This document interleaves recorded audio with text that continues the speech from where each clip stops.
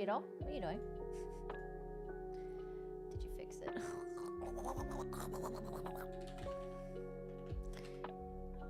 Worked on its own. Let's see.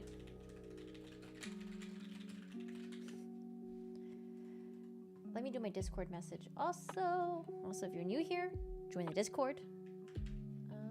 Let's see. More Camille Vasquez. YouTube Live. YouTube Live. Hello, everyone. Hi, Gelf. Hello, Alma. I'm doing my Discord message really quick. If you guys haven't already, feel free to join the Discord. The link is in the video info down below. YouTube Live, more Camille Vasquez interview, maybe streamer drama stuff, stream on Twitch. I don't know. It's like 3 o'clock now. I feel like maybe we won't have time. We'll see. We'll see. We shall see. What is that?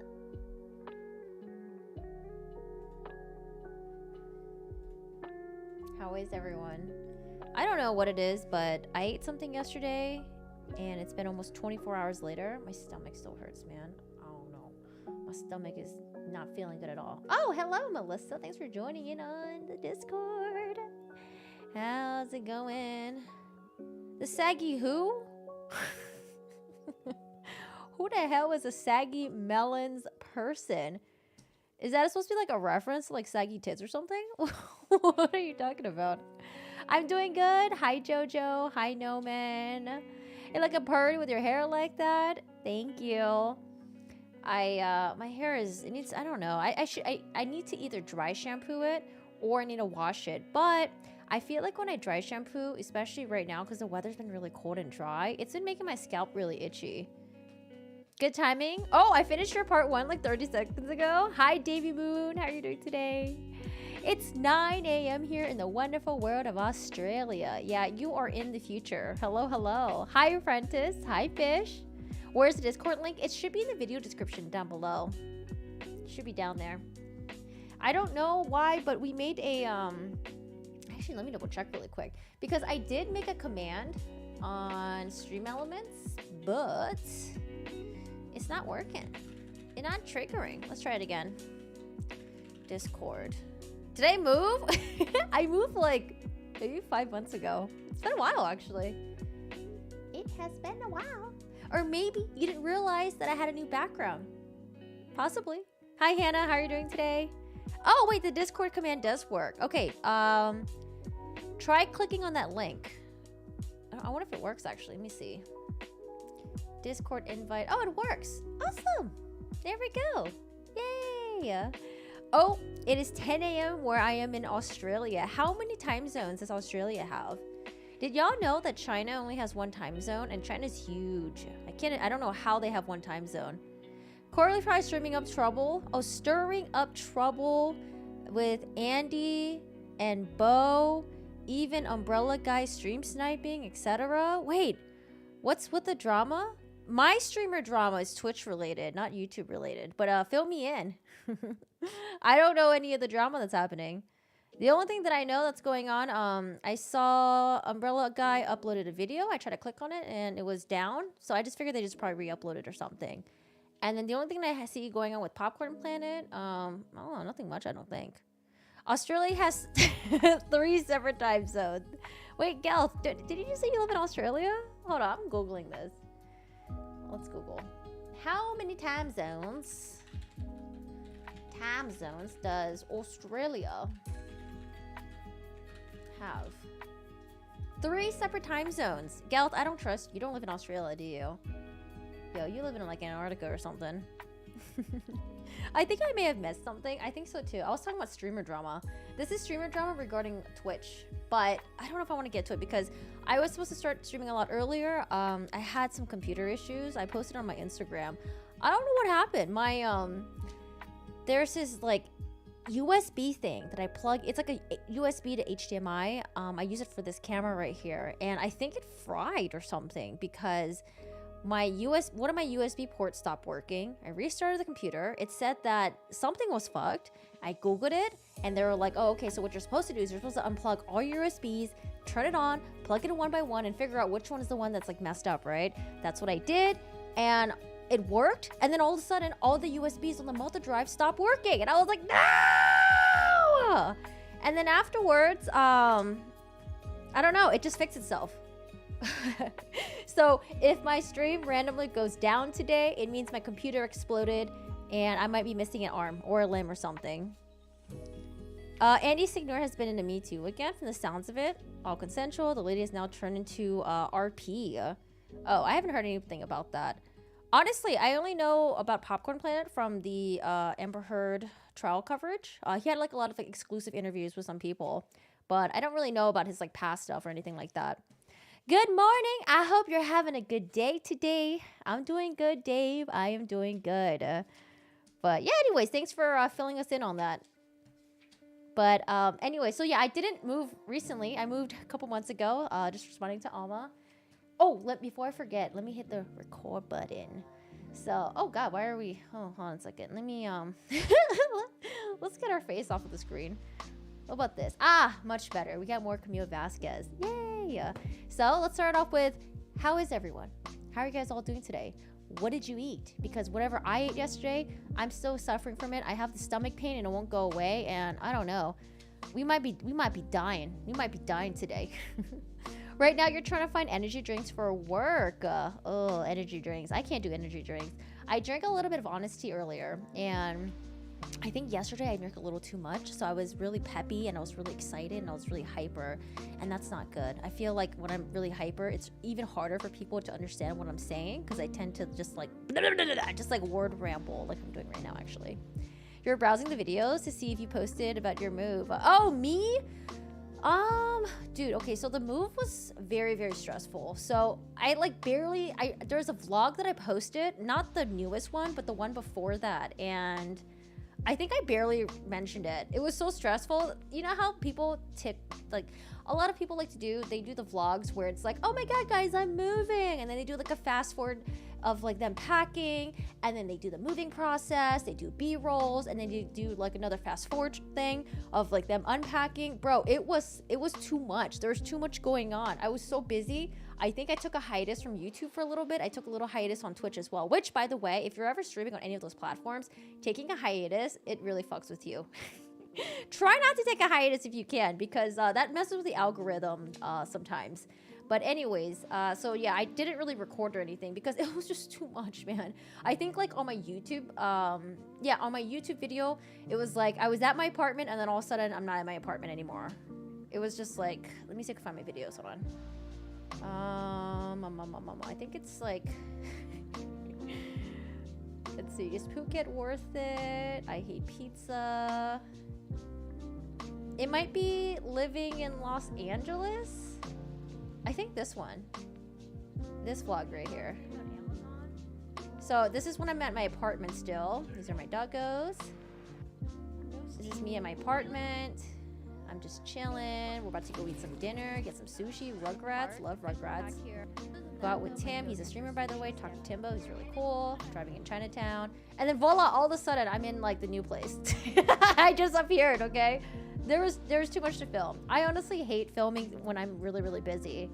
So, I'm a bad YouTuber. Hi, oh my God, Schindler's Fist. I've always wanted to see Schindler's List. It seems like a really good, I heard it's really good.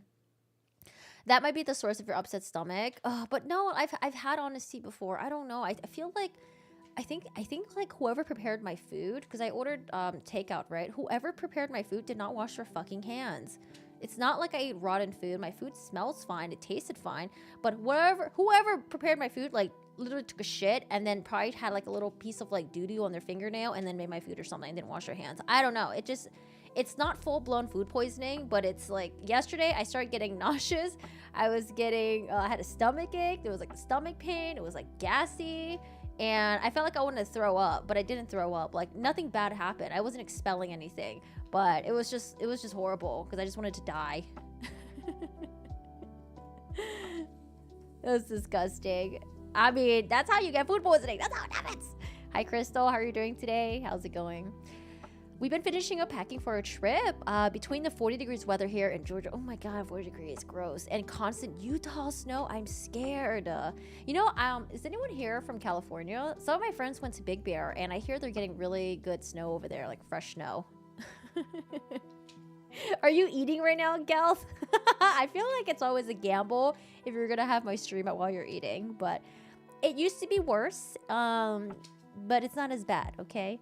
Hi, Rikta. How are you doing today? How's it going? No, I did not unlock Kiriko. No. I don't know what happened yesterday. I played horribly yesterday. I played really, really bad. I don't know why. I was panicking so much. It was so bad. There were times where I had two enemies coming towards me, and I didn't even do anything. I'm like, and I wasn't even shooting anyone. I was like camera turning and twisting and making people motion sickness and stuff.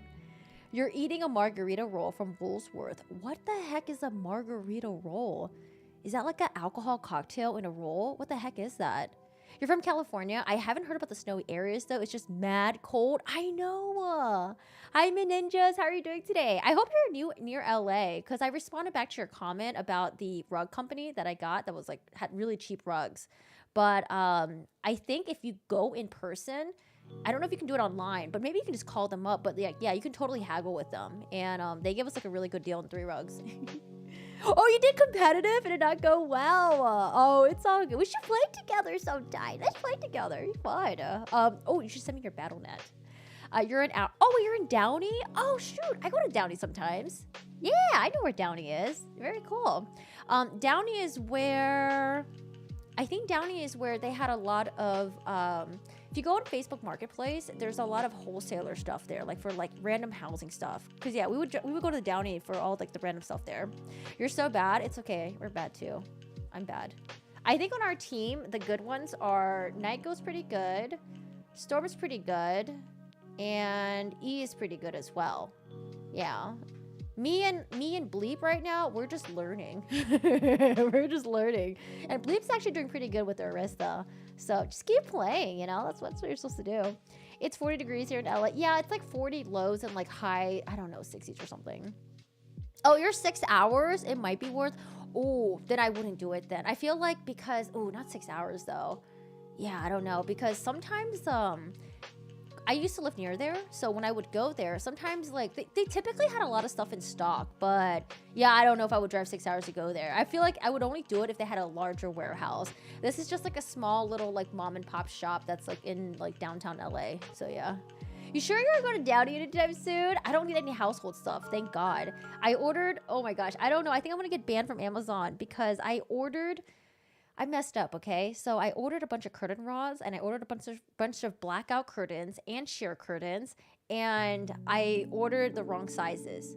But I got them we have a lot of windows here, so I got them for like all the windows. I thought it was gonna be fine. Dude, it was like hundreds. Like I think it went over like $1,000 just like because I tried to get all the different colors and different sizes, and then I fucked up and realized that none of them worked. That's so I'm initiating my Amazon returns right now, and I'm like just doing it like just in chunks. I'm like, okay, let me see if I get banned. Oh, okay, they're accepting this return. Okay, that's good. Let me do my other part. Okay, they're accepting this return. Let's do the other chunk. Like I don't know, man. I feel like I'm gonna get banned for Amazon. But curtains, rods, colors, shears, they look so different. When you order online and you get it in person, you're just like, what the fuck is this? This is not the color I saw. What is it called? Oh, no, so for Downey, it's Facebook Marketplace. I don't know what the name of the warehouses are, but we just go to the Downey to get like I think we got our mattress from Downey area, and then we just got like random household stuff. It's just all on Facebook Marketplace. I don't think they actually have like a storefront. I think they sell online, and then they just have people meet up in person. But the rug place that I went to that's in downtown LA, it's called Angel's Rug.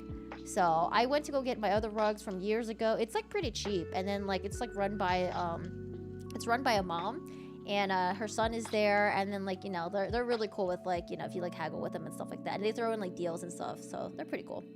Blackout curtains are the best. I got blackout curtains from Amazon, and these are like they don't work like blackout curtains. I'm keeping them though because I have blinds underneath where you twist it and like turn it, like closes it. I have like shutters, whatever the hell it's called, but I have that, and I use that in conjunction with my blackout curtains. But if I only had the blackout curtains, yo, all the light just comes through. I don't know. These had really good reviews on Amazon, and I think they're just all fake reviews from China or India or something like that, because sometimes they be doing that, okay? This blackout curtain, like, it looks good, it feels good, but it doesn't really function as a blackout curtain. But yeah. Jeff Bezos hyperventilating right now. Wait, Rain, have you ever seen this footage? Oh my gosh, there's this one house in this neighborhood that for some reason they get a bunch of Amazon packages and they just leave it out in their yard, and this has been driving their neighbors crazy. And so we don't know if maybe they're like sellers and then this is like where all the returns are going to, or maybe they're just buying all of like, I don't know. It's weird. There's just a bunch of Amazon packages all over their yard. I wonder if I can find it actually. Sorry, we're gonna get into the video in 1 second. I want to see if I can find this video because it was giving, if anyone here has OCD, I feel so bad for the neighbors. I was like, oh God, oh my God, there's so many packages. Oh God, it's so dirty. Amazon packages in neighborhood. It was like a lot. A yard becoming an Amazon dump ground. Is this the one? This might be it. News Channel 9. Yo, why is it not loading? I think it's this one. T-Mobile for Business. And they're trying to sue the neighbor right now. So I think they reported it to the city. The city came by, cleared everything, and then once everything got cleared, a couple months later, more packages kept arriving, and there's just like a crap ton of packages everywhere. Oh my God, so funny. Wait, picture in picture. No, I don't want picture in picture. Back to tab. Calcagno. Now, we first learned of the situation when a concerned neighbor reached out to us. So we went to the home today. And as we were there, another truck came by with even more boxes. Brianna Izzior has been digging all day long to figure out where the boxes come from and if the packages will need to be removed from that yard. Brianna. Wait, what the heck is this? Go away. Josh, Christy, the people who live in the home tell me that these packages come from a friend in China, and truckloads of these deliveries have created a sea of packages that can be seen by the whole block.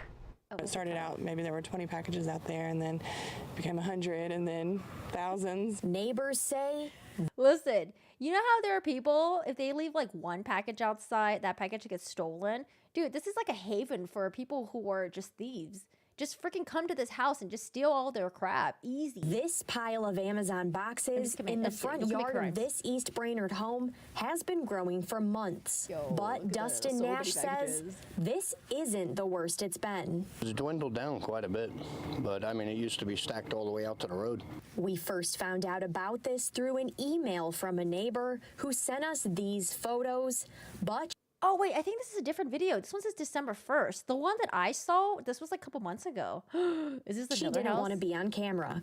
She wanted to know what could be done about the boxes. Oh my God. And told us she wasn't having any luck getting a hold of someone from the city. Oh my we God. contacted the city, who told us the house falls on county property.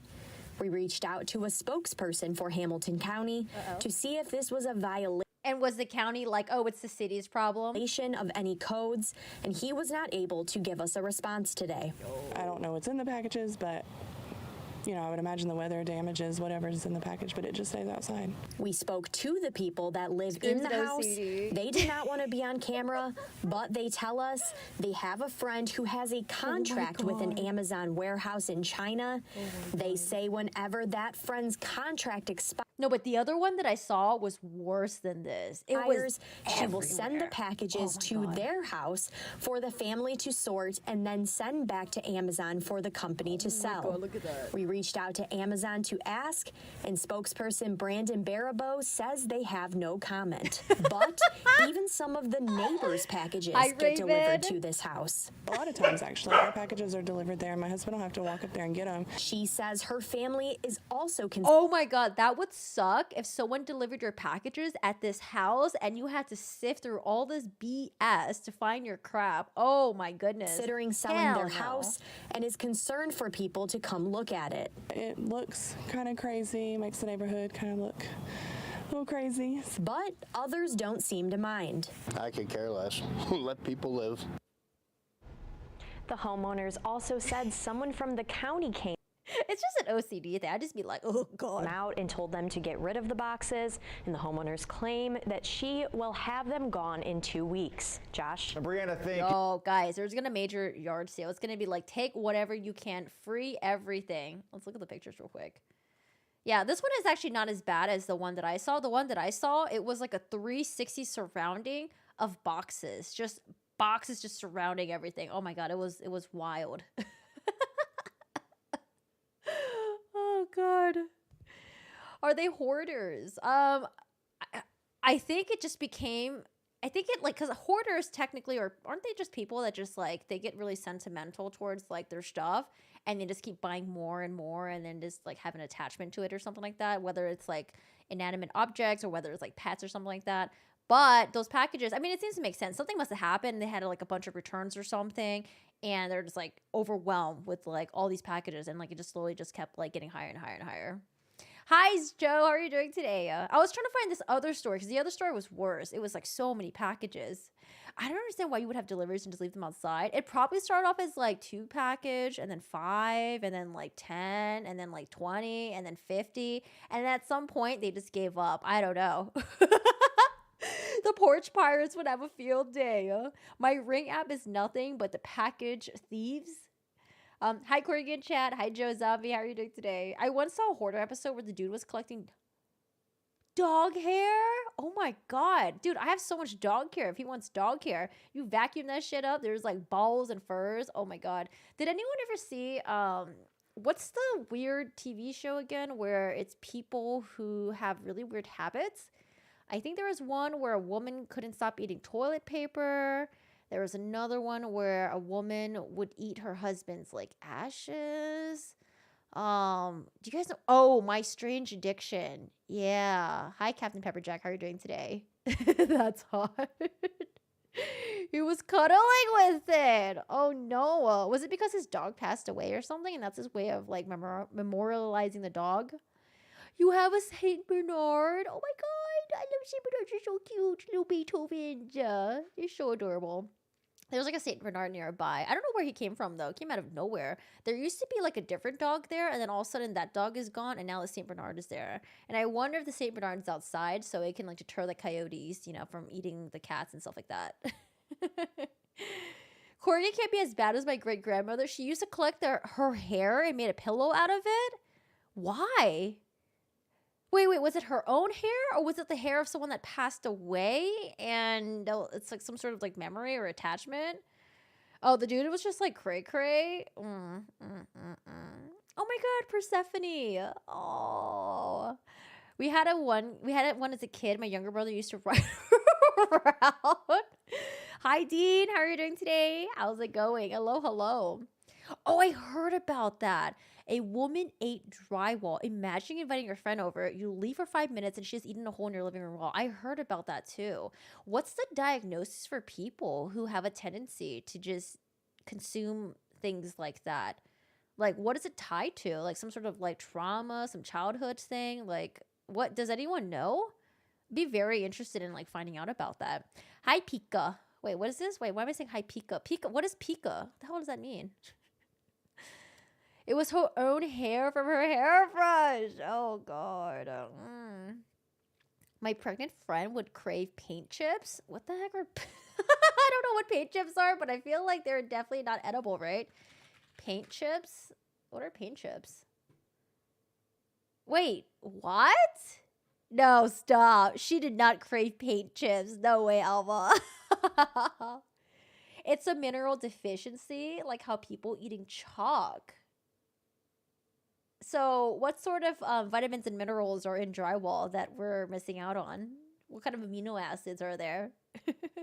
Your stepmom's tiny 4-pound Chihuahua red tear will jump on Persephone. It's like a little gremlin versus a giant. Oh my God, I love seeing giant dogs right next to like little tiny dogs. It's so cute.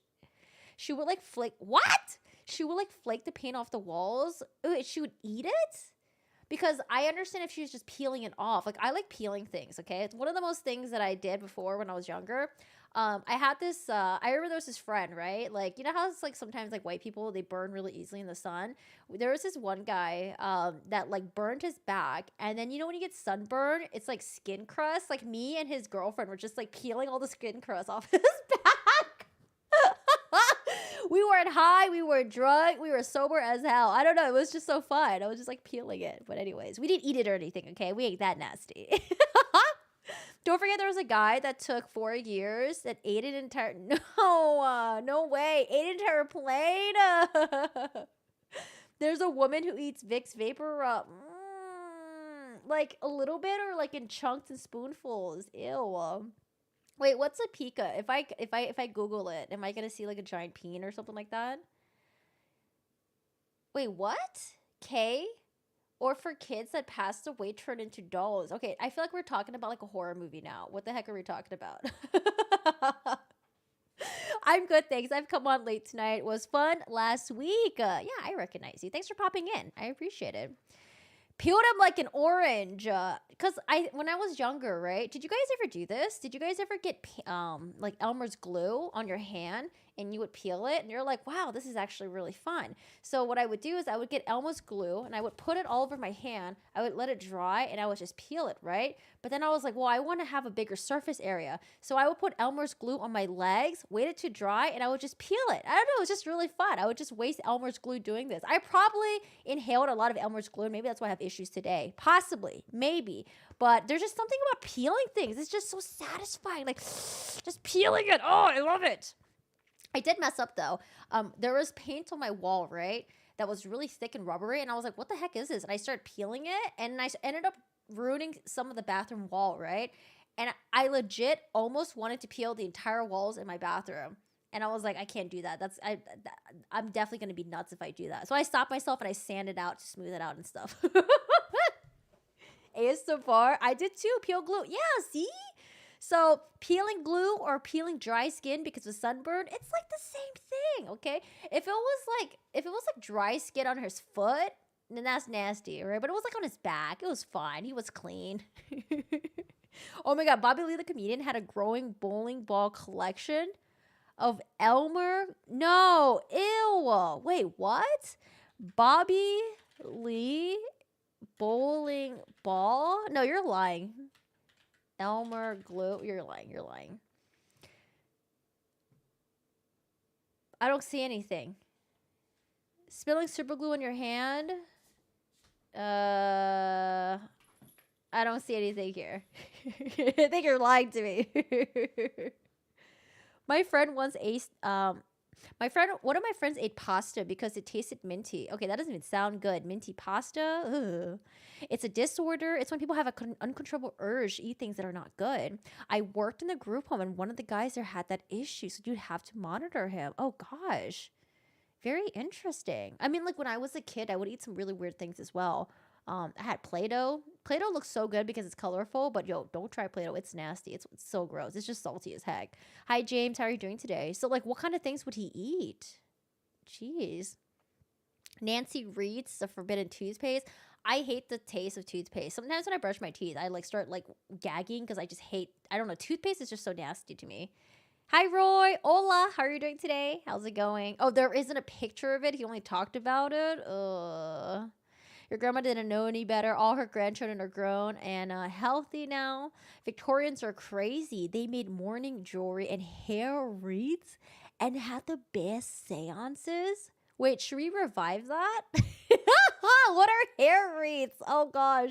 That is like some Helga Pataki shit. Yo, go find Hey Arnold, get some of his hair, get like all of the gums he spit, make a little like gum football head. Oh my God, Helga Pataki.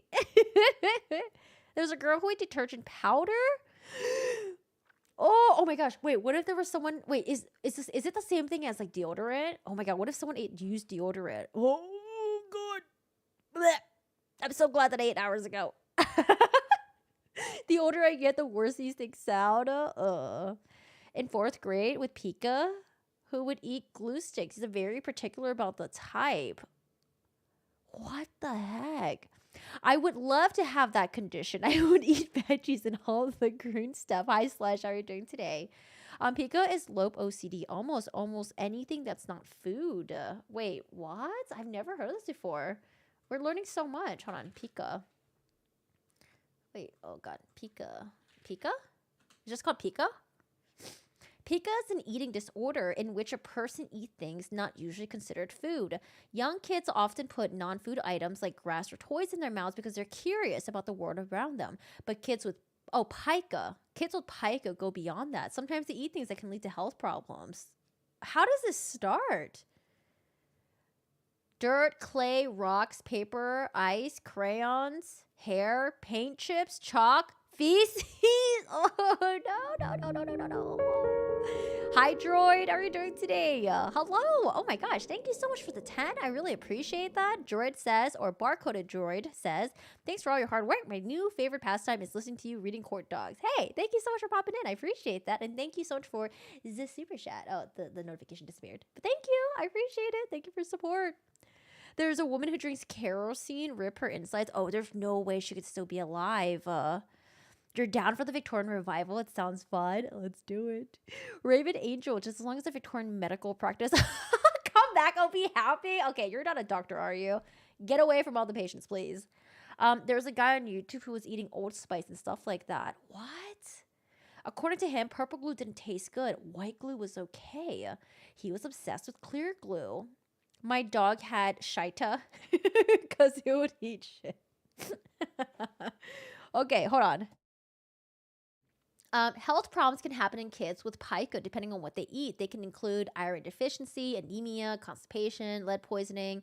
What causes pica? Doctors don't know exactly what causes pica. It's more common with people with developmental problems such as autism or intellectual disabilities, mental health problems like OCD or schizophrenia, malnutrition or hunger. Oh man, it's actually really sad. There's this book that I was reading. It's about this family in Africa. So I think this is actually something they do in Africa as well. Like if you have people that are starving. So if you're starving, right, and you have no food to eat, there's like no resources or anything like that. Sometimes what they would do is they would just like sniff really, really strong glue and get high off it just so they can take their mind off the starvation. But in doing so, they're like getting really high. They're like destroying their brain cells. I don't know. There was this book that I was reading and I was like, holy shit, that's like some really sad stuff. Like it was like the kid had it. The mom would borrow some of it. The dad, like they were just rotated throughout the household because they were just like starving and stuff. Shoe Nice 22 YouTube channel. Oh, that's the person who would eat what spice? Are they still around? You was a nurse? You ever seen that movie called Good Nurse? It's a good movie, by the way. I highly recommend it. I'm sure there's a guy in 70s who eat metal and glass, but how do you poop it out? What about your intestines? Because you know sometimes like not sometimes, but dogs, you're not supposed to give dogs cooked bones because once it breaks or like fractures in the stomach or whatever, it could actually like spin through their intestines and their stomach and stuff like that. So like bones that are not cooked are okay because it's like still kind of like bendy, but cooked bones, it gets really hard and it can just like stab through. Like how do you eat metals and how do you eat glass? Like there's no way. So a guy ate how do you even have an airplane in his possession? Guy eats airplane? Is this like a YouTube thing? The man who ate an airplane piece by... what? This is one of Ripley's. Is this true? Academy of Aviation. Does that sound legit?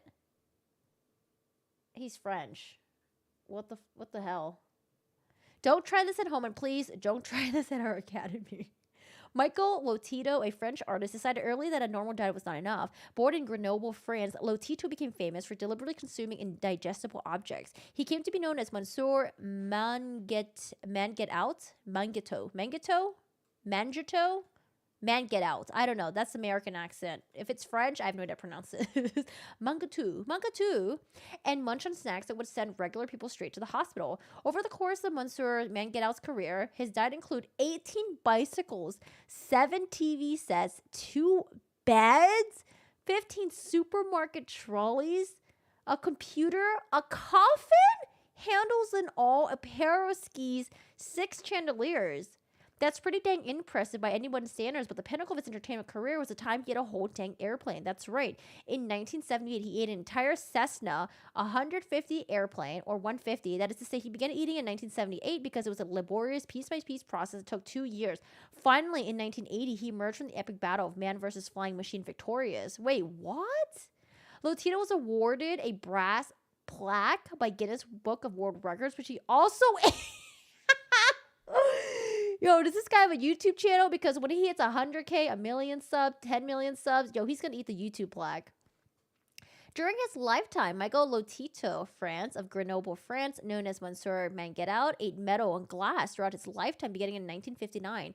Gastroenterologists x-rayed his stomach and described an ability to consume 900 grams of metal per day as unique. His diet since 1966 includes blah, blah, blah, blah. He became aware of his ability when a glass from which he was drinking broke. He began to chew the fragments. By 1977, he had eaten nearly 9 tons of metal. He said that bananas and hard-boiled eggs made him sick. Mr. Lotito died of natural causes on June 25th, 2007. Wait, what? So he was born in 1950, and Jesus. Wait, he died pretty young, though. Died by the age of 57, right? What the? Oh, my God. Do we need to know about this? He ate the award. He did. I wonder what spices he used. I want to know what his digestive tract looks like. What the heck? He must have been constipated. Stomach acid can easily dissolve all that crap easily. Can it? Stomach acid has a hard time breaking down the chitin in corn. Is it chitin? What's in corn that's like really hard to break down? I think it's like in corn and like enoki mushroom. Why can't you digest corn or enoki? We have a joke that enoki mushroom is called see you tomorrow, the see you tomorrow mushroom, because you'll definitely see that mother effer tomorrow. It's chitin, right? Chitin? Why can't we digest, let's see. There's no.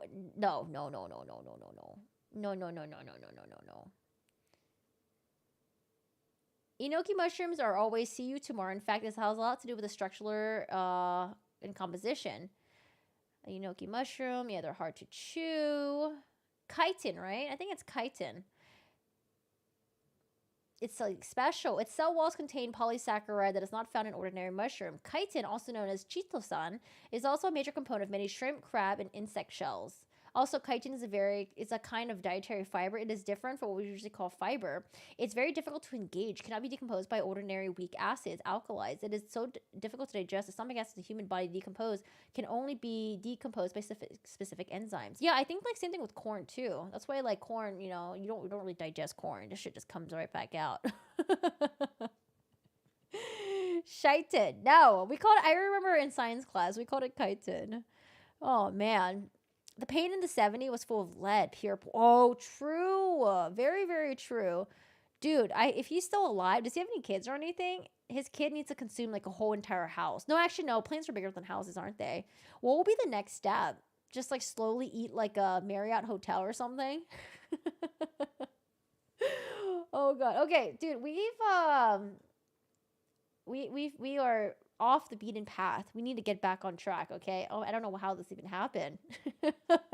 But before we watch the Johnny Depp Legal Team Speaks to Court TV, part 2, before we watch that, we watched part 1 yesterday. So if you missed it, wait, did I upload it on my YouTube channel already? I think I did. If you missed it, it should be uploaded on my YouTube channel. Go watch it on there. And then we'll watch part 2 today. But more importantly, before we watch it, guys, there's a movie on Netflix you guys should check out. It was pretty good. I really liked it. It reminds me of Kill Bill meets Cyberpunk meets like quirky Asian comedy. I don't know. It was so funny. It's called Bullet Train. Go watch it. I liked it. A quick recap. Oh, it's just nothing much. It's just they're interviewing Ben Chu, Camille Vasquez, and then the 2 other attorneys as well. So far, the only thing that I thought was like really noteworthy was when Chanley Painter asked Camille Vasquez, what surprised Camille the most when she was doing the cross-examination of Amber Heard.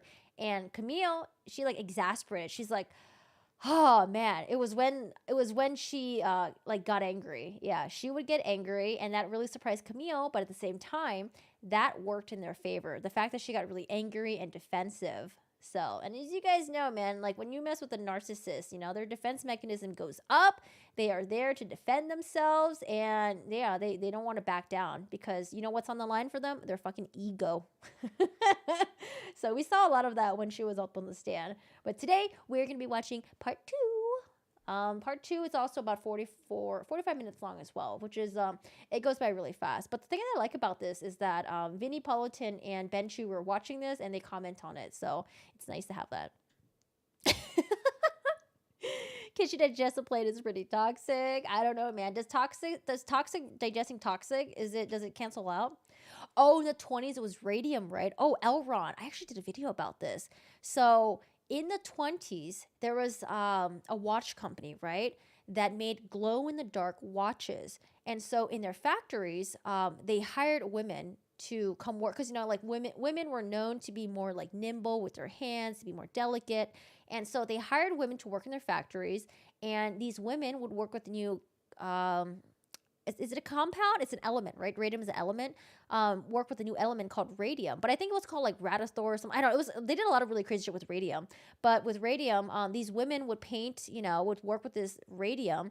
They would paint like the faces of the watches. It would be glow in the dark and stuff like that. But they also noticed that like if they got some on their dresses, their dress would glow in the dark, and they would go out dancing. They would put some in their hair so their hair would glow. They would put some in their teeth so their teeth would be like whiter and it would glow and stuff like that. But they didn't know that it was highly, highly toxic. And so in addition to that, around the 20s as well, there was a new like cure-all medication that was out at the time called Radithor. And I don't know if you guys heard about this, but I made a YouTube video about this guy who he was a rich guy, right? And he fell off a horse one day, was in horrible pain. Nothing was helping him. He went to his one doctor, and the doctor was like, oh, hey, there's like a new like panacea. It's going to cure your pain that you're having. It's called Radithor. And you could only take like maybe like 1 tablespoon a day or something. So the guy would take it, and he would just immediately just feel better. He would keep taking it. And to the point where he started recommending to everyone. He was like rich as fuck, by the way. He would give free cases to like close friends, family, people that like worked for him. And so he would start consuming it by the bottle, you know, because like he was just so, I don't know, in a way, sort of addicted to it because it made him feel really good. And then one day, his jaw just fell out of his mouth. Like, I know that sounds wild, but that's literally what happened. It just fell out of his fucking mouth. And like, I don't know, it's fucking wild. There's a picture of him too with his jaw, like just like he's like missing his entire lower jaw. Again, he's like really rich. He has like access, like, you know, like best health at the time and stuff like that, but they could not fix him. And his body just deteriorated so rapidly because he was consuming radium. It was essentially radium. Yeah. Mr. Paul. Yeah, he did cover the story too. Yeah. But oh my God, it was wild because, you know, back in the day, you know, like, what's it called? I don't think the FDA was a thing back then, was it? It was just like, hey, this is a new thing on the market. Let's just try it out. But what's even crazier about radium is that there was, the people that discovered radium, they wrote a research paper talking about the harmful effects of radium on the human body. Isn't that wild? It's the people that discovered it. However, everyone just ignored it. They didn't care. They're like, oh yeah, they discovered it, whatever. Oh, they say it's bad. Who fucking cares? Who, you know, like they didn't give a fuck at all. And so, I don't know. I just thought that was really wild to me. Time to go change for work. Oh, have fun changing. I'm going to give it to my ex now. You can buy a bottle of Radithor online, but it's like not real. It's just like a joke empty bottle. So you can just like send it to them as a message, you know? Oh man, I haven't watched Mr. Ballin's stuff recently because I used to go to the gym and listen to Mr. Ballin, and it would make the gym time go by so fast. But yeah, I haven't watched his stuff recently. I got to get back in on it. But dude, it was wild. Yeah, like literally. There's actually a picture online. Eben Byers, I think is his name. Eben Byers. Yeah, it's wild. And it's not like gory or anything, but it's very, very shocking. Yeah, this picture just looks pretty scary, but like this right here, it's so sad. So him right there, and I think this is him like when he was trying to get surgery to fix it, but it still just wasn't like, it's just crazy because his like throat and his like, I think like the jaw hinge is just completely disintegrated. And oh, this is the Ratathor right there. Fucking wild, man. Oh, you guys can't really see, it's like cut off. But you know how people always say like, oh my God, today's times are such a bad time to live. Things are so bad. I'm like, dude, I'd rather live in today's time than live in like the Middle Ages, all those disease, all the craziness, you know, the 1920s. Like, I don't know, man. I think we're pretty comfortable right now. Like, yes, politically it's getting maybe crazy, but we're pretty fucking comfortable.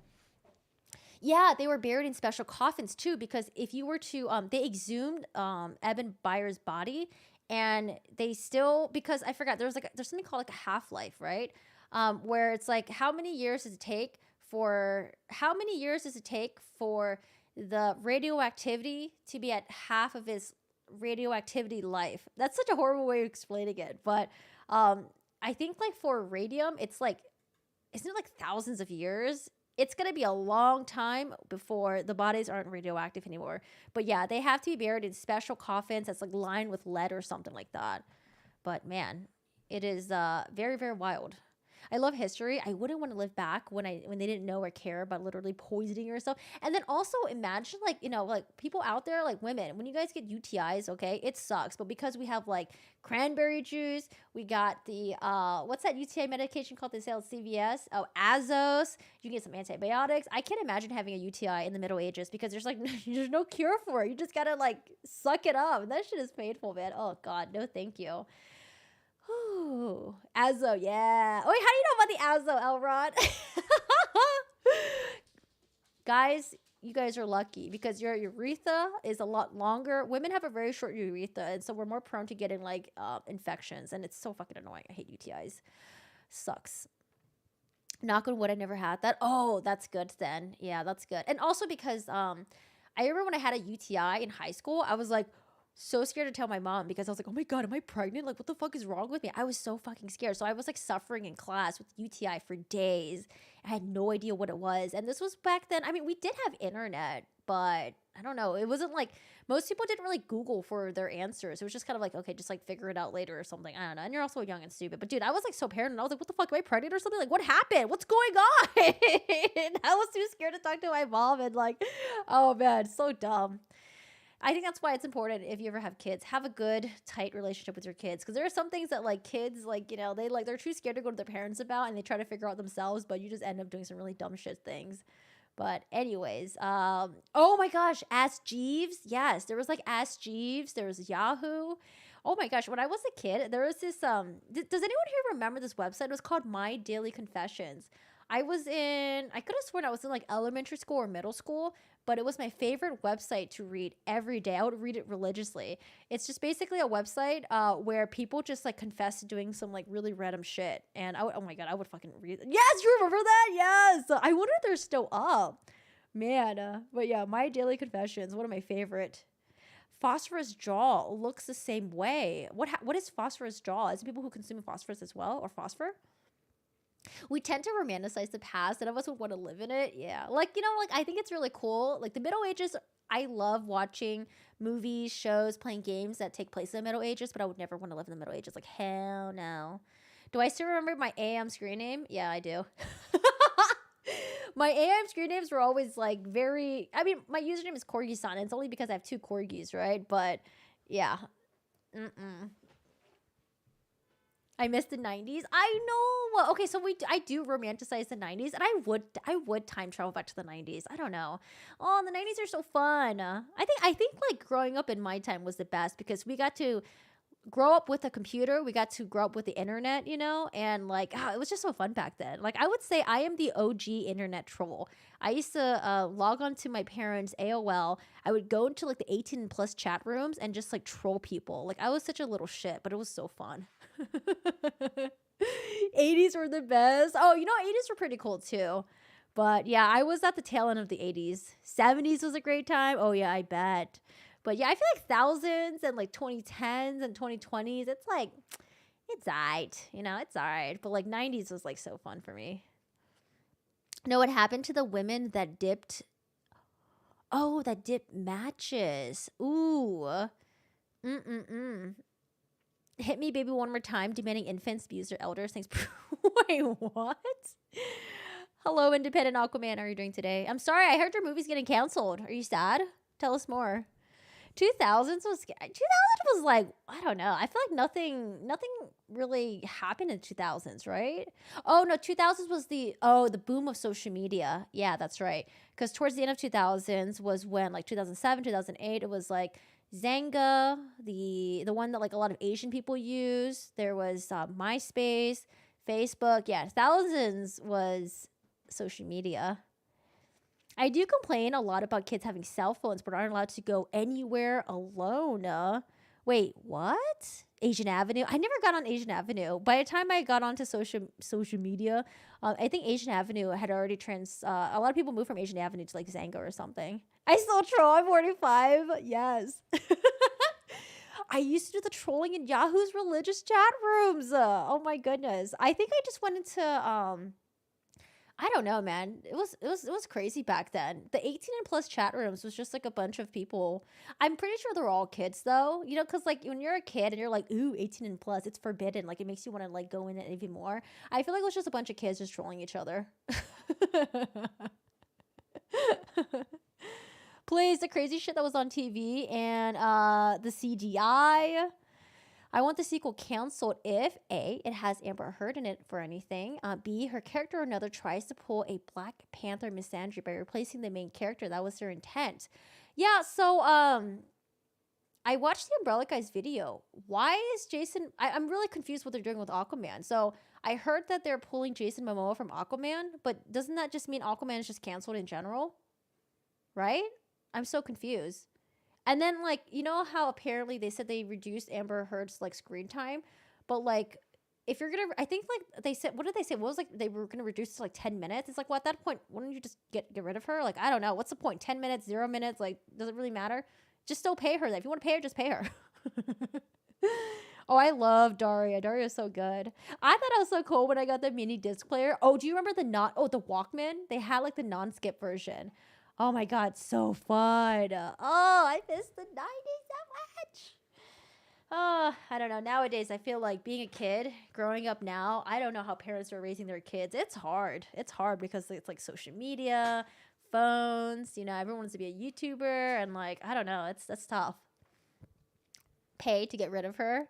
Nobody knows what DC is doing. Even DC doesn't know what DC is doing. Yeah, I'm so curious. What is DC doing? I want to know what their internal meetings look like. It's crazy. When I was flying on the airplane, flying back from Thailand, I watched Batman versus Superman or something. Because I totally forgot that Ben Affleck was Batman. But, yo, Henry Cavill, fucking love Henry Cavill. So I watched Batman versus Superman. I was like, oh, this is kind of interesting. And then I watched, like, the Justice League. And I was like, oh, this is kind of interesting, too.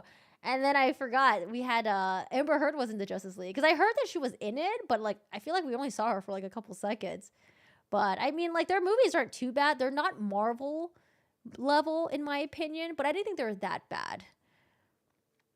First implies it doesn't say that Aquaman movies series is canceled with Jason Momoa leaving. Though they may go with the redoing route by starting all over again or not. I mean, I just feel so bad for Jason Momoa. I feel like he just, I don't know, this was like his like big shot movie, you know, and he was really big in Game of Thrones, but he only had one season because, spoiler alert, Khal Drogo dies. And like he gets this like huge movie being like the main character role. It's like a superhero movie. And I just feel so bad for him. And like, you know, Aquaman did like what, 1 billion or something like that, right? I don't know. I just feel so bad for Jason Momoa. I hope maybe Marvel will pick him up and he'll do something better and greater. Also, with the women that painted with the radioactive paint, it affected them so much because it encouraged for them to put the brushes. Yes, Crystal. Yes.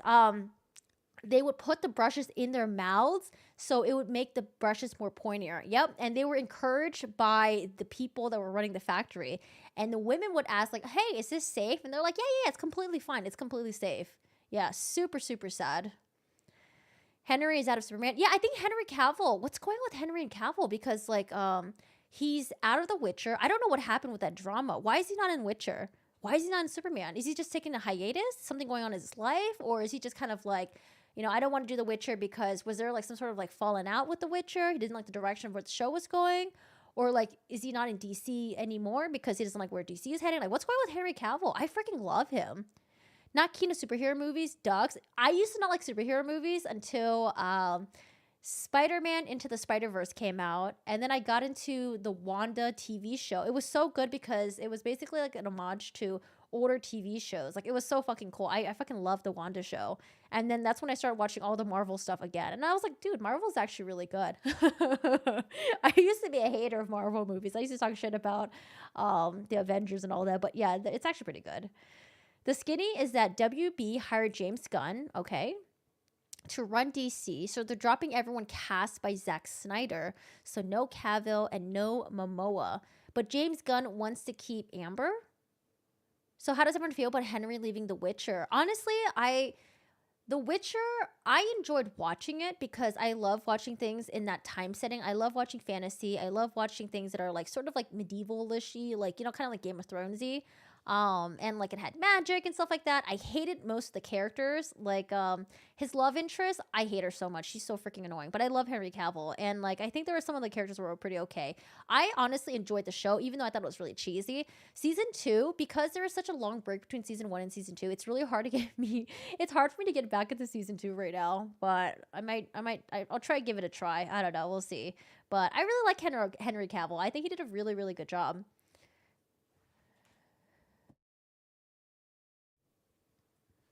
Hello, Strange Machines. How are you doing today? The comics are so batshit. There's hundreds of universes, each with completely different authors. Wait, in DC or which one are we talking about, Fish?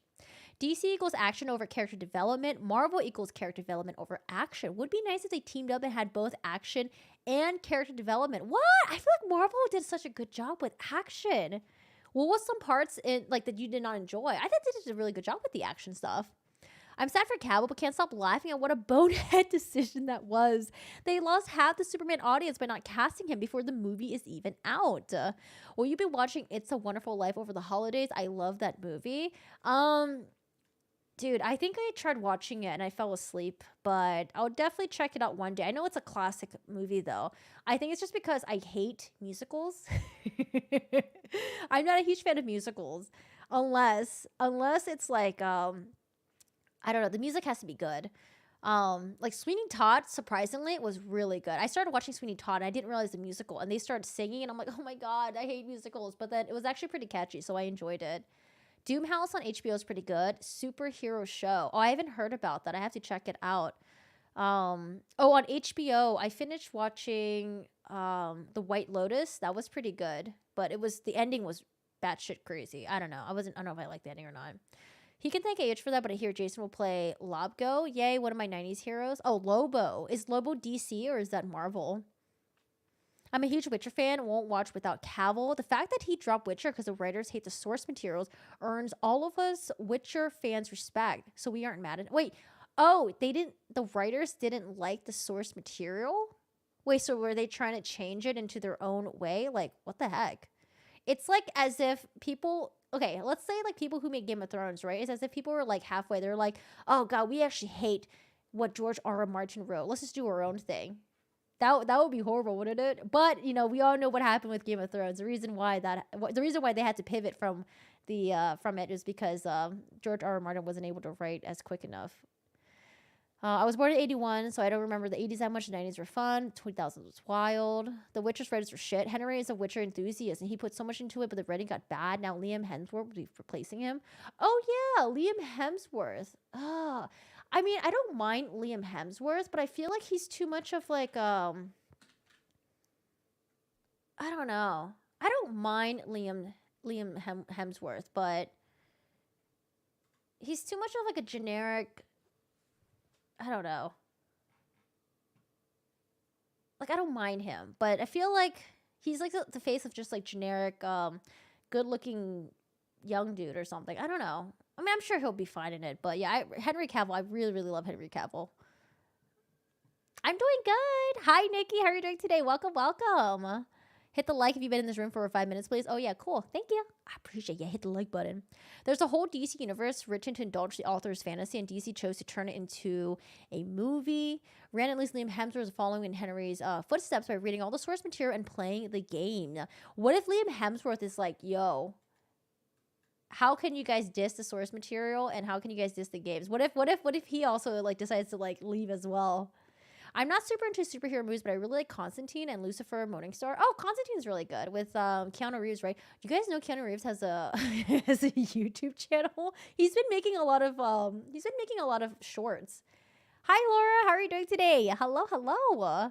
You got to see it, Jimmy Stewart, not a musical. Wait, I thought it was a musical. Oh, if it's not a musical, I'm so down for it then. Sweeney Todd's my favorite movie. It's the point where in time where I could almost quote every scene.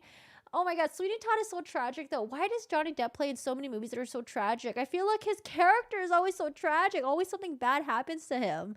Yeah, Sweeney Todd was so good, but I was just so sad at the end. I respect Lehman for that. Repo, the generic opera, is a great musical. The guys who made that saw it years ago. Oh, the guys who made saw that years ago. The target audience of DC and Marvel has changed from adult to kids. Everything is kid-friendly now with unnecessary humor. Exactly. Like, when do we not learn anything from Game of Thrones? You know what's almost as bad as Game of Thrones? Hold on. There was another TV show that was so good, and then it just completely... Oh, House of Cards was one because of Kevin, you know who. There was also... God, House of Cards was so good. And then, like, yeah, it just completely crashed. And then there was another TV show, too. I forgot which one. Oh, man. What's another TV show that was, like, really, really good? And then it completely just turned into crap at the end. Bugsby Berkeley. Oh, I have no idea who that is. I miss the hypercolor t-shirts from the 90s. You know, the thing about fashion, right? It's cyclic. So the funny thing is that, remember how flares were in the 90s? Well, now, if you go to Lululemon, they have flares for yoga pants. It's so comfortable. I like, had to buy a pair. Fucking, I love flares, man. I first knew Momoa from Canada's Stargate Atlantis, which is an offshoot of Canada's Stargate. He did great there, but I enjoyed him even more in Aquaman. Ace is hot to look at, but morals equal bleh. I'm more worried about his acting as the body, but I have never seen him in a big role and see him act. Yeah, because Liam Hemsworth, I remember him in the Mockingjay, or sorry, the what is it called again? The Hunger Games. Yeah, he was in the Hunger Games. He was all right. I didn't watch the Independence Day Resurgence. What else is he in? I only remember him from Hunger Games. And he was in some romantic movies too, right? Oh, wait, actually. Oh, is he not really in much movies? Yeah, Keanu's amazing. I love Keanu. I love the corgi in your head the other day. Yes. I saw the clip. Oh my God, it's so cute. My friend got it for me on my birthday. You're going through your own Johnny Depp, Amber Heard's BS. Hi, Vanessa. Hope you're doing well. Star Trek. Oh, wait, was he in Star Trek? Wait. No, Star Trek is the other guy. Right? Star Trek is with the guy that kind of looks like Liam Hemsworth. Star Trek. I like the guy in Star Trek. I forgot his name. You're talking about the new Star Trek, right? Edward Scissorhands was so sad. That movie made me really sad. I like wanted to cry at the end. It's such a sad movie. It was so good though.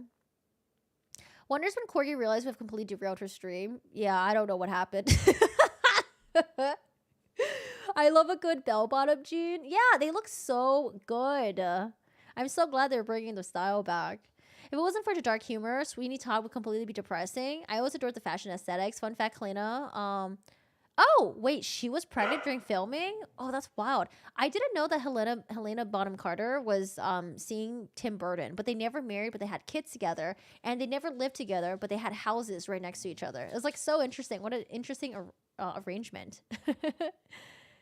Oh, yes. Cavill was so good at Enola Holmes. Yes. I love Enola Holmes. So good. I fell asleep during Pirates of the Caribbean in the movie theater. Oh, man. Dude, Pirates of the Caribbean. I've always loved the first one because the introduction of Jack Sparrow was really cool. I really liked his persona. But I never got into Pirates 2, 3, 4, and I don't know, is there a 5? No, right? 2, 3, 4. Yeah. What's the one with Penelope Cruz? Oh, I always forget. But I try to rewatch it. It's actually pretty okay. It's not bad. I did enjoy it. I just haven't gotten to the Pirates yet with Penelope Cruz. I hope he can get out from his brother's shadow, sort of like the Baldwin brothers. Oh yeah, Star Trek is Chris Pine. Kind of looks like Liam Hemsworth, right? He was the musical director for lots of musicals, even though they aren't in color. They gleam and shine like they were. Shut up! Nobody talk about the scissor fingers. You're gonna trigger Amber, okay? Y'all stop. Johnny Depp equals a serious by comparison. Jim Carrey regarding show characters, not the stand-ups. Oh, Jim Carrey. I love Jim Carrey. I don't know if he's been in anything recently. Has he? He made us believe he had scissors for fingers. What? I've been gang stalked, like some weird stuff. I was set up. It sounds bananas, but it's legit the truth. Wait, is it because of like random people that you're associating with? This is like online stuff? Oh my gosh. Are we gonna see you on the news one day? Hope you're be careful. Oh my god, be careful. I don't know. Wait, I thought Johnny actually had scissors for fingers. He does. What do you mean? He does. My kids doesn't hit cable when I'm making a damn Lifetime movie. Yo, hit up Lifetime. Yikes. Yeah, be careful, Laura. This baby mama, I had to flee my city. What? Were you with her man or something? Okay, time for me to bounce for work. Have fun. Be nice. Remember, bless your sainted little hearts. I just said to not talk about scissors fingers. Chris Pine in Star Trek. He really does have scissor fingers. I saw them. Geralt, an older guy who pretty rough around the edges, and his physique and attitude's pretty well portrait by Henry. Yeah, I agree. That's what I was saying. Like Liam Hemsworth. I mean, he just looks like your typical like pretty boy, frat boy type of thing, right? But I don't know. I guess like sometimes people can really get into their character roles. There's this one movie that's coming out that had you know the kid with the eyebrows from We're the Millers? Crap, we're just talking about this in my Discord. Shoot, what's his name? Dude, in order for him to prep for his role, he bulked up and he looks good. I forgot which one though. We're the Millers. Do you know what I'm talking about? Henry Cavill would be a good James Bond. Oh, I'm so sad. I love Pierce Brosnan as James Bond, but I never got into the new James Bond. I don't know why. It's not like they picked a bad person to be the James Bond, but Pierce Brosnan was just so good as James Bond. I don't know. I hope they continue the James Bond franchise, but with like a different actor. Not that I'm saying the current one is bad, but I don't know. I just couldn't get into him. We're the Millers, Maze Runner. Yeah. The kid with the eyebrow. Will Poulter. Wait, that's his name. Will Poulter. Oh yeah, this kid. Oh my goodness. He's in Guardians of the Galaxy. This kid right here. He's in Midsommar as well. He's like the dipshit that dies because he was an asshole in that movie. But he was in Midsommar and he's in Where the Millers, right? But apparently he's also now in Guardians of the Galaxy. And dude, he's cut. Will Porter, Guardian of the Galaxy 2. Like he went from like this like dinky little kid to this. Look at this. Oh, hold on. What is this? Will Poulter used the Look at that. My goodness. To completely transform himself to play Adam Warlock in the upcoming Guardians of the Galaxy 3, but it wasn't an easy road. Oh yeah, this is him right here. And I've always, cause like I always thought he did his eyebrows or something, cause like his eyebrows are so skinny, and he's just got really strong eyebrow muscles. Young actor ran into some serious problems along the way. I'm Paris Demers, a personal trainer with over a decade of experience in the gym, and in this video, I'll be breaking down what Will did to get so ripped. I'll be giving you a strap. And the great physique dope saw him as a lot of people suspicious that Will had the help of steroids to expedite his results. And I can definitely understand this, and I've been a little suspicious myself, especially after I read a particular quote from an interview that Will had with it talking about his training and his diet. It's been a lot of gym work and a very, very specific diet. It means not particularly civilized at times. Quantities of food you wouldn't necessarily want to ingest, and other times not enough food. I've gone through a series of diets over the last few months. Now I'm in a maintenance phase. Yeah, it's crazy. He probably would have to consume so much calories, protein. Like, it's wild. Midsommar came out like many, many years ago, but dude, he got thick. Where is it? Yeah, like, I don't know. Holy crap, it's wild. Hi, Zara. How are you doing today?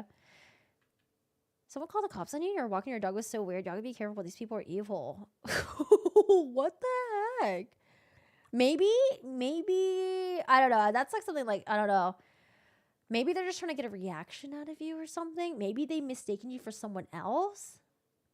He'll play Adam character and he's so jacked now. Yeah, dude, it is wild. It is crazy. All right, y'all. We gotta watch this. I'm so sorry. We got so sidetracked.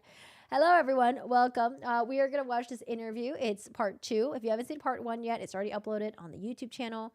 Check it out. And we're watching part 2 right now with Camille Vasquez. So part 1 mainly focused on, I think, like the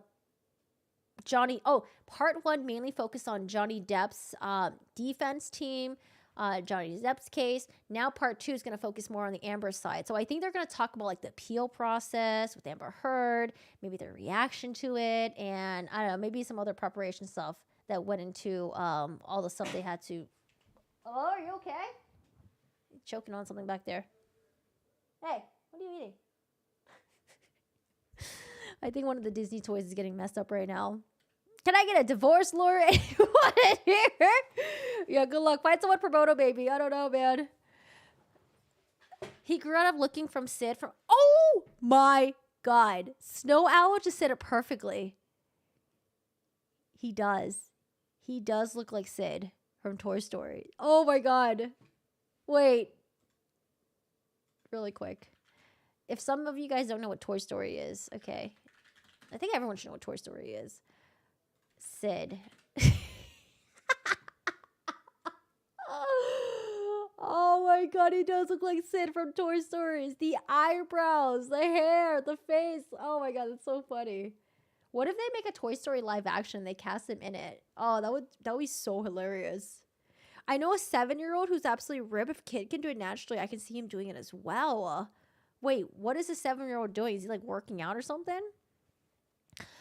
I have been able to lose a minimum 1 pound per day to 3 pounds per day. How intense physical exercise for 1 to 4 days?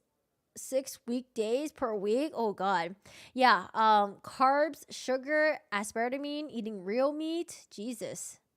Lamau, he does look like that. He does, dude. Snow Owl. Every time I see him, I'm gonna think of Sid now. Yikes. You did him wrong. You did him wrong.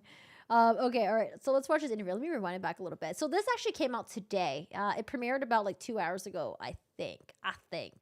Weeks, the jury heard the intimate details of Johnny's and Amber's lives and their dysfunctional relationship. The most crucial testimony coming from Amber Heard.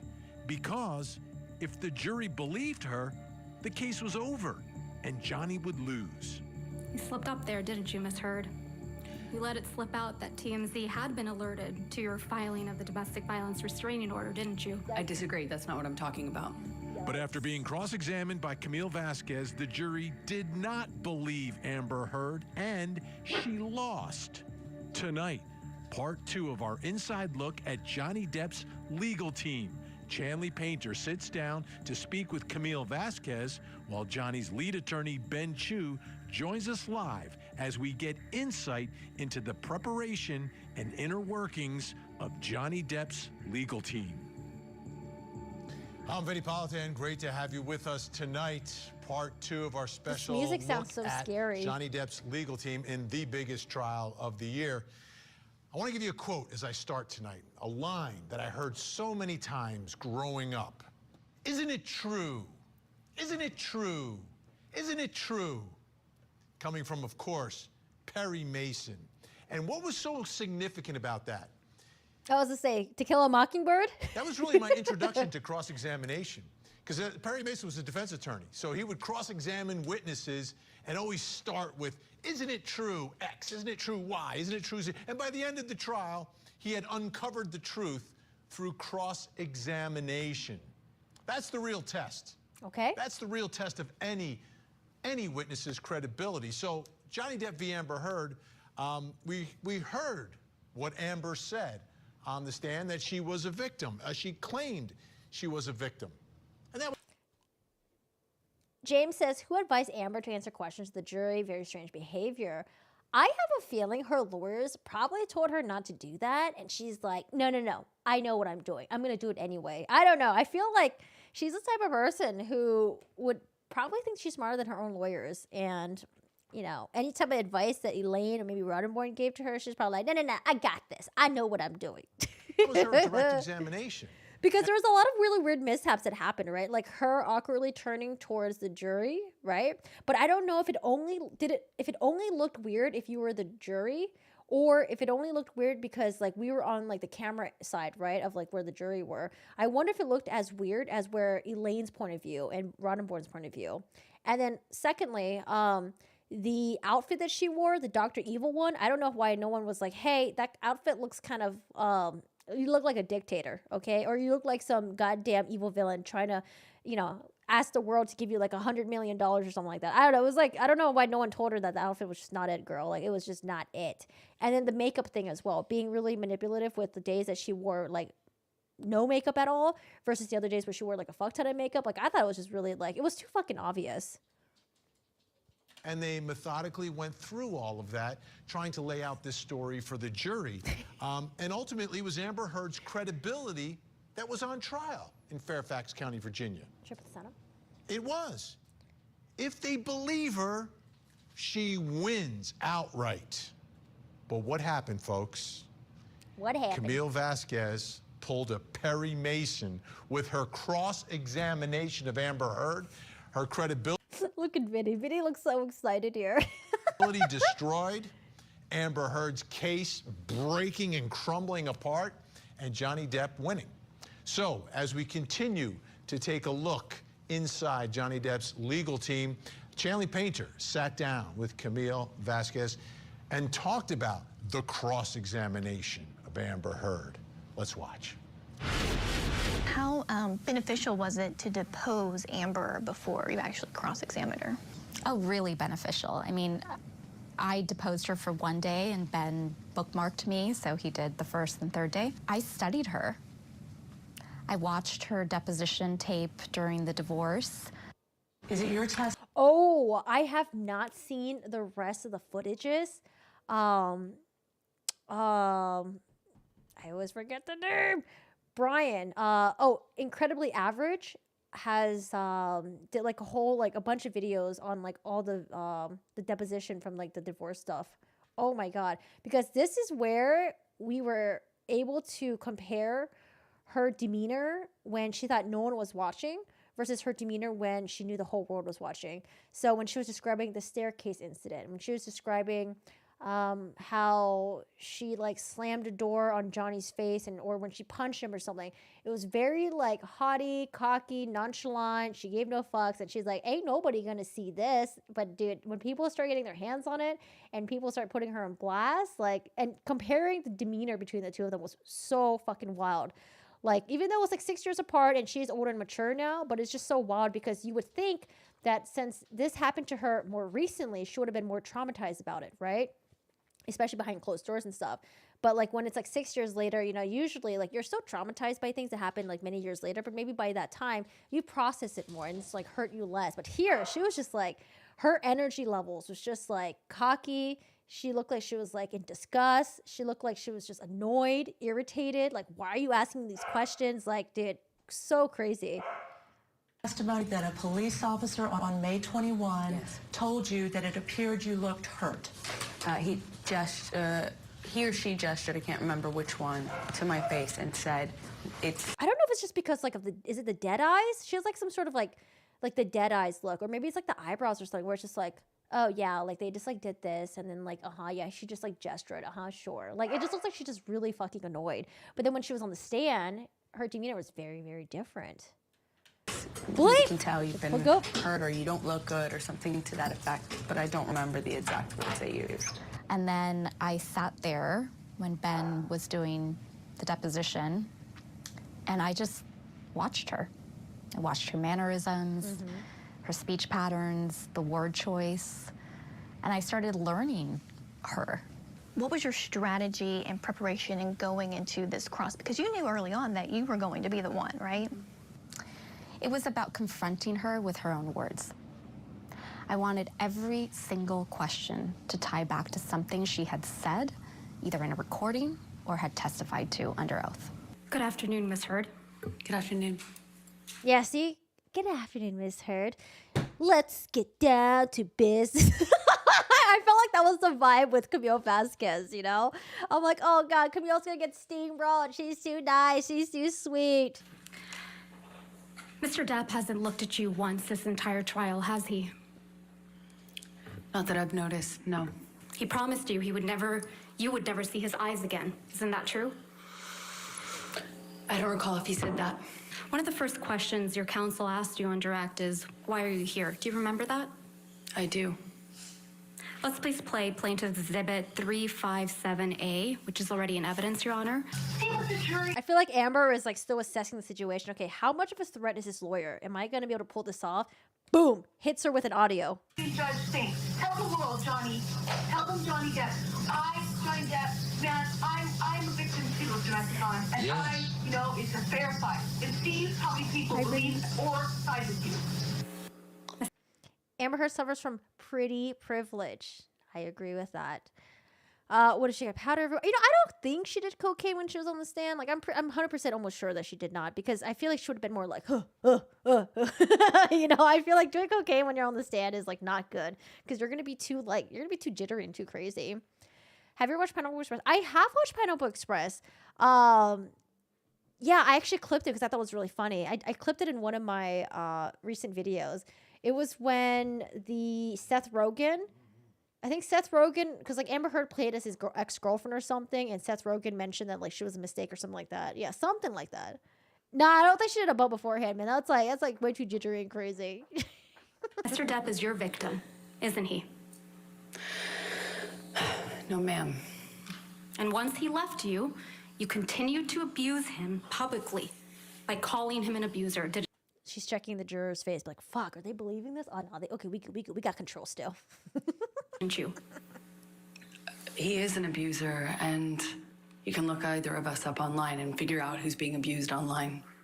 I think one of the strongest moments of your cross was when you put photo after photo. Oh, and then also, people were giving shit to Amber for saying that as well, because in a way, that was her way of telling the jurors, you can look us up online. Like, oh, go do your background research, go look him up, and find out what happened in the UK trial. So I don't think she was aiming for that, but a lot of people read it that way. It's possible. Maybe, she was being that diabolical. But yeah, I remember people were giving her shit for that. Photo on the screen and asked Ms. Heard about that photo. This is a picture of you and Mr. Depp at the event the night after Mr. Depp allegedly whacked you in the face. You guys ever seen the full footage of this? There's actually a video. I'm surprised she didn't play the video of it, because there was a video of this after the fight, right?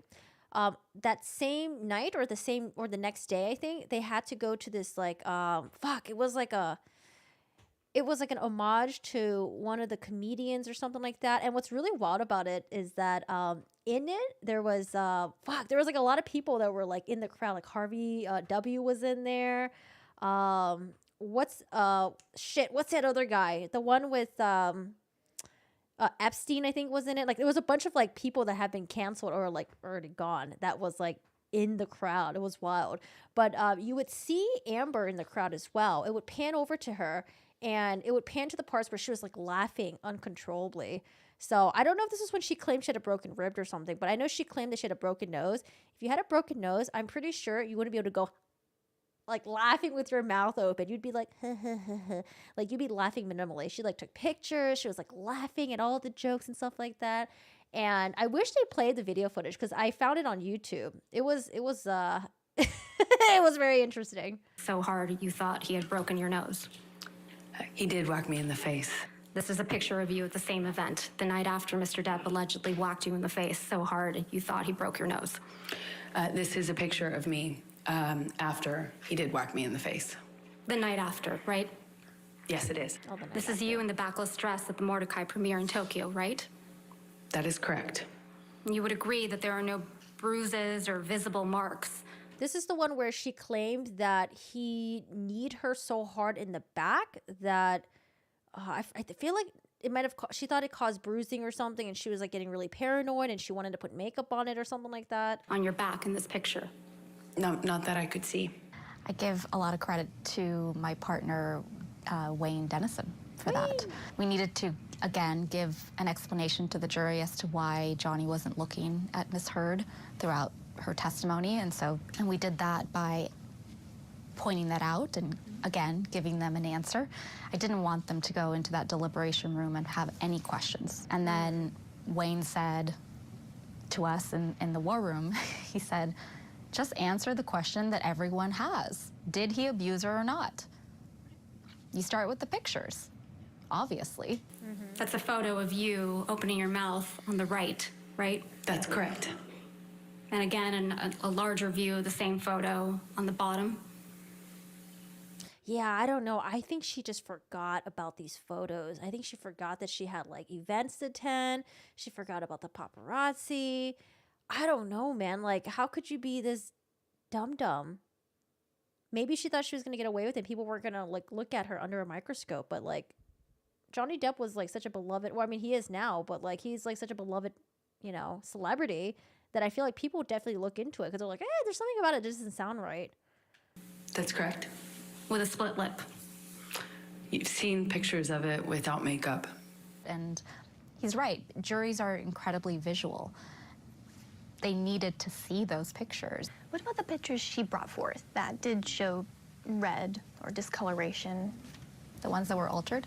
The extractions we were provided were backups of iTunes, just exports. So it's third generation, and there is no way to verify the file paths and the history of any single photo that we. Remember the difference between the experts that she brought on versus the experts that he brought on? It was like a world of a difference. We've looked at. Those weren't so concerning to me. I mean, we had police officers trained in domestic abuse responding she got cocky, Aquaman. Within minutes of an alleged violent assault with a cell phone, and they don't see anything. They don't see swelling. They don't see, you know, a red mark. What they see is redness that they associated with crime. Do you see a red mark on Amber Heard's cheek and above her eyelid and above her eyebrow on this picture? Her face looks flushed, yes, redness. Okay. And what is your perception of what that is caused by?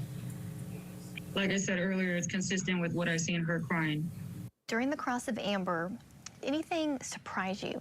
Yes, she came off angry at some of the questions, and that was surprising to me, but also I thought really helpful for our case because what are these still shots?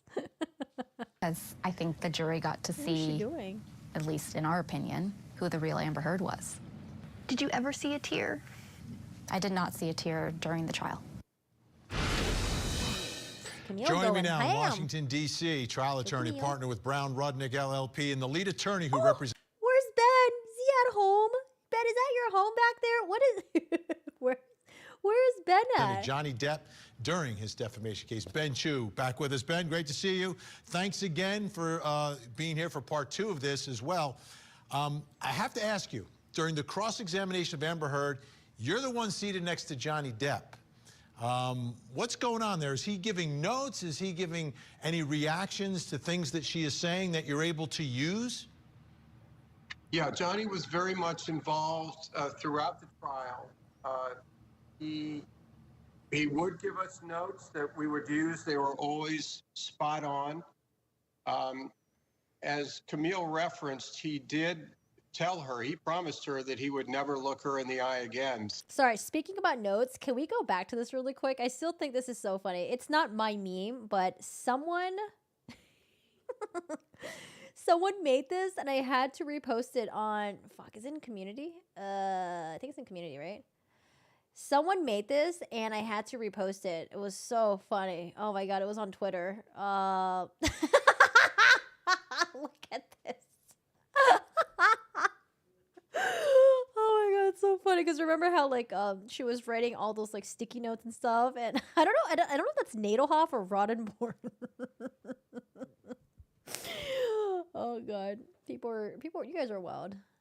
So funny. All right, sorry. I just had to share that because I thought it was so funny when I saw that. I couldn't stop laughing. So he kept to his words. He never would look up to her. He didn't want to give her that benefit after what she had done to him. How revealing do you think this cross-examination was? You know, because to me, Johnny Depp testified, I get it, but to me, the case was really about what she said, because it was her words and her credibility. At the end of the day, I thought was what the entire case was about. I completely agree. I think it was the linchpin of the entire trial, and we decided fairly soon after Amber's 3-day deposition that she was the right person to do it. And she did a masterful job. It was, all of us had input into it. Johnny had input into it, but it was really Camille who put it all together. And one of the things that she really did so well is she never came across as mean. As she said in the interview with Chanley, she was really taking Ms. Heard's own statements and her own actions and asking her to explain them. And frankly, there was no good explanation for them. The one thing that Camille said that really... I guess the good thing about the UK trial is that, well, actually, hold on, let me think. Oh, no, never mind. I'm getting it mixed up. To hell with Amber. Show us your house, Ben. Do a house tour. Have I ever had someone impersonate me? No. I think it's Nadelhoff. Poor dude was swamped with notes. Yeah, poor Nadelhoff. I'm sure he's off to better things now. How many posts does it take to get to Amber's face? Remember the Tootsie Roll lollipop? Oh, yeah, we definitely know. Dude, I hate the Tootsie Roll lollipop, man. Ugh, so annoying. It would take forever. Okay, forever to get to the Tootsie Pop. And they had the bubblegum version too, which was even a treat because once you got to the bubblegum version, the bubblegum was so hard, it wasn't even like chewable. It was so gross. Dude, you guys, okay, the thing about the 90s, they had some sketch-ass disgusting candy, okay? Dots are disgusting, gross. Tootsie Roll Pops, the bubble pop thing, nasty. They had candy, cigarettes for children selling at the ice cream man.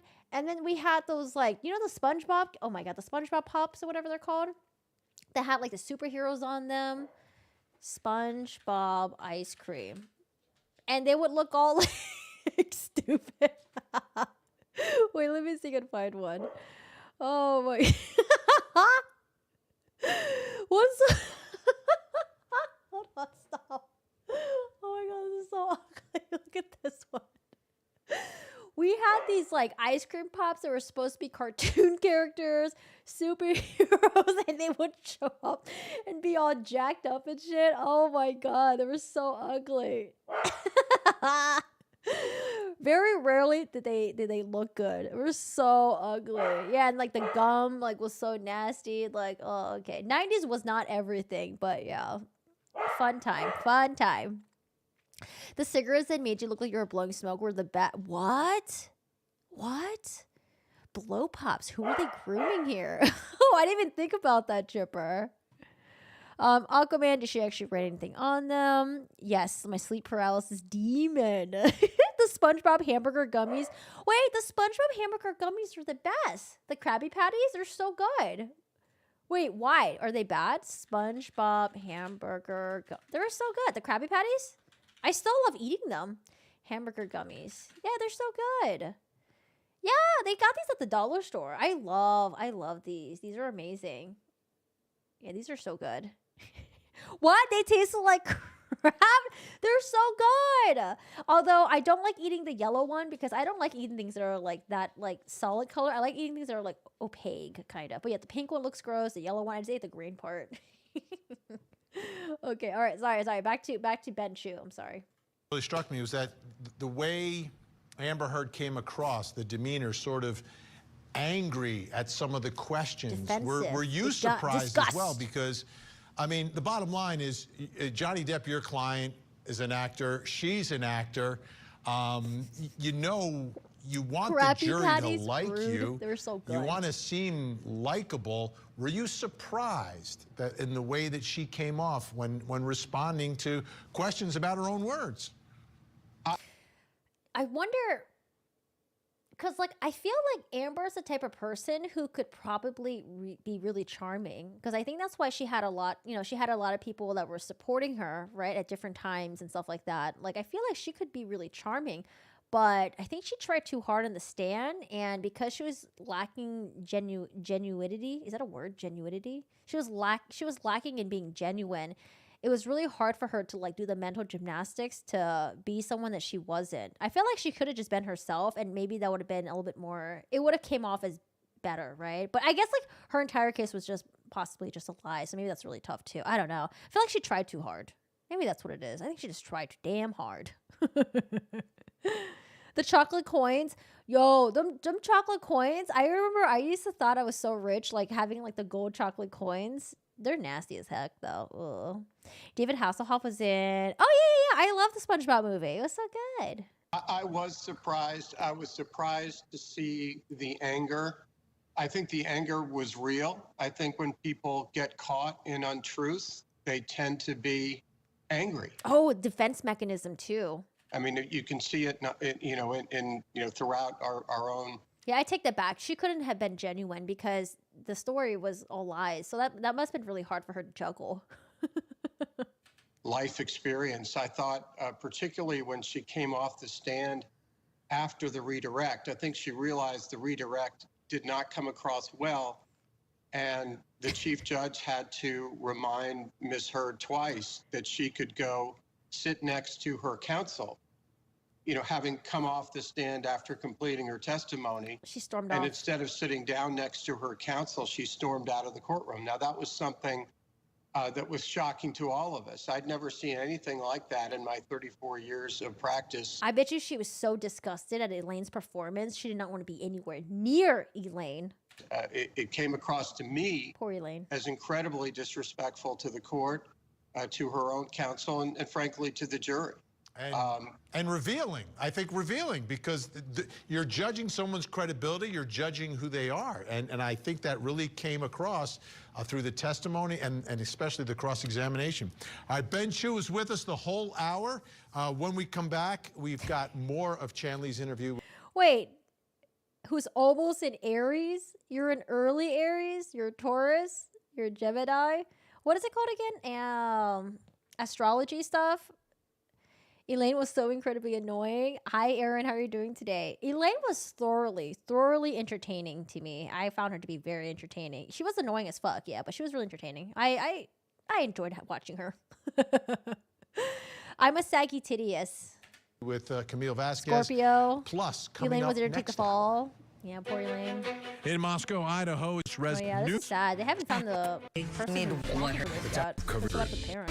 There's a standing invitation for them to sit down and talk with us about their side of the case. We'll see if they respond. In the meantime, Johnny Depp's legal team did invite us up to New York, and Camille Vasquez sat down with Chanley Painter for an interview. Let's show you more of that as we get more insight into what happened in Depp v. Heard. Which witnesses You're a Cappy Blappy? presented the most challenges for your team? She didn't have many live witnesses, right? I would say it was. I want to comment on this because we talked about the court docs. So I thought it was so funny in the appeal.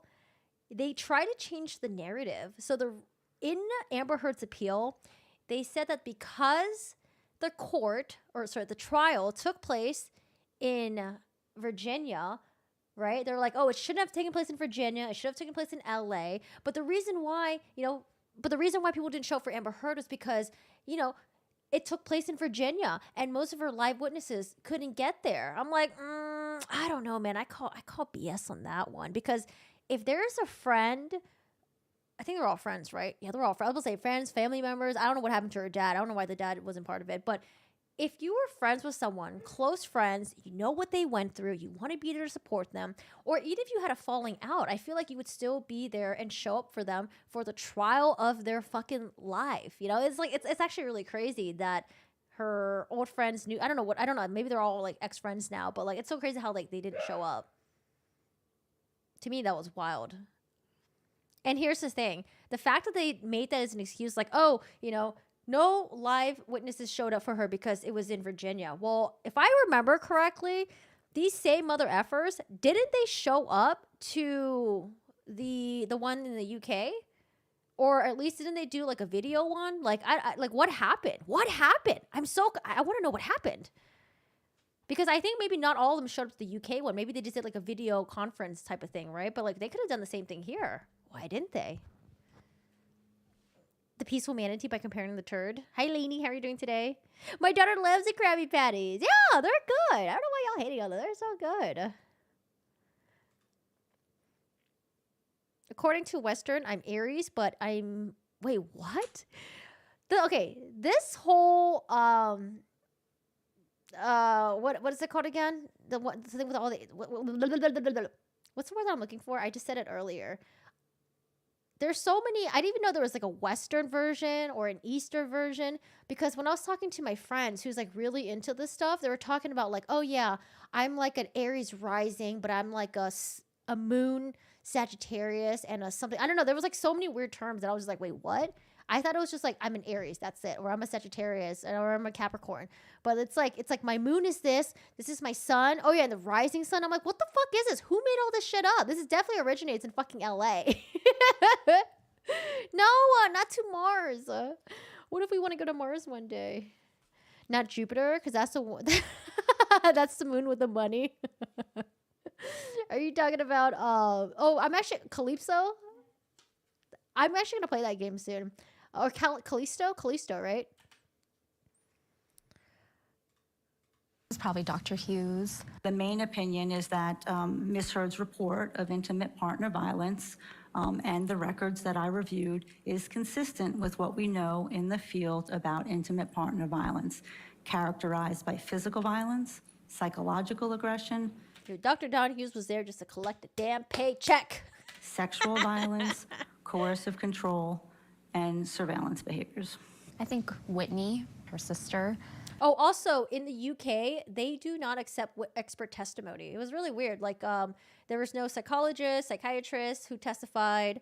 The people who did the computer stuff, the people who did the Q scores, like no expert testimony. It was really weird.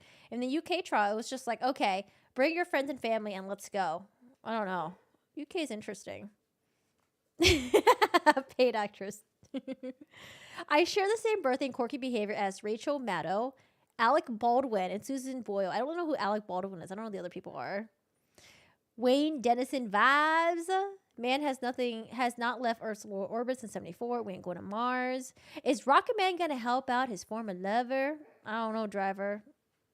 I don't know, man. He got bigger and better things to worry about. I don't know. He busy, man. We were concerned about that, but I think Rebecca did a fantastic job, and she was very ill, as you might recall. But I think she did a really beautiful job of showing the jury that these were two sisters that truly cared for one another and were going to support each other no matter what, in a delicate, really graceful way. And she helped support you? In part, I also was working myself, and yeah. And you're grateful to her for being there when you needed her, right? Of course.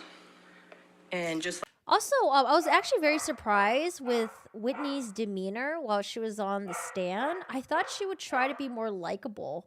But I mean, I'm not knocking her for like, this could just be how she is and she's just really genuine. But I don't know, I feel like you would try harder and be like more like someone who people can relate to. She's just like, yeah, I'm here. All right, throw me the questions. Come on, I'm here to support my sister. Like, get me the fuck out of here. I'm ready to go. Like, you know, like I feel like there was no heart into it. When Chrissy Dombrowski was testifying, it was completely different demeanor than Whitney going up there. You know, Chrissy was like there to like be there to support her brother, and Whitney was there like, hurry the fuck up. Let me out of here. I got a baby to take care of. I don't know. It was just very different. like she protected and cared for you, you want to protect and care for her, right? And when I can, of course, but yeah. And as you mentioned, most of Amber's witnesses weren't live, including some of her friends. Why do you think that is? Because they ain't friends no more. It's like, I think, as we said in closing arguments, this is a person that burns bridges. Sitting here today, do you still consider Ms. Heard a friend? Oh, and the thing that I thought was really wild with Raquel's testimony was her demeanor was so different. I don't know.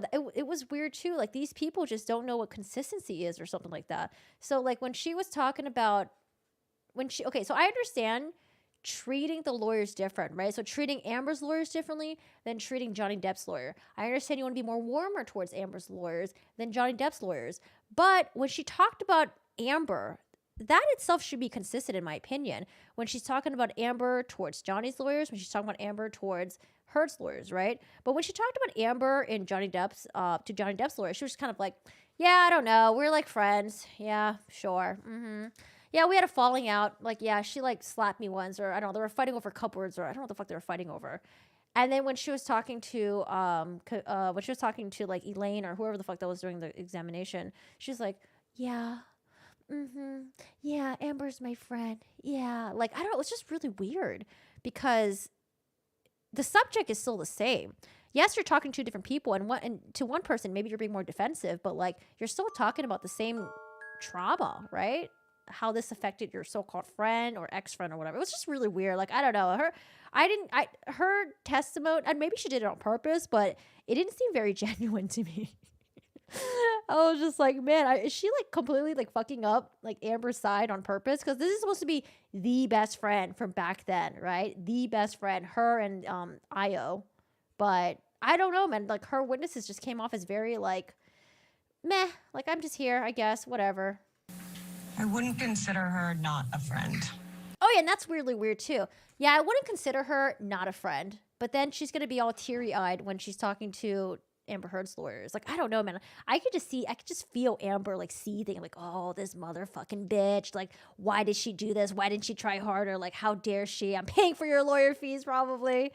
But I think Io, when Io testified, I think that was more genuine to me. I think. I barely remember Io's testimony, but I think that testimony I thought was okay. But her testimony I thought had a lot of issues. It was so weird. What does that mean? We don't speak. We are not enemies. When did you first tell Ms. Heard that you... I thought her testimony was okay as well, Melanie Iglesias. But we did find a discrepancy between her testimony here in the deposition video versus what she said in the UK. Fuck. I forgot what it was. I don't remember. Something about... Oh, no, sorry. Her testimony clashed with Amber's testimony because Amber said that the reason why there was... Fuck, it was a hairstylist, right? The reason why when the hairstylist showed up, she didn't see bruises on Amber was because Melanie Iglesias had already covered it up. But her testimony was the hairstylist was actually there first. She came afterwards, which clashes with what Amber said. Yeah, there's still a lot of consistencies like that. So like when you're trying to keep a story straight, it's really hard to do because there are so many different details that you have to remember.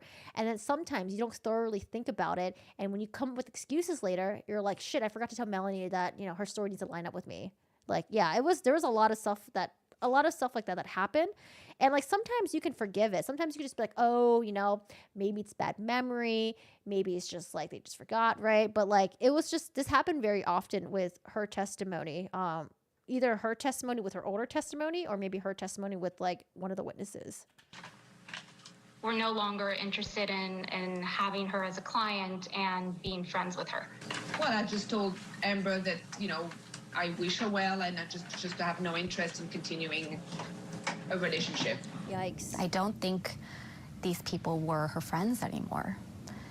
And I understand they testified the way they did, but most of them had already given testimony during the divorce, had been deposed during the case, and so they were locked in to a version of what. Yeah, imagine not being friends with someone anymore, and then 6 years later, you're still being dragged down by the legal stuff. Oh my goodness, these people just seem like they want nothing to do with it anymore.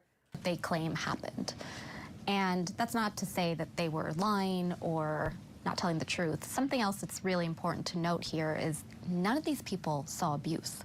Not one. One of my favorite parts of the trial was watching you keep your finger on the microphone. And you would literally object to every question Elaine Bredhoff asked. Yikes. You know, trying to say that... Objection, Your Honor, hearsay. He was drinking. Calls for speculation and leading. To sedate Objection, me? Your Honor. Hearsay. Did the table collapse?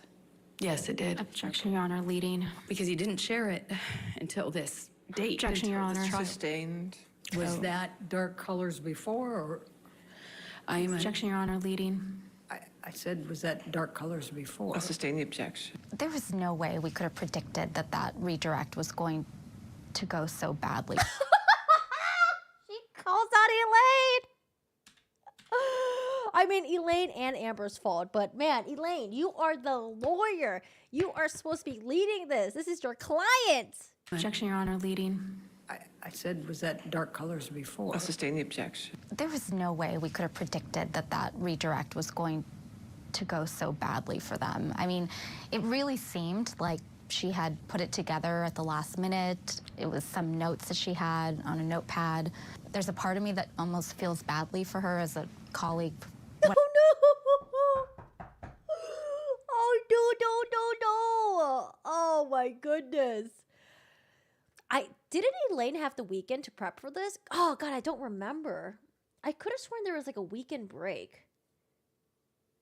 Oh, man, I don't remember. Oh, my God. Camille Vasquez calling out Elaine.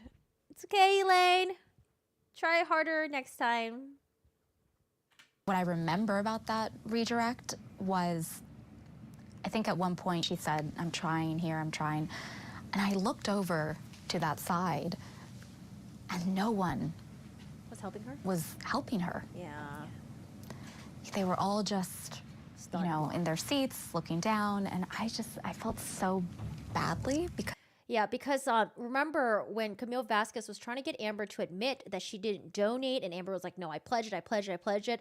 What did Ben Chu do? Ben Chu grabbed a fucking pen, wrote on a fucking sticky, handed over to Camille Vasquez to help out the colleague. So it's actually really interesting that Camille Vasquez pointed this out, because I don't think anyone actually made this observation. The fact that Elaine was struggling so hard and none of her colleagues were helping her. That is pretty sad. Oh, Camille Vasquez is so, Camille. And I looked over to that side, and no one was helping her. They were all just, you know, in their seats, looking down, and I felt so badly because our team was incredibly different. They knew every question. They were predicting the answers. They had the evidence, you know, page and line, ready to go. It was just such a different process. I felt supported.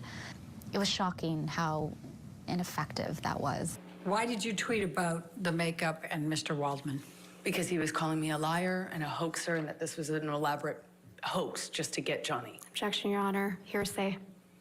I'll sustain the objection. Next question.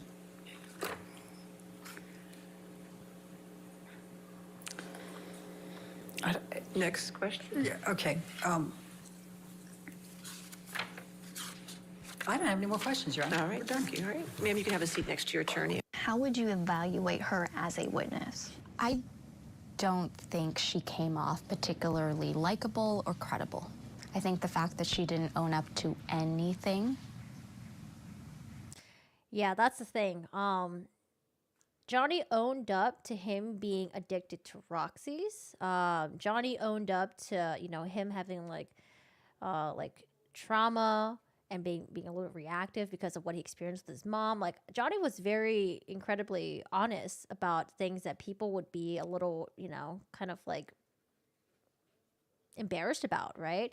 I think it would have helped if Amber herself also owned up to a lot of her bullshit. She should have. She shouldn't have painted herself as the perfect person. You know, there's no such thing as a perfect victim, and I don't know why she thought she had to paint herself as one. But the fact that she didn't really own up to anything, like an easy one would have been like, yeah, you know, I misspoke. I didn't donate, you know, I misspoke and I never corrected it, because if I were to correct it, it would just look really bad in the paparazzi. But no, she defended it to death. It's actually wild. But had she admitted to the faults that she had, you know, anger issues, frustration, maybe talked about more about her dynamics with her and her family, you know, like, I don't know. It just seems like to this very day, or at least up until the time that they had the trial, it seems like she was just in self-denial. You know, maybe this is the type of person that hung around yes men. Maybe she was like, or yes women, and they were in like a fucking echo chamber, and maybe no one called her out on her bullshit, you know? Or maybe when they did call her on her bullshit, maybe she just cut them out of her life and never changed, never tried to evaluate herself. Caused major concerns for the jury. There was evidence of violence, even still. So how would you explain that? Well, there was a victim of domestic violence in this relationship, and we say it was Mr. Depp. The person that ended up in the hospital after Australia was Johnny Depp. The person with any injury was Johnny Depp. The only person with medical records in this case was Johnny Depp. I mean, it was a violent relationship, except she was the aggressor. She threw the large bottle, and it made contact and shattered everywhere. And I honestly didn't feel the pain. He told Dr. Kipper that... Because imagine if Johnny Depp was like, oh, I didn't write the bloods on the wall. I didn't paint this on the walls. I didn't push her clothes rack. It just fell on his own. I don't know how the blood got there. I don't know how the paint got there. Like, imagine if Johnny didn't own up to any of that. Then we would be as dubious as we were with Amber Heard. We'd just be like, yo, what the fuck? Like, bro, just admit it. Like, it's obvious that you fucking did it, right? Like, imagine if Johnny was like, I didn't do that. No, I didn't do that. What are you talking about? I wasn't addicted to Roxy's. I don't know what you're talking about. I didn't have issues. You know, like, imagine if he tried to paint himself as like the perfect person. Then we'll be in the same boat. We'll just be like, yo, I don't know who to believe. Like, this guy, it seems like he's lying. She's lying. Like, we don't know who to trust. But the fact that he owned up to a lot of shit that he probably doesn't want the public to know, or maybe his family to know, you know, I think that really showed true to his character. That Amber had cut off his finger.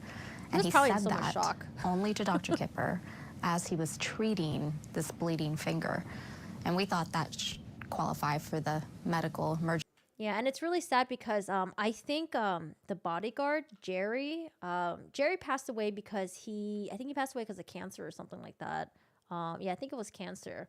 But I thought it was really sad that Amber Heard would, you know, invoke the name of Jerry. Like, she would keep talking about Jerry. You know, Jerry saw this. Jerry would be like, oh my God, are you okay? But it's like, Jerry can't be up on the stand today because he's not alive today. But what we do have from Jerry was the recording where Jerry was like, oh man, she did this. I know she did this. We need to calm her down. Can someone get her out of here? Like, we heard what Jerry said in the audio recordings in Australia. But, you know, I don't think they were able to play that portion because Jerry is not, you know, he's not alive. But I just thought it was really weird that she kept talking about Jerry. Like, oh yeah, Jerry, like as if he would have been on her side all the way. He would have ripped Amber apart. Yeah, because he witnessed a lot of crazy things, and he would be there. And I don't know, I feel like he would have been there to be like, oh, she's lying. I never said that to her. I don't know what the hell she's talking about. Reminds me of my job interview. My biggest weakness is I work too hard. Sociopaths don't care if they're caught lying. You can catch them red-handed, they will lie. Yeah, that's really wild to me. Yeah, same thing with people who are compulsive liars as well. When you confront them with the truth, they're like, oh, yeah, you know, I actually meant this. I actually meant that. They'll just continue lying through their teeth. I thought it was really weird. It's as if they don't experience shame, embarrassment. New low is a physio? A what? Oh, like a psycho? Is that what you're trying to say? Psycho? Johnny has his demons, but he never hit them, unlike Amber, who's sitting on Dante's Inferno. Emergency exception to hearsay, and it did not come in. And, you know, to us, that was a key moment because he didn't want to tell anyone, but he felt he needed to tell his doctor that was literally treating his finger on, you know, in a car, that she had cut it off by throwing a bottle at him. Big part of the case. Ben Chu still with us, Johnny Depp's lead attorney. Ben, let me ask you this, because I was in the courtroom as well, and there's a gallery, and it's like everyone there was there for Johnny Depp, you know, other than the media who's covering it, but the regular folks who showed up, all for Johnny Depp. You walk outside, people are cheering. Did it feel like a home game? Did it, because, you know, I grew up playing sports, and you get the crowd going, all of a sudden it helps you, you know, play harder. Does that have any impact on a lawyer in the middle of a trial? It really didn't, Vinny. We were really focusing on Her Honor, the judge, of course, and the jury. And irrespective of what the people were... Wait, hold on a second. There's a missing dog. Where is he?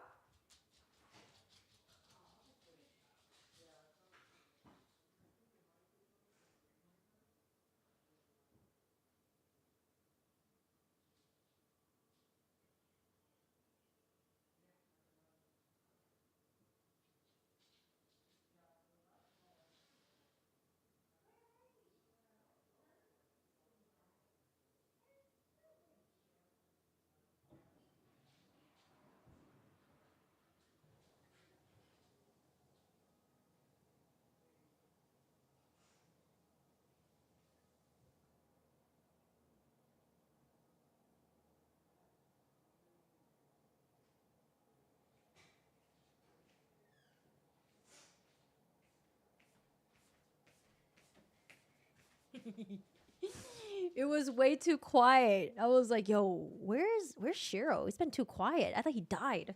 Does anyone ever do that? Their mind always think like the worst extreme possibility ever. I'm like sometimes at night I get paranoid and I always check to make sure they're breathing.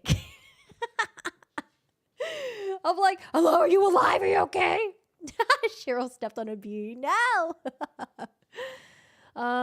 Zara says, I don't think she's a psycho. They are very well thought out. She seems more impulsive, like a sociopath. Like empathy, guilt, shame. Your mom is too. Wait, your mom is what? She was very determined to stand in her righteousness, though. She never wavered on that. I will give it to her. But that level of delusion it takes for that is appalling and insulting. Histrionic is essentially borderline, but using sexuality to get what you want. That's why I swear age has it. What did Dr. Curry diagnose her with again? Borderline personality disorder, and I forgot what it was. Hi, Holly. Don't have kids. Do you have pets? I forgot. What, did you say histrionic? I don't remember. We're doing outside in the hallway or outside the courtroom, our real focus was on the jury and getting our work done. So it really didn't have the feeling of a home game, as you say. Curry has? Because what we were really focusing on were the people who were going to decide Johnny's fate.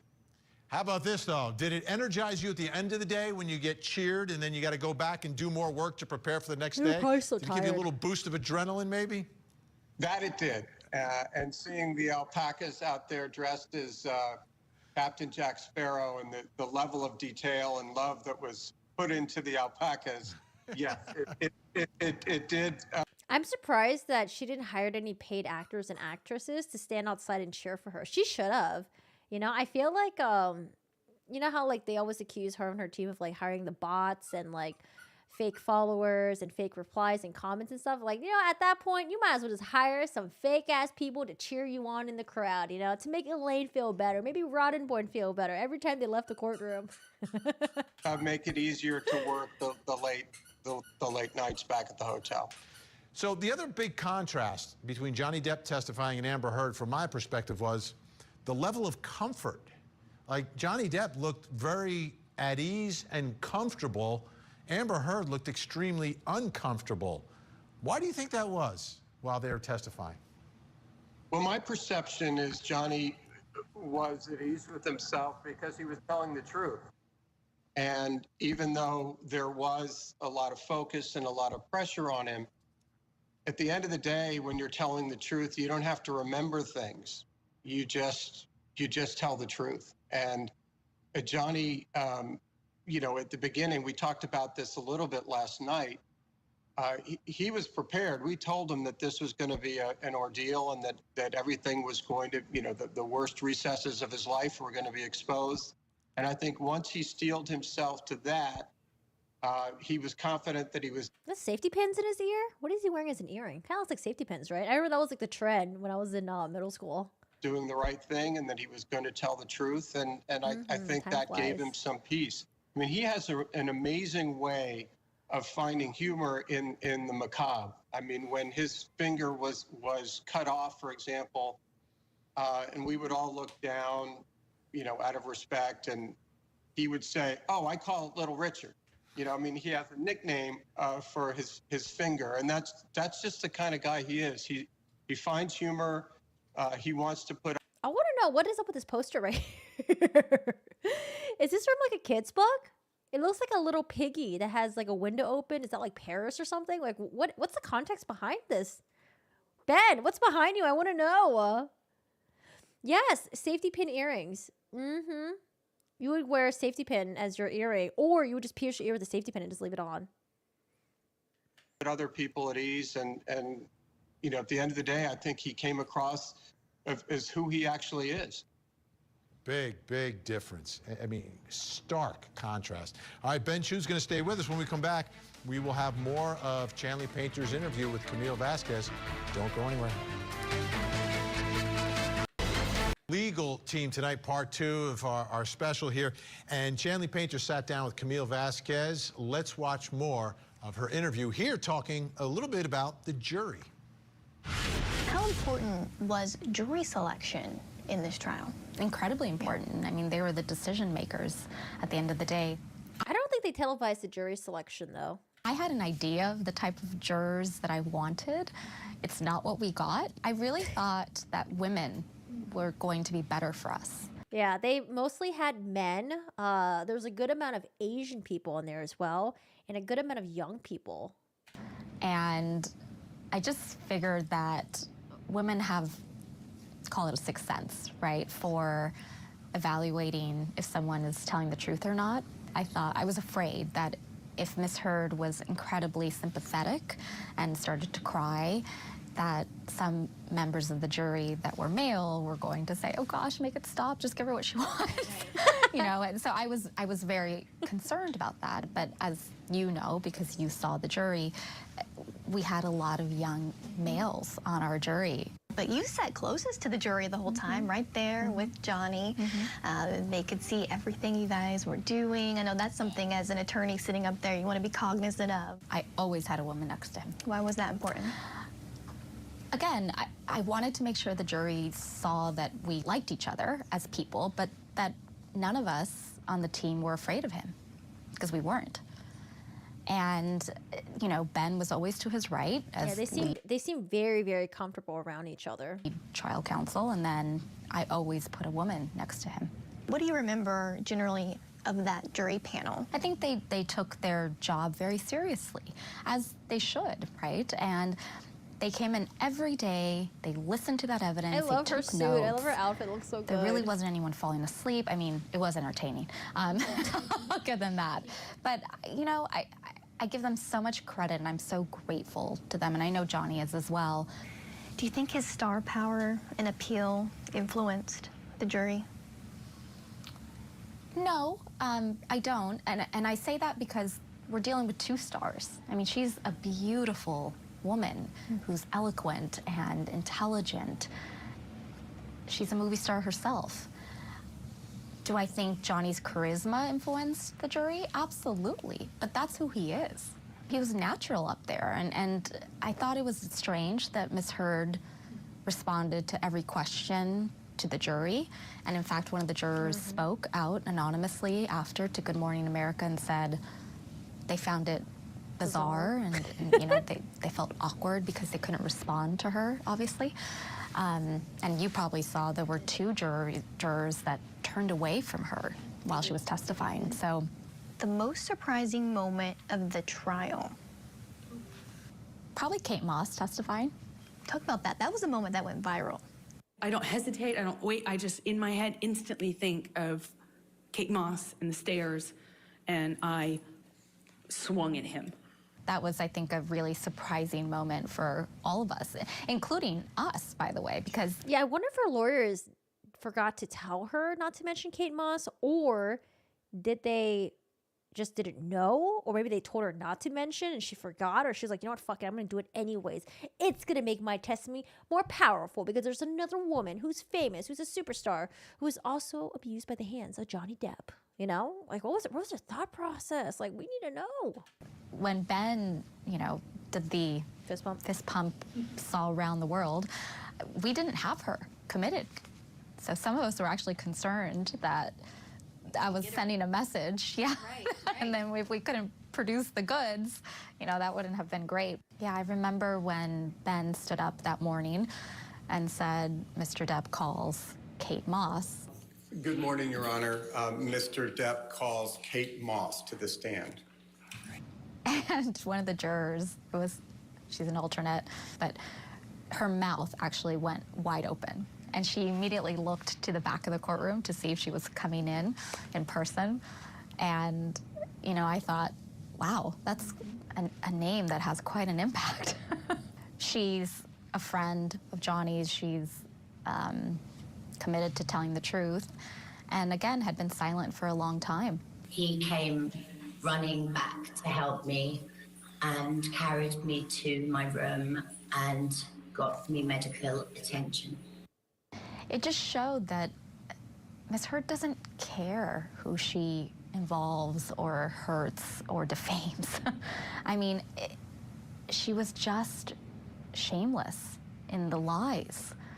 And, you know, that's what I think what was so compelling for Ms. Moss to be able to come forward and say, I've never been involved in any court procedure, ever. But I'm just sick and tired of this. So let's move outside the courthouse, because it seemed like hundreds of people were showing up to watch this trial unfold. When did you realize this is going viral? I went to get my Starbucks like I did. Wait, which interviewer are you guys talking about? A different interviewer? Someone else? Which one are y'all talking about? In most mornings, and the sweet girl with like braces. You about Chanley Painter? Called my name, and she, you know, hands me my drink, and then she's like, oh my God, you're Johnny Depp's lawyer. You're Camille. You know, and I was like, what happened? In a matter of sleeping, just like 24 hours, what's happened?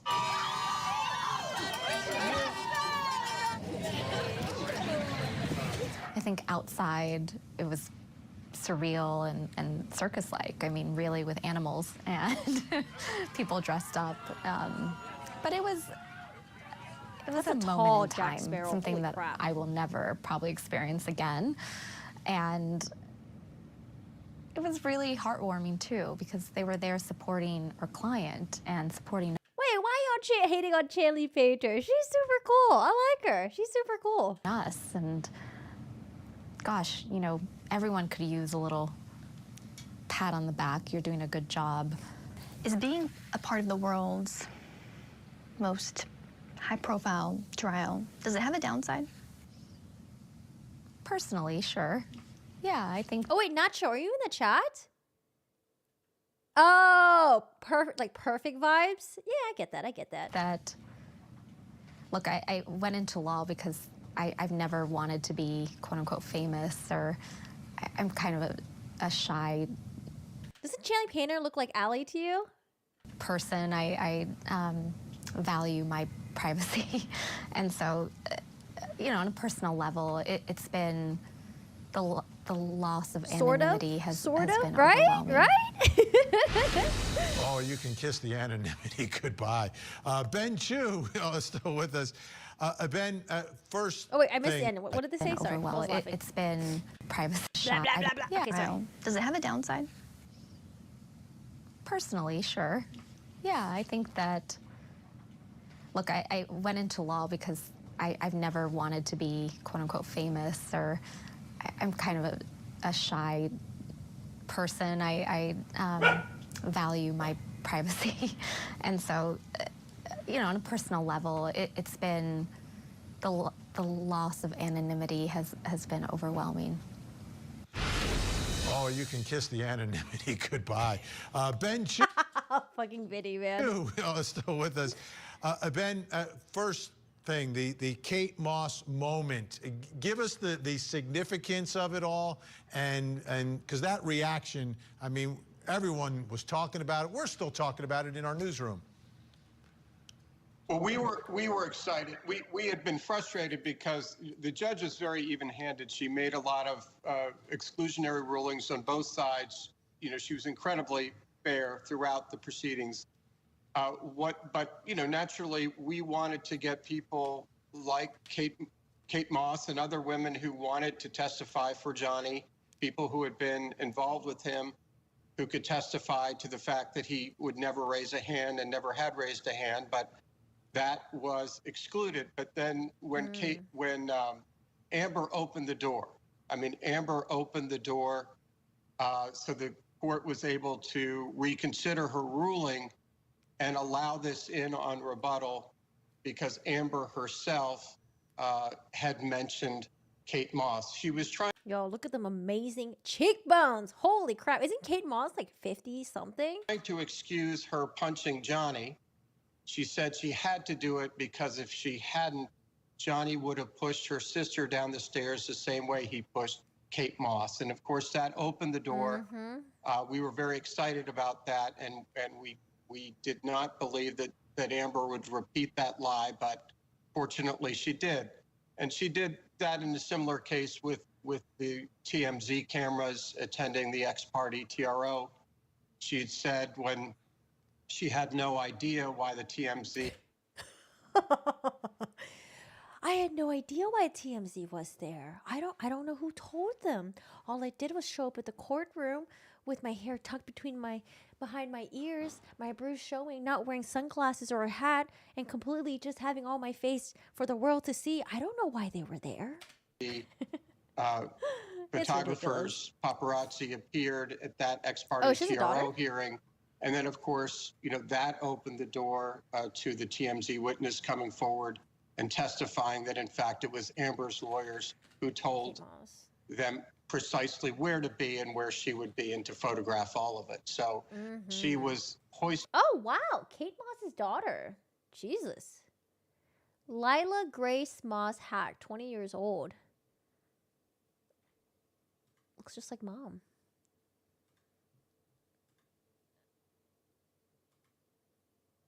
They look like twins. It looks so similar. Who's the dad? I don't know anything about Kate Moss. I just know she's a supermodel. That's about it. Jefferson Hack? Who's Jefferson Hack? Jefferson Hack is a curator and a director and co-founder of Days Media, an independent media company that produces stories across its print and blah, blah, blah. Oh, interesting. Okay, cool. Cool. Oh, God. That opened the door to the TMZ witness coming forward and testifying that, in fact, it was Amber's lawyers who told them precisely where to be and where she would be and to photograph all of it. So she was hoisted on her own petard. Shameless. That's why it was such an exciting moment for us. And again, going back to your reaction to the courtroom, some of the folks here at Court TV wanted to invite you Friday night to the weekly Court TV poker game, if you want. Anyway, you would have taken all my money. Exactly. All right, Ben Chu staying with us. We've got. Oh, I hope not, Lainey. More of Chanley Painter's interview with Camille Vasquez and other members of Johnny Depp's legal team. Yay, there's more! Never will. Energy outside that courthouse. And this is Fairfax, Virginia. It's not like you're in the middle of a big city somewhere where people just happen to show up. No, they were there for a reason, to see the trial of the year, the trial of the decade. Well, Fairfax is 30 minutes away from Washington, D.C. And in my estimation, so far, the trial of this century. Chanley Painter sat down with members of Johnny Depp's legal team. Let's watch more of that interview. Let's make a bet. How long until we get another Elaine Bredehoff interview? When do you think we'll hear from Elaine Bredehoff? Do you think she'll come up with a book? She gonna give interviews? What do you guys think? As to the statement appearing in the online op-ed entitled, "Amber Heard, I spoke up against sexual violence," and faced our culture's wrath. That has to change. In the Washington Post online edition, quote, I spoke up against sexual violence and faced our culture's wrath. That has to change, end quote. Do you find that Mr. Depp has proven all the elements of defamation? Answer, yes. I think he leans over it.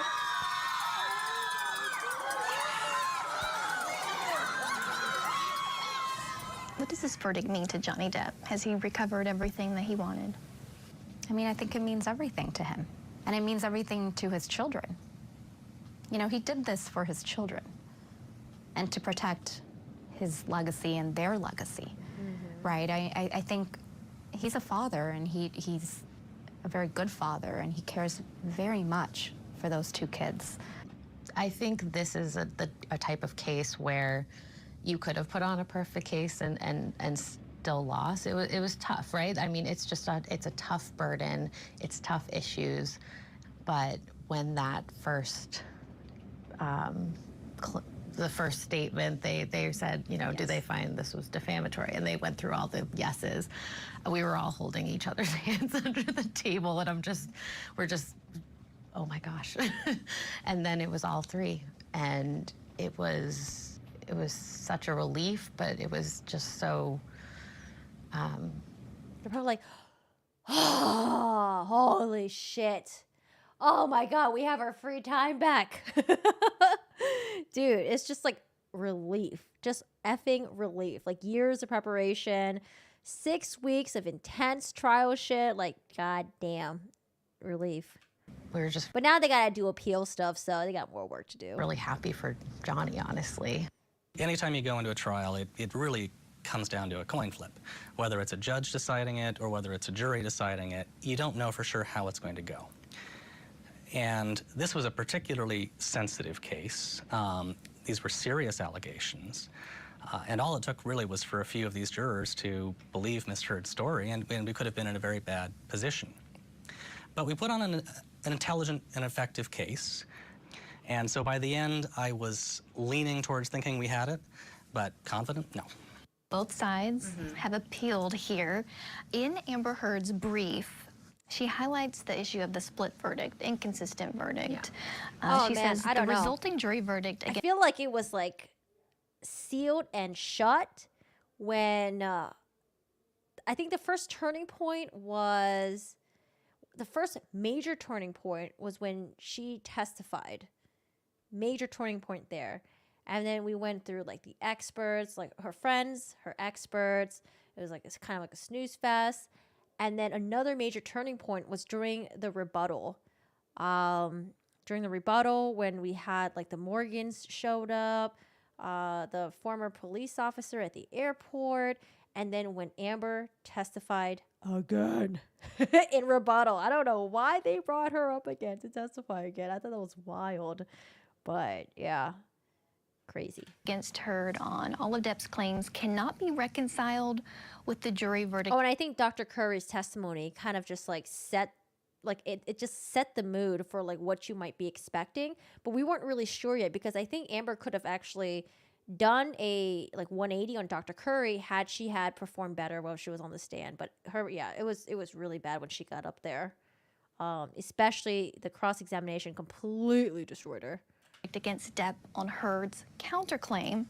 She goes on to say, to find in favor of Depp, the jury must have concluded that Depp did not abuse Heard and that Heard knowingly lied in accusing him of abuse. But to find we read this recently in the appeal, right? Sorry, I forgot what she said in the beginning. Find in favor of right? Yeah, the Court of Appeals of Virginia. Yeah, we read this recently in the last video.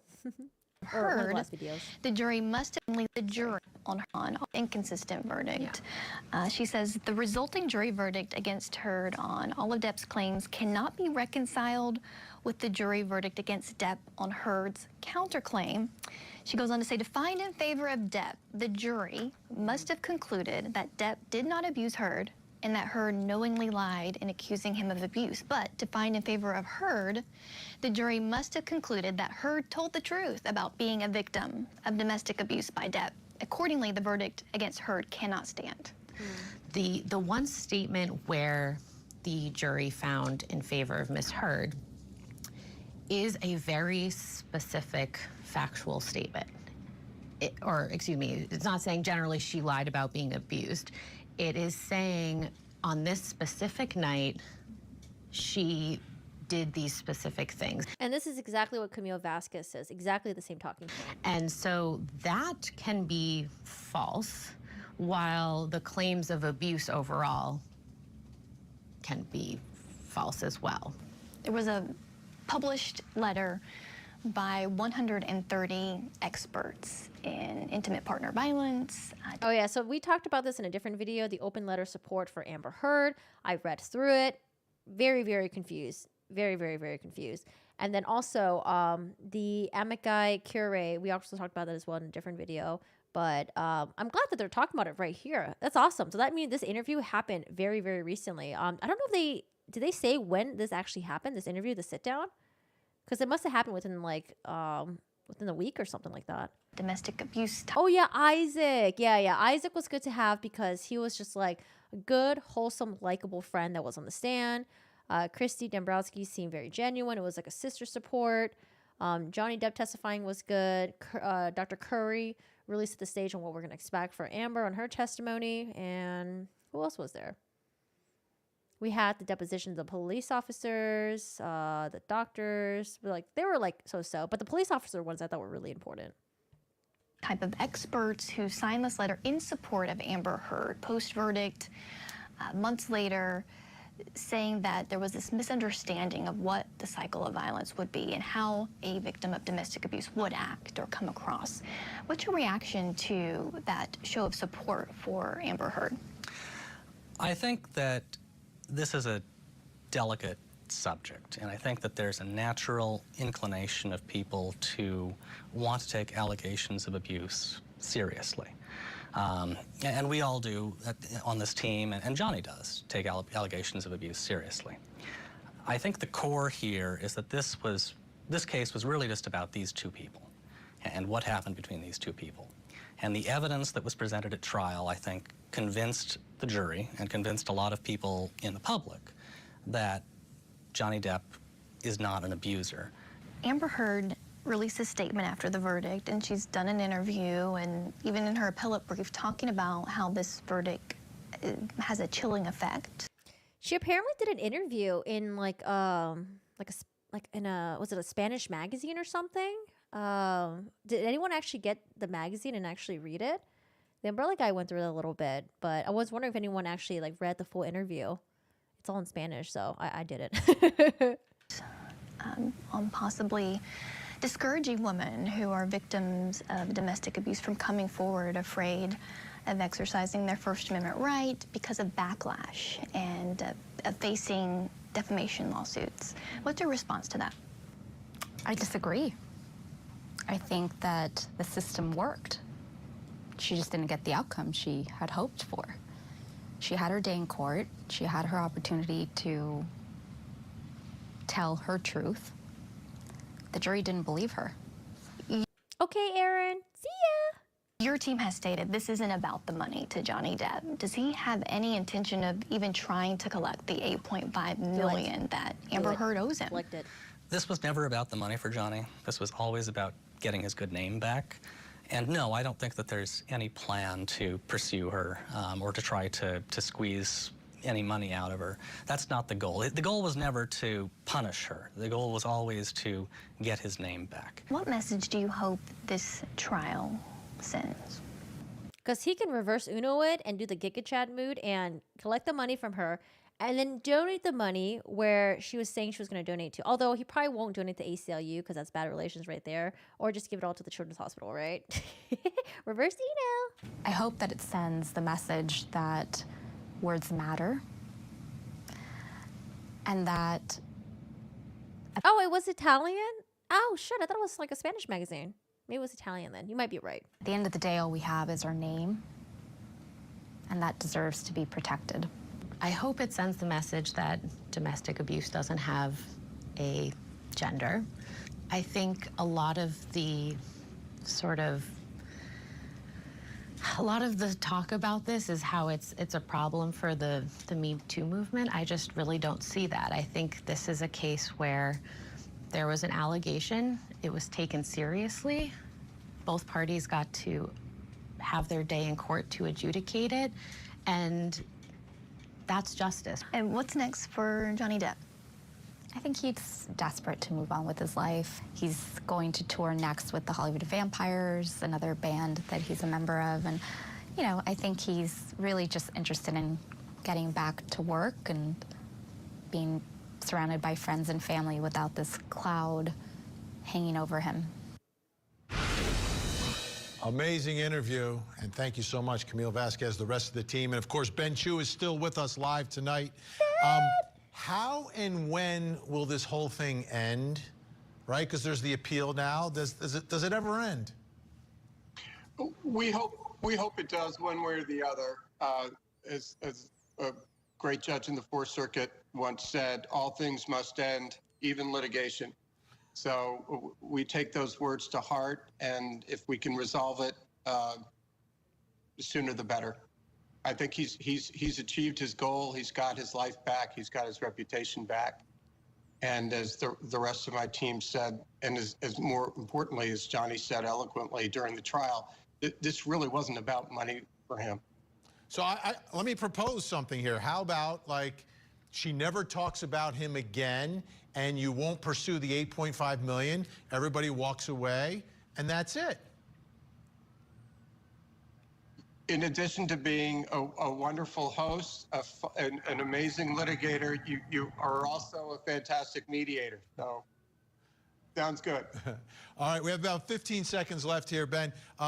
What do you think the final message is from this case, from this trial, what the country experienced? Well, I think Jessica said it best. Yeah, like I'm afraid that she's gonna hear these interviews and it's gonna feel her into like pushing her appeal and everything else more, because there's going to be no financial repercussions, right? Oh God. But I get where they're at. Like, it's not about the money, whatever. But man, when she hears this interview, she's like, oh, they're not going to collect the money from me. Perfect. I don't have to worry about the 10 million. I can keep spending on appeal and on whatever the fuck else, the bots, and I don't know what else she spends her money on, but that domestic violence has no gender. And these allegations should always be taken seriously, but the notion of due process also needs to be taken seriously. And I think the result of this trial is not bad for anyone. I think it's good. I think justice was served, and I think that's good for everybody. Ben Chu, appreciate your valuable time. I hope you're getting ready to eat dinner. Enjoy it. Thank you so much. Oh, I think he is at home. Thank you, Vinny, so much. We want a house tour. All right, let's see what's going on in Court TV land. I think that's it, right? We got snippets right here. Cool. Very awesome. I was actually really surprised about this this interview. I'm glad that they sat down with Court TV, because I think they sat down with Court TV a little bit after when Elaine did her rounds. I think they did their rounds as well, maybe like a week or so afterwards. So very cool that during an interview. I'm going to keep an eye out if Elaine ever does one too. Maybe she'll have a book that's coming out. Ben becomes a vlogger. Dude, he's probably so busy. Oh, you know what? Actually, do you guys watch Bruce Rivers? Really cool attorney who like does YouTube videos. He's really funny, and I like how naughty his word selections are sometimes, but very entertaining. That would be really cool if Ben Chu makes his own YouTube channel. I would watch his videos. I would listen. What if they're doing it in hopes of her putting her foot in her mouth again? I just had a visual of that. I might want to throw up. All right, had the chats. Yo, what time is it? Oh, it's 5:30. It's 5:30. How long do we stream already for? 2.5 hours? Oh, that's right. We were talking about like superhero stuff and all types of stuff earlier. You're funny sometimes. Pretend mocking. Well, thank you. I was going to talk about this other streamer drama, but I don't know. It's like 5:30 now. Do I want to talk about it? Do I want to talk about it? What about the superhero stuff? We were reminiscing on the 90s for a good while, and then we pivoted towards Marvel, Warner Brothers, and then superheroes, and then what happened with Henry Cavill. Jason Momoa. Like, we were just... I don't know what happened. Our stream just did... Yeah, we just pivoted so hard. 11. Oh, hell no. That's a long time. Dude, I have, like, back issues. I have neck issues. I mean, this is unrelated to any of the Depp Heard trial stuff, but... I don't know. This popped up on my YouTube feed, and I thought it would be kind of interesting and worth talking about. Not to blast the person who fucked up, not to dogpile them or anything like that. But I did want to talk about it because I did thought it was really interesting. I just don't know if I want to talk about it today. You know, it's like, I don't know. I kind of want to just like, I just want to have like a, I just want to play video games and just numb my brain out.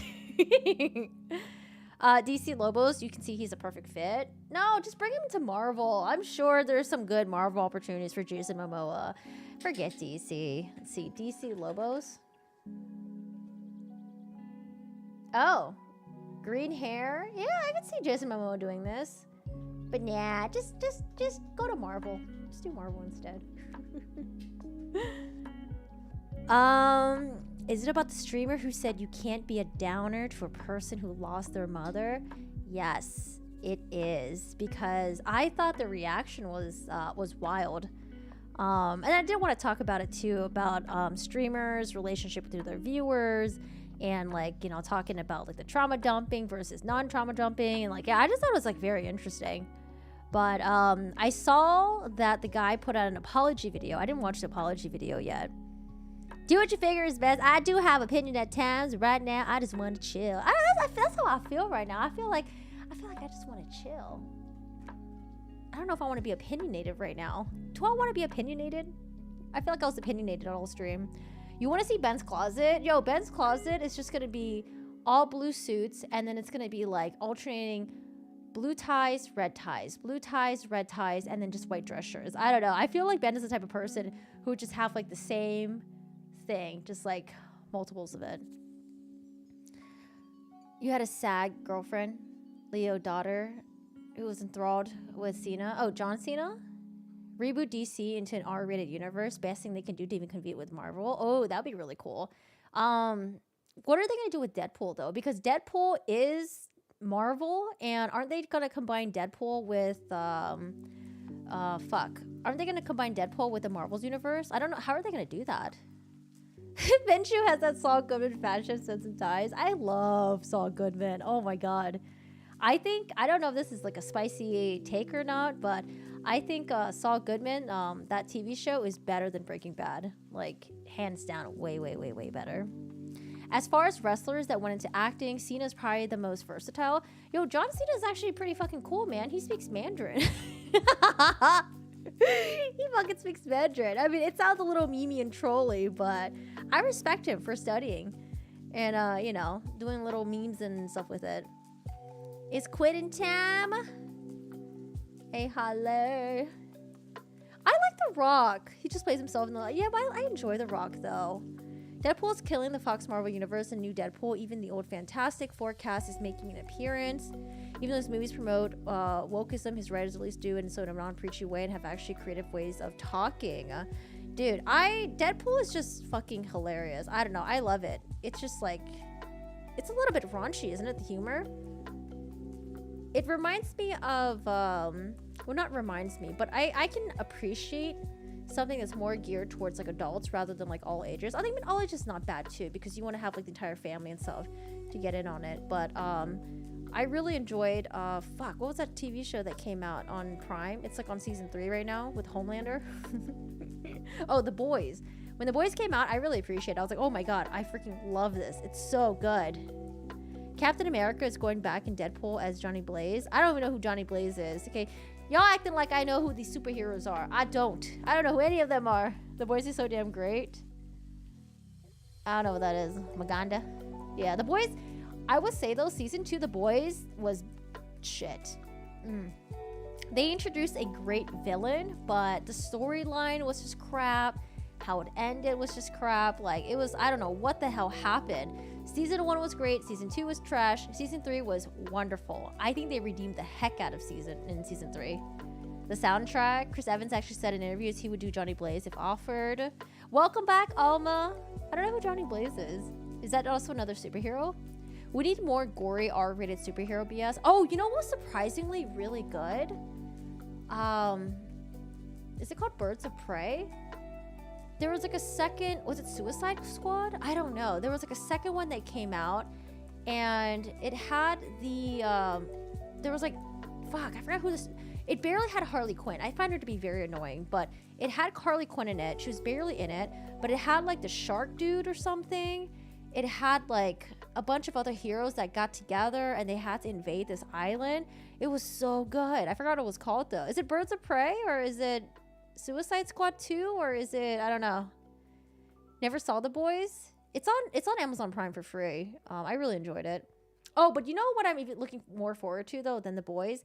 There's a TV show called, oh, I forgot what it's called, but I love animated like adult cartoons. That's like one of my favorite things to watch. But there's this one that is about, it's kind of like as if Superman was your dad, but was corrupt as fuck and was there to invade your world. Like, I don't know, it was really good. Oh yeah, Suicide Squad 2 was so good. Suicide Squad 1 was trash. I hated the first one, but number 2 was so good. Johnny Blaze, to my knowledge, is a nickname for Method Man from Wu-Tang Clan, or Wu-Tang Clan, is that what you're trying to say? Clan? Wu-Tang Clan?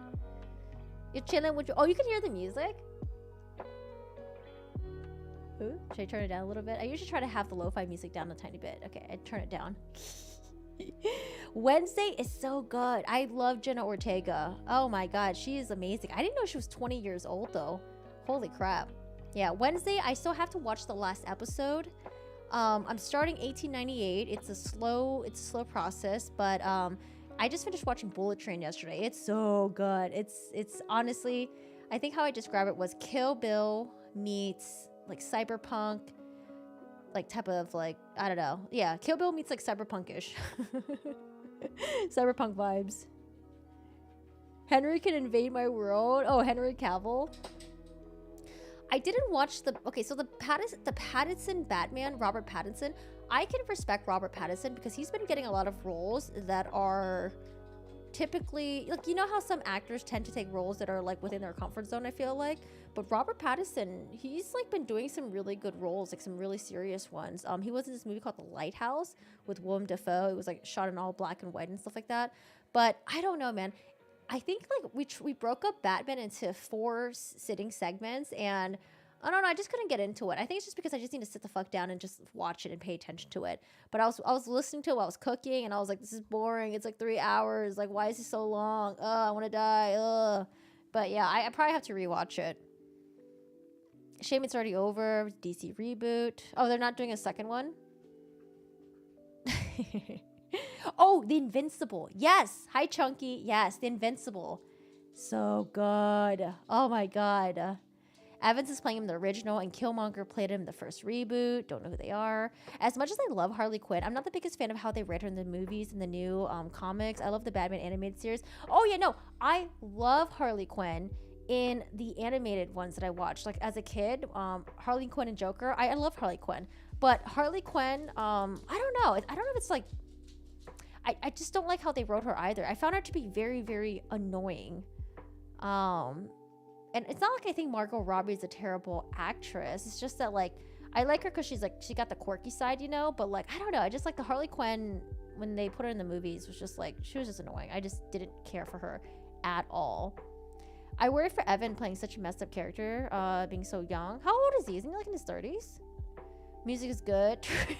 Turn it up. Never. I like to have it really low so you could like barely hear it, but you can hear a little bit of ambiance. James Gunn thinks he said he's rebooting all of DC. Next Superman's going to be young Superman. Think he already hinted at that.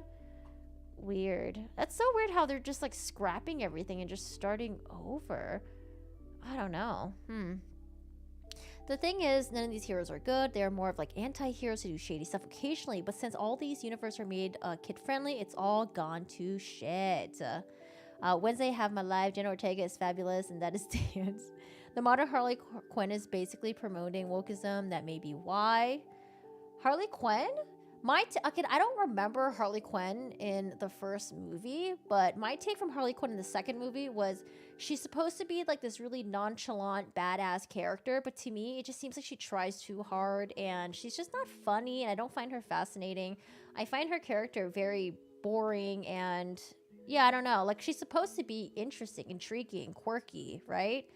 But I don't know. I just couldn't really engage with her character. I thought the other people, like, there were the other superheroes that I thought were way funnier, and like they were just like what were the other ones again? There was one that turns into a shark or something. Fuck, man, I don't. There was one that oh, I gotta rewatch it. I don't remember. Lady Gaga did the Wednesday dance, like on TikTok or something. They're tearing down the Snyderverse with DC. None of the DC movies really hit it off, so probably thought it was best to just reboot it. Most of us are just anti-hero in someone's story. Like, honestly, I always loved DC more than Marvel. I grew up watching Batman. I grew up watching Justice League. I always fucking loved it. I loved how dark it was. I felt like it was more real. But yeah, I don't know. I just never really got into the movies. Like, I tried to watch Wonder Woman, and I was super excited because I love Gal Gadot. I love her. She was in like the Fast and the Furious movies. But yeah, I don't know. I just couldn't get into it. It was so boring. And I did recently watch Batman vs. Superman. I thought it was interesting. And then I thought Justice League was interesting too. But it wasn't like, I don't know. It wasn't like, oh my God, this is as good as like the Marvel stuff. You know, the Marvel stuff was like damn good. I think the problem I have is her pushing so much this quirky anti-hero / hero who actually cares about people and wants to be one of the good guys. It's really weird to me. Yeah, I just felt like it was just, I don't know. I think it was just too obvious and they just tried too hard. Like, I think if she was a little bit more subtle, maybe. I don't know. Oh, but you know what I really enjoyed? Joaquin Phoenix in Joker. That was pretty good. What are they doing with that? Are they continuing with Joaquin Phoenix? Because I feel like there's so many DC movies out there, but they're just like different, you know, they're not connected with each other. It's just like, okay, this is my version. Let's just see how it goes. Yeah, his Joker was good.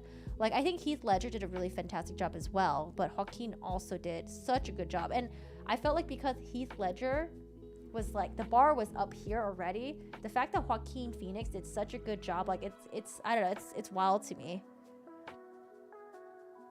The problem is that the writers of superhero movies are no longer required to be lovers of the original comics, or at least have to read and agree with the original comics. But then that just destroys the people that have, like, you know, the original fan base, right? So are they just relying on creating a new fan base? People who are only, you know, into the movies, maybe? Rain, most of my friends are villains in a story, Misfit Toys.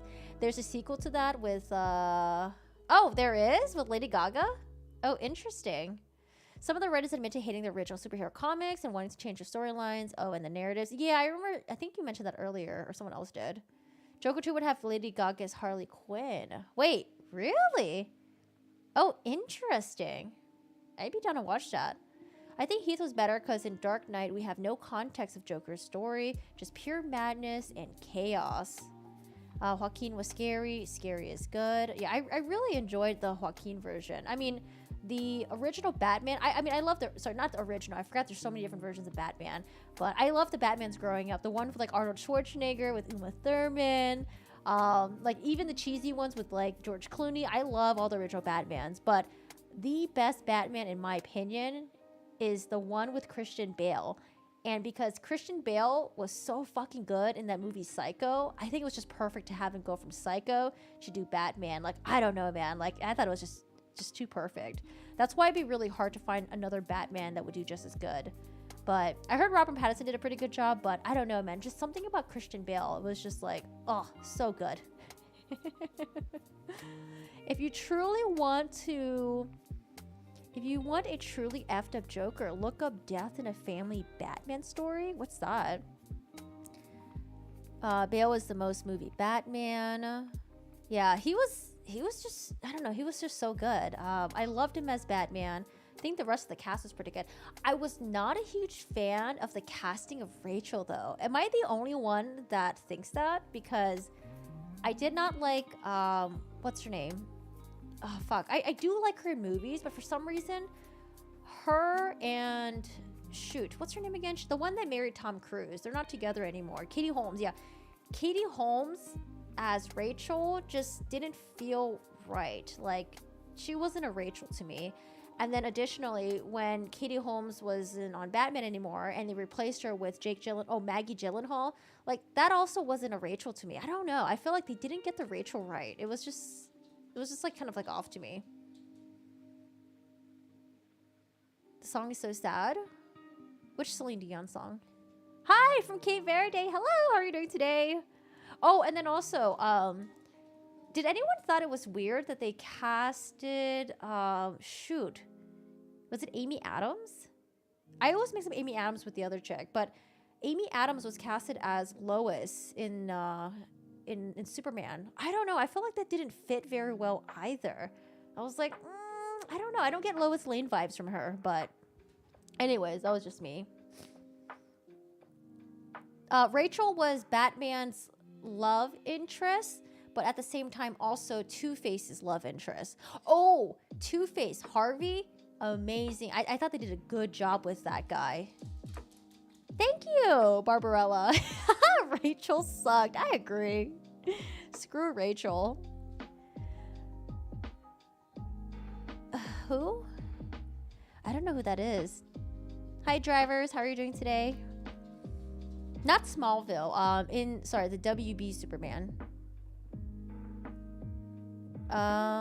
Eating tacos together. I've never. Most adorable father-daughter energy. Perfect casting for Wednesday. Vicky Vale. If I looked it up, I'll probably know who it is, but I don't know by the name. The problem with Amy Adams for me is that because I saw her as right. That is why. Because she did such a good job at just being as like the princess, fairy tale, mystical woman, you know. When they cast her as Lois Lane, I was like, I don't know. And like usually like, so for example, Robert Pattinson had the stigma of like being the emo, depresso, vampire guy, right? But he was able to get himself out of that image because he took on other movie roles where it was just like, oh, he did so good in this that I actually don't really think of like vampires and, you know, emo shit when he plays other roles. But yeah, Amy Adams, I just couldn't see it. She's too bubbly and princessy and like, yeah, I don't know. I just couldn't really imagine her as Lois Lane, I guess. I don't have no idea, driver's seat. I usually do not get like the hot news right away. I don't know. Vicky Vale. Yeah, I have to look that up. I don't know who that is. But, you know, I also appreciated the old Batman as well with Uma Thurman as Poison Ivy, even Schwarzenegger as Mr. Freeze, and then we had Jim Carrey as the Riddler. Oh man, I love the older Batman stuff.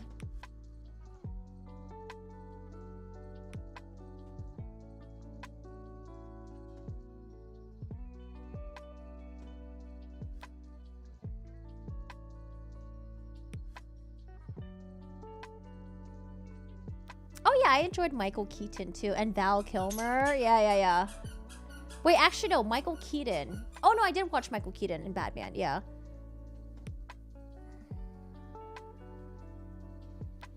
Is it just me? Is it females in general, or my birth mom also has the habit of comparing actors to their previous movies instead of boxing into each movie separately? What are you trying to ask? Comparing actors, I think people in general just have a tendency to do that. So like once you see an actor and actress in a previous role and they're taking on a new role that's completely different from what they did before, I feel like it's really hard to kind of like mentally adjust your mind to that, unless they did a really good job at blowing your mind away in the newer movie, right? That's why I think it's really cool that Johnny Depp is a very versatile actor. He's able to do so many different roles, so many different types of like personas. It's actually wild, like the accents that he does. Sometimes he plays like the dark, mysterious, sexy guy, or he plays like, you know, some like secret agent, double-crossing guy, or like a quirky like pirate, or a quirky Mad Hatter, or like, yeah, like I don't know. I could always respect Johnny Depp for taking on roles that were so fucking like, they were all so different from each other. There were some similarities with the quirkiness and stuff like that, but like there's one where he was like a drug dealer. There was one where he was like a gangster boss. Like, I don't know. It's being a drug dealer, gangster boss is so different than being a quirky pirate or like a fucking Mad Hatter. But yeah, I can always respect him for that. Daniel Radcliffe. Oh my god, I feel so bad for Daniel Radcliffe. Dude, Daniel Radcliffe, I think after Harry Potter, he did like a horror movie, right? I think it was called The Woman in Black or The Black Woman. No, The Black and Woman. The Woman in Black. The Woman in Black. Dude, I could not see Harry Potter playing. Sorry, I could not see Daniel Radcliffe in that role. Like, the movie automatically became unscary to me because I just kept thinking of like Voldemort and like, yeah, it was hard. But I mean, Emma Watson was able to do it though. Emma Watson did, you know, like what, 8 movies for the Harry Potter franchise, but then she was able to pivot and do like other roles as well. And I think she did a really good job. It's just, I think I don't know, I think it's really tough for actors and actresses to pivot from what they did previously. Twisters? What? The movie? Yeah, and I can respect Robert Pattinson as well because he's also done a huge pivot from emo vampire guy to like taking on other roles, you know? Keanu. The background. You like Twisters? Oh, this. Yeah. This is actually a guy who he makes videos on YouTube. His name is Hank Picos. He's really, really cool. I highly recommend you guys check out his videos. I feel really sad for him though because like his videos started getting demonetized because freaking YouTube started marking like he's a storm chaser, right? Like during like the storm season. And so YouTube started deeming that as like dangerous and I guess like it depicts like violence because sometimes twisters will fuck up someone's house and you know sometimes people pass away and stuff like that. But yeah, it's like all informational. It's like super cool. I really, yeah, Hank Picos, yeah, he's super cool. Emma's more interested in social topics and movies. Radcliffe roles in Swiss Army Man was so funny and good. Oh, is that Mr. Vampire? Is that Mr. Vampire? Can I have Mr. Vampire? Give me the vampire. I don't know why they're in here. Dennis is streaming too. Yeah, Mr. Vampire there. Okay, bye. Goodbye. Don't come in here.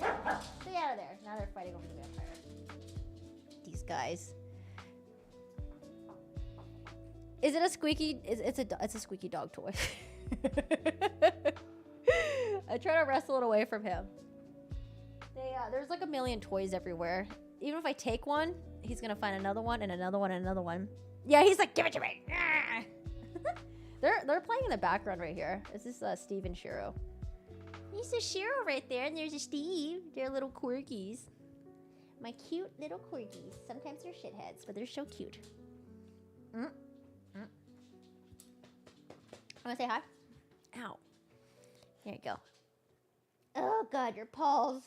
Yes, look at the little arm. Look at the little arm. He's a little dinky arm. Yo, don't interrupt the vampire hunting. My dog has decapitated stuffed animals lately. It's so funny. I don't know why, but Shiro, what he does is he likes to rip off the limbs and then he'll suck on the limbs for like weeks. He'll just like suck on it. It's like a little piece of like an arm or like a leg or like a finger, and he'll just like suck on it. I'm like, oh, what are you doing? Oh, I love Transylvania. Doggo Clear isn't fond of vampire Adam Sandler. Oh, also, I can respect Adam Sandler as well. Did y'all watch Adam Sandler in that movie, Righteous? Oh, no, something else. Precious Gemstones or Precious Jewels? I forgot, but that movie was, it was actually pretty good. Even though Adam Sandler, his character was really fucking annoying, but I could respect him doing that movie. Wait, I've never seen a cat hump before. What the heck? I've never seen a cat hump before. Real life happening during YouTube videos is my favorite. Yeah, these guys are... We made them dog food earlier today, and we fed them a little bit of it, so they're very happy. Oh, Uncut Gems. Yeah, guys, you guys haven't seen it. That movie is wild. My dog meticulously bites the stitching and rips them open. Yeah, I feel like they're like little mini surgeons or something. Sometimes like Steve, he has like little thumbs, you know? You know how some dogs only have 4 little fingers, but like some dogs will have like the extra 5th one, the one that's like up here. Steve has like these like little thumbs that he uses, and like I feel like he's being so intricate with it. It's actually really creepy. Hi Jesse, how are you doing today? A what? This video makes it hard for me to eat my burrito. I love all of y'all. Wait, who literally played a what? What does that mean? Is that like a mystical creature or something? When I'm sad, I binge watch Adam Sandler movies because even though he typecasts the hell out of himself, I enjoy his stuff. I love Adam Sandler. Hi, Comer. How are you doing today? Oh my gosh, with 5 more gifted memberships. Thank you. I appreciate it. If you guys got a gifted membership, make sure you say Comer. Make sure to tell Comer thank you. Mega huge thank you. Thanks so much. For those of you guys who got your memberships, you guys have a baby corgi badge next to your name, and you can use emotes now. So enjoy. For the movie Jungle, Radcliffe went on an extreme diet, like 1 egg what? He was normal weight at the start and down by what? Wait, why? Oh. Which wine is the best wine? I'm not a huge drinker anymore. I'm not a huge fan. Maybe white because it doesn't stain your teeth as much. I was gonna go, but how do you talk to someone is fascinating? It's like about 20 minutes ago. I have things to do though, so I'm gonna go now. All right, have fun. Take care. Get your shit done. Yeah, guys. Oh, welcome. We got new members. Thank you, Comer. I appreciate it. Thanks for popping in, man. Hello. I hope you're having a good day. I love this channel because she curses. Man, I have to be careful though because there was a video that I posted about the Try Guy. So I don't know if I can even say it, but about a popular YouTube channel and how one of them got into a cheating scandal, and they flagged my video, and I was like, what? We weren't even talking about anything crazy. It's just like about cheating, and the video got flagged because they said I cursed too much, and I was like, what? So if I was on Twitch, I usually curse way more. I'm trying to pull it back a little bit because YouTube, man, yeah, they are, they trying to be Disney. They want us to be family friendly. They want us to be friendly for all advertisers, blah, blah, blah, blah. I don't know, it's annoying, but yeah. Bye-bye, corgi. Not enough if you ask me. Oh, no, I used to curse way more, but yeah, we dialed back a little bit. YouTube trying to censor me. The truth is they couldn't handle my mentioning of the Supreme Netflixers. Yeah, but here's the thing though. On Twitch, I feel like you get banned so easily, right? On YouTube, you can show things that are more on like the disturbing side. However, you just have to worry about demonetization. But on Twitch, it's like if we did true crime stuff on Twitch, yeah, they would probably, depends on like how deep you get into it, but like I don't know, man. It's weird. I just feel like on YouTube it's just easier to talk about everything and anything. It's just that the demonetization happens. But on Twitch, it's just like, you know, they don't like certain content and you just might get banned and blah blah blah. Should hear Corgi play Overwatch? Nah, man, I'm chill when I play Overwatch. I don't know what you're talking about.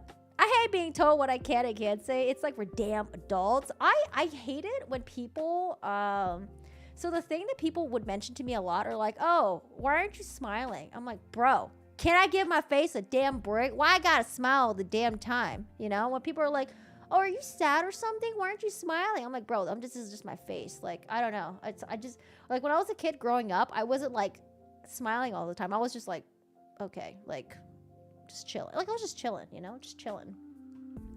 But that used to annoy the heck out of me. You should smile more. I'm like, yeah, now I'm getting so much wrinkles because I'm always like smiling all the damn time. Both are biased. They favor what favors them. Both have been known for not doing shit when big creators are involved. People get offended. Rumble and locals are great. Free speech. More dollar goes to the creator. I mean, that's why a lot of creators have to create a Patreon, you know? Like a lot of, like, it's really sad that, like, a lot of the true crime people, a lot of their shit gets, like, demonetized, and they have to create Patreon in order to, like, you know, make a little bit of money for their videos and stuff like that. But, I mean, because here's what I was thinking. Like, when you guys watch, like, true crime on cable TV, those cable TV true crime stuff, like sometimes they get into like even more gorier, crazier shit, and they still get like regular advertisements like Hot Pockets and like trip to Disneyland and stuff like that. I don't know, like I wish I don't know. I wish they would fix that. I don't know how would they fix it, but just fix it. Just do it. Just fix it. I love Markiplier. I love Markiplier. You know what's funny? That video that got flagged, my video also got flagged as well. Yeah, dude, I thought that was hilarious. Markiplier, he's an amazing guy. Definitely one of my top favorites content creators. I'd rather see an unfiltered stream, but to be honest, it was through YouTube that I came across his channel, I guess. Yeah. I mean, it's cool, though. I just think that, like, for me, I've always liked it when people were more real and genuine, but I do understand the appeal of being family-friendly and having, like, a filtered version of yourself on stream. Like, I do understand that. Before, I was just like, oh my god, people like that are so ingenuine, blah, blah, blah. But now it's like, oh, I get it. Like, I get why they do that, so no hate towards them. Ragtime Animation, hello. Are you from LA? I'm in LA right now. Am I born and raised in LA? Nope. But I'm in LA right now. I want to move though. I want to go live in Japan. I want to do like half year in Japan and half year in Thailand. Like, oh man, Thailand's so cheap. I just got back from Thailand a couple months ago. Reality TV has hit a new peak. Wait, what? Can I Google it, or is it gonna take me to like the Prawn Hub? Is it a real show? I love reality TV show. Okay, I'm Googling it and I'm not getting any autofills. Yeah, I'm not.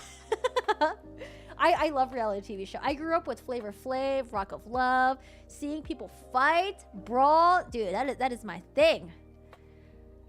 What? You thought I moved to Australia? No, I didn't move to Australia. Nah, I'm in America. We in America, baby. Use a VPN. Yeah, but VPN just costs money, man. I wanted to get a VPN. I want to do it near Japan. I think I'm taking Japanese classes at the moment. It is so hard. I got cocky because I thought Japanese was like, I thought their alphabet was like English, right? Where it's like by sounds, like A, B's, and C's. But I found out that only a subsection of their alphabet involves sounds. A lot of it, or actually like 99% of it, it's like Chinese, right? Where it's just like you have to memorize what each character means. And it's so annoying. I'm like, why do they do that? Why did they make it so hard? Same here. I was so obsessed with Tila. Same. Yo, have you looked her up recently though? She's she interested. And that's being really polite. But yeah, I used to be obsessed with Tila, dude. I met her in person. I took pictures with her. I was like so in love with her. I thought she was so hot. Like, oh, she was like my jam. But yeah, she's interesting right now. Did the Depp hurt? Thanks for covering it. Course stuff with so much humor. It's really entertaining and educational. Oh, thanks, Ragtime. Thanks for watching. She look like Roko. Yeah, but people have attributed to perhaps it was I think she might have went through something that might have fucked her mentally. So I don't know if that's true or not, but yeah, she's been making some very interesting content on YouTube. I don't know if I think she got banned a couple times, but she might be back.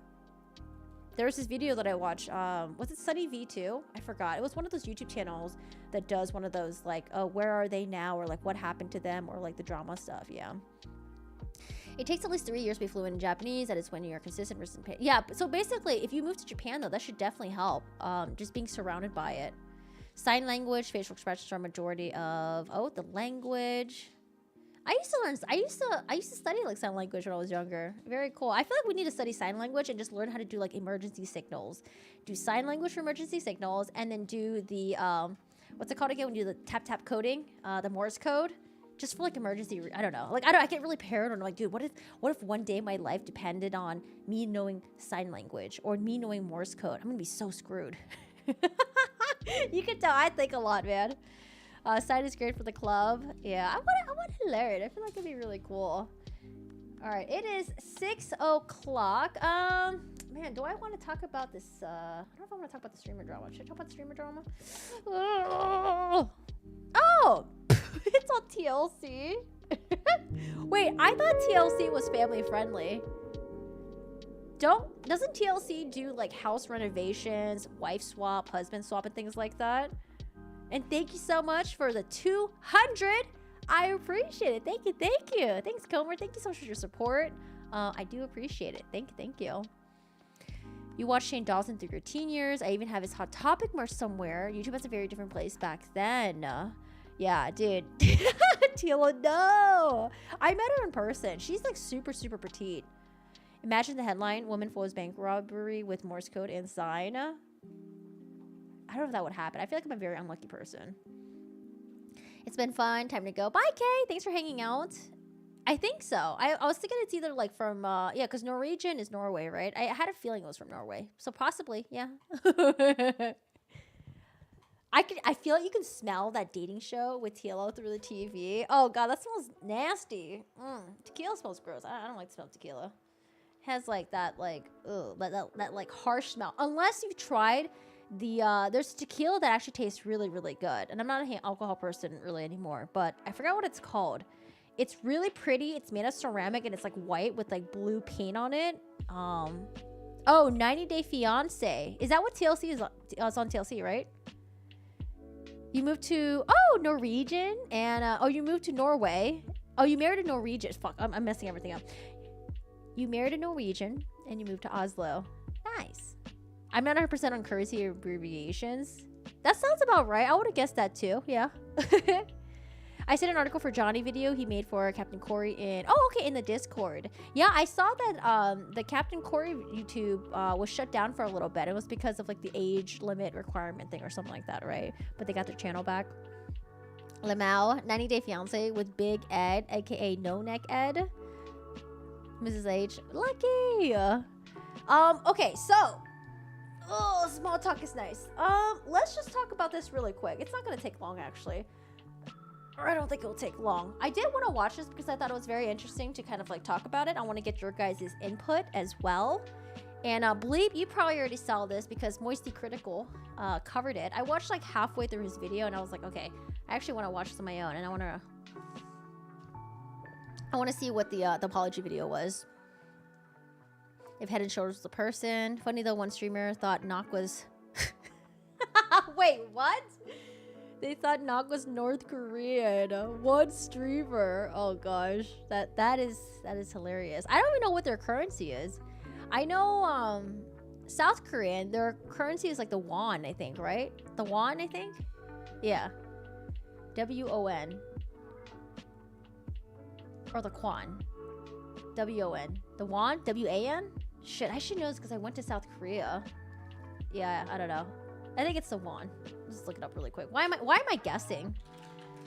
South Korean currency. You should just tell people that. Yeah, this is North Korean currency. Oh, you haven't seen his last 2 to 3 videos? Oh, South Korean won.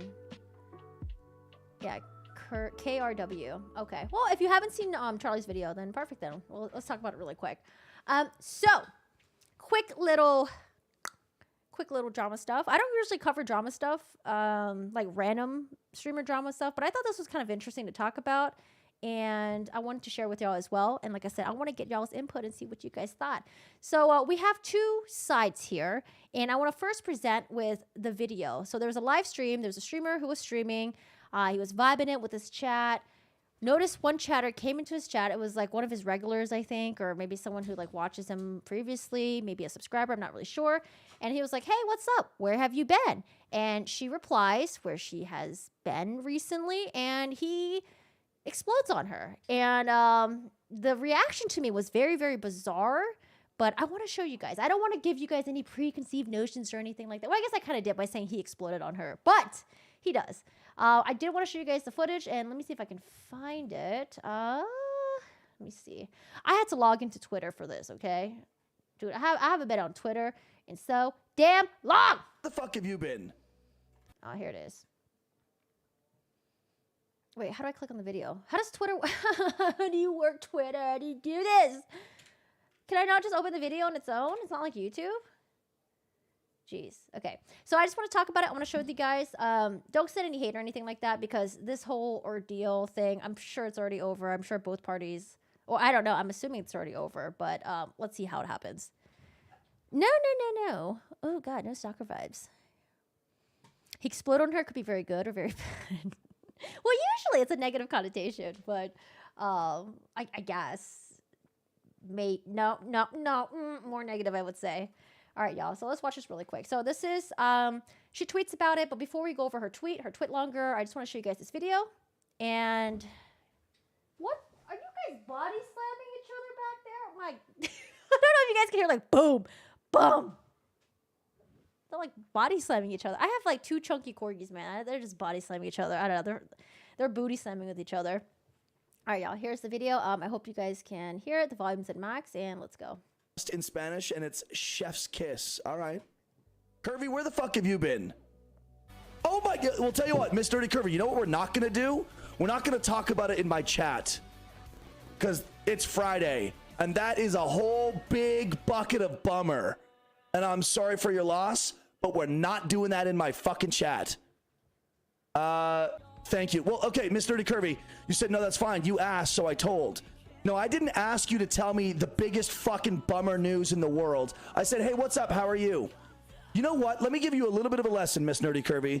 When something really, really bad is going on in your life, and in a public forum, someone asks you, hey, what's up? How are you? There are 2 acceptable responses.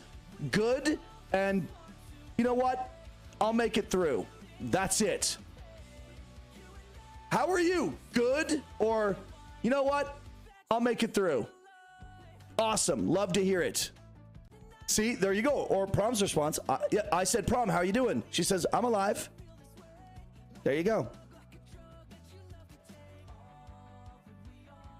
Oh, I asked you where you were. Look, Mr. Curvy, I'm just subtly trying to tell you that unloading really heavy news in people's chats on Twitch is not like good etiquette. It's not the place to do it. That's all I'm trying to tell you. That's it. I figured this is a good opportunity to inform you. Heavy news like that, when someone asks, hey, where have you been? You don't need to tell them, well, my dog died, my husband left me for a younger woman, my house burnt down, and my car got stolen. So I've been a little bit busy. That's why I haven't been around. Because it's like, oh, God, like, like, you know, like, if someone asks, like, hey, what's up? Where have you been? And it's heavy, just be like, I had a bunch of shit going on, so I've been lying low for a little while. Got it. That's it. I'm not trying to rip you a new ass. So yeah, that was kind of interesting. And if you guys don't know what was being said in the chat, I'm gonna just kind of go over it I just want to play it for you guys with no interruptions or anything, but now I'm going to play it. We're going to interrupt a little bit and we're going to see what's going on. So he streams. Someone came in his chat. Miss Nerdy Curvy came in and he says... In Spanish, and it's chef's kiss. All right. Curvy, where the fuck have you been? Oh my... And her response was, oh, do we not have the response on the screen? Shoot. So he says, Curvy, where have you been? And she wrote somewhere that, you know, her mother passed away and that's why she's been gone. And this was his response to it. So this response to me is extremely outrageous. It doesn't sound very normal, but I do want to read her tweet longer and then we'll go into a little bit more. So this is her tweet right here. She says, I know that I'm also in the wrong a little for saying, well, my mom died in a stream after being asked where I have been, but the response just isn't it, fam. ... I made a tweet longer thingy to share a little background, but here you go. So now she's putting the streamer on blast, and I haven't read this yet, so I'll read it to you guys. Let's read it together. So I've been sitting on this for a few weeks, and it's been bugging me, and things don't tend to get to me, but this did. And I do understand. This probably would have bummed me out as well, especially if I was dealing with something as big, traumatic as, you know, someone important to you passing away, and you come back, you know, you're here to like reset a little bit, hang out with your buds, your friends, there's a streamer that you've been watching, you go into their chat, they're like, where have you been? You tell them, and then they blow up on you like this. Like, it's very fucking jarring. Let's see what else she says. Yeah, I'm going to tear apart some of the things he was saying, but I do understand that when you're live streaming, sometimes you kind of just ramble off the mouth and you're not really thinking what you're saying. But yeah, he definitely didn't say it suddenly. I think it's really weird that he decided to turn it on her and say that, like, you're ruining the vibe, when obviously he was the one that was ruining his own vibe. He could have just been like, oh, you know, I'm so sorry to hear that. I hope you're okay. Move on. That's it. Maybe don't engage with it further, right? There's so many different ways he could have approached that a little bit better. But I will kind of like criticize, not not her, but I will kind of criticize like sometimes what people who come into your chat will do that maybe sets off the streamer. And it's possible that there are some other things that was leading up to this, but we don't know. But we'll start from here. Let's read the tweet longer. So I did a little bit sitting on this for a few weeks, and it's been bugging me, and things don't tend to get to me, but this did. A little background story, as everyone mostly knows, my mom passed away in July, so I haven't been able on Twitch much. I have maybe streamed twice since, but also I've been in Twitch chats that I used to be on a regular basis. For example, the streamer's channel I have been a part of a good amount of years. I followed since Blackout was a thing, and we played together all the time. What is Blackout, like Call of Duty or something? And was there when they got partnered and whatnot.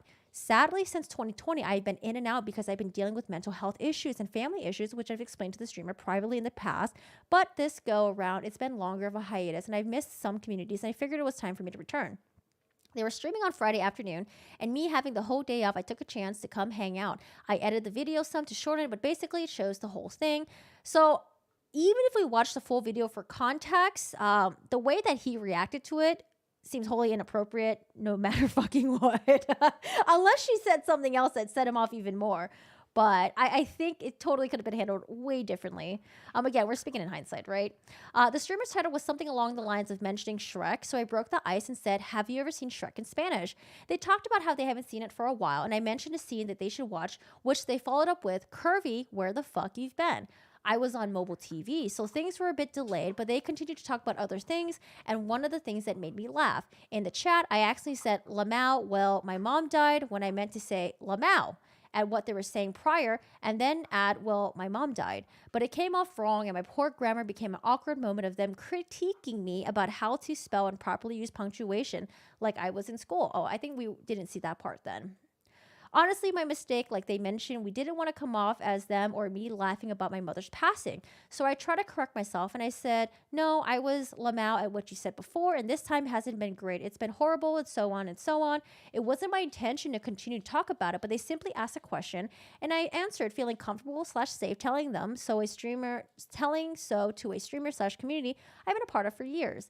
And well, in the video, you can see the response I get, ... That was the first chat I've ever mentioned my mother passing away. I don't go around and just say that in everyone's chat, nor do I go around talking about it. They asked me where I was, and I answered. As a streamer, I can highly understand how uncomfortable it is when someone trauma dumps or drops heavy news like that, and it wasn't my intention.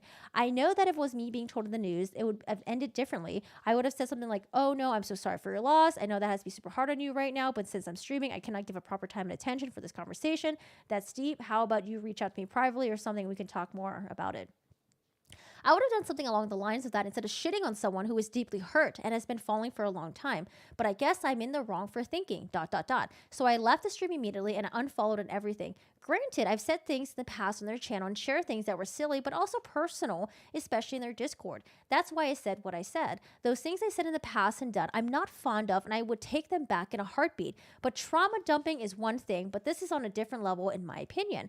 Basically, I know that I've overshared and stepped out of bounds, but the response wasn't especially for someone grieving. I'm not a child and shouldn't be talked down as one. So I totally understand her response to this. I totally understand why she was kind of shocked and why she unfollowed this person on like everything, because their response to this was pretty fucking bad. I don't know. And it's kind of interesting to see, like, I guess maybe some of the people, or I don't know, I saw one person in their chat that was like, yeah, I would have said blah, blah, blah, or something like that, right? Well, tell you what, Miss Dirty Curvy, you know what we're not going to do? We're not going to talk about it in my chat. So when he looked at the camera, I thought he was going to start laughing and be like, oh, we're not going to talk about it in my chat, but we'll talk about it later. Like, I thought, like, it seems like he was like, he seemed chill, but then, like, I felt like the more he kept talking about it, the more angry he got, right? It's Friday, and that is a whole big bucket of bummer. And I'm sorry for your loss, but we're not doing that in my fucking chat. Yeah, and then it got a little bit weird when he says, we're not doing that in my fucking chat. That to me is just really weird, especially because you're asking, where has she been? She's responding to you. And like, I don't know, I guess it's kind of bad when like, it seems like you're signaling that like, hey, when I'm asking you guys, where have you been? What are you up to? Just give me the light version. I don't really care what's really going on. I don't know. I feel like that kind of like, it might make people in his chat feel like, oh, this guy doesn't really care, you know? Like, I do understand though, because sometimes, right, there's a difference between her responding, like where has she been, and she just honestly responding, versus someone who randomly trauma dumps your channel when they haven't been around, when it's out of nowhere, and they continue talking about it and no one else in the chat is engaging with it. That's completely different, because I've had people do that before, where they're not really part of my community. They'll pop in like once in a while, and like all they do is just like trauma dump, and everyone's just kind of like, oh, okay, like we're sorry this happened, or hope you're okay, and they just keep going on and on and on and on. Like, that's like a complete different vibe, right? For me, if someone was like, oh, my dog passed away, right, you're just kind of like, oh, I'm sorry that happened, like shit, like you okay, like, you know, just like give a humanly response. So, but the thing that I will say, that this behavior to me is very, very bizarre to me. So it is possible, because like, you know, we can attribute to like, oh, maybe he's an asshole, right? But I think for the most part, I think like there are a small percentage of people out there who are assholes, but I think more people out there are less assholes than are more less assholes than real assholes. So what I'm trying to say is that it's possible that something happened prior to this that set this guy off, or maybe it was like a building of things, right? Like maybe he had like a bunch of other people in his chat that weren't really part of his community. Maybe they were trauma dumping. Maybe he was at the like, very edge of his like patience, and you know, poor Miss Curvy Nerdy came here, and she was the one who got like the blunt end of like his fucking of his rage, you know? Well, it's because like it's easy to shit on people, but I think like sometimes things are more complex, right? Sometimes it could just be like, oh, things were leading up to this, and this is why he's acting this way. Like the way he's acting right now is completely inappropriate. It was so fucking harsh. It was really shitty, and it's just very unsympathetic. I don't like it. It's very, you know, it's like, instead of blowing up, you could have just been like, there could have been a different response. But, you know, it's possible that he blew up because something happened before and he was just at the very end of his fucking patience. You guys ever have someone that doesn't deserve your ire? So for example, right, say like you're having a really bad day and someone just came out of nowhere, wrong place, wrong time, and you kind of just blow up on them and they don't really fucking deserve it. So it's possible that happened too, right? I'm not saying this happened here. I don't know. It's possible this guy could just be a fucking asshole. I don't watch his streams. I don't know his history. I don't know what happened. We're not even watching his like full context of the chat or anything. But I just thought this was crazy. This is just wild. But I want to watch the apology videos because, you know, like we're humans, you know, we get invested in drama, apology videos and stuff like that. I just want to just react. Well, I just wanted to react to this with you guys. Most like he's just shitty. Not everyone has someone to talk to. Sounds like he hasn't been laid lately. Handled it wrong. Empathy makes a world of a difference. People trauma dump for a reason. But here's the thing though, like I don't mind if people trauma dump a bit. If it's like, I know you, you've been in my channel for a little bit, and you're not known for doing it just to get like pity or sympathy, right? Because like my channel is not for that. Like we like to talk about things, heavy things, dark things, whatever. But like if you're just coming out of nowhere, you're just dumping a bunch of shit, like I'm not equipped to handle it, right? I'm not like a therapist or anything like that. I'm just gonna be like, okay, all right, yeah, and like I do get it, like it does kill the vibe sometimes, but this was just not it. Like I don't think, it didn't seem like she was trauma dumping. She seems like she was just responding, and I don't know, man. It's just crazy. But I do want to watch his response though. So we're gonna watch the rest of it, and I do want to watch his response to it because he does make an apology video, which I think that's already a no-no. I feel like apology videos are hard to make. It's so easy to tear it apart. I don't know. I would just write like a little note and say sorry, make some peace with the person, and then, you know, move on or something. But yeah, he made an apology video, and I haven't seen it yet. Thank you. Well, okay, Miss Dirty Kirby, you said, no, that's fine. You asked, so I told. No, I didn't ask you to tell me the biggest. Yeah, he's getting really defensive.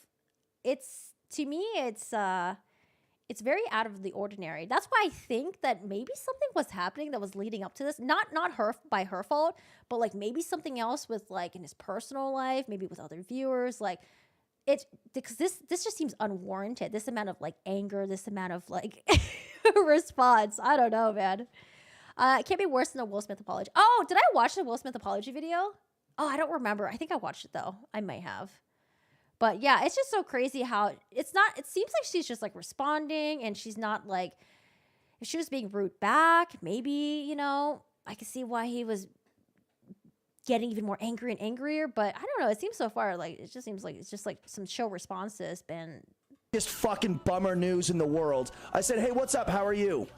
You know what? Let me give you a little bit of a lesson, Miss Nerdy Curvy. And it's weird too that he's like telling her that he's going to give her a lesson, because easily he can also give himself a lesson and just be like, hey, next time someone comes to my chat and says that, you just say, I'm sorry, and then you just disengage. That's it, right? That's all you had to do. And if you really want to deal with it, if they won't stop, then maybe just quietly just time them out or ban them, right? When something really, really bad is going on in your life, and in a public forum, someone asks you, hey, what's up? How are you? There are two acceptable responses. Good, and you know what? I'll make it through. And it's also kind of weird that he expects everyone to have this type of mindset, right? To be like, okay, you can only respond in two ways.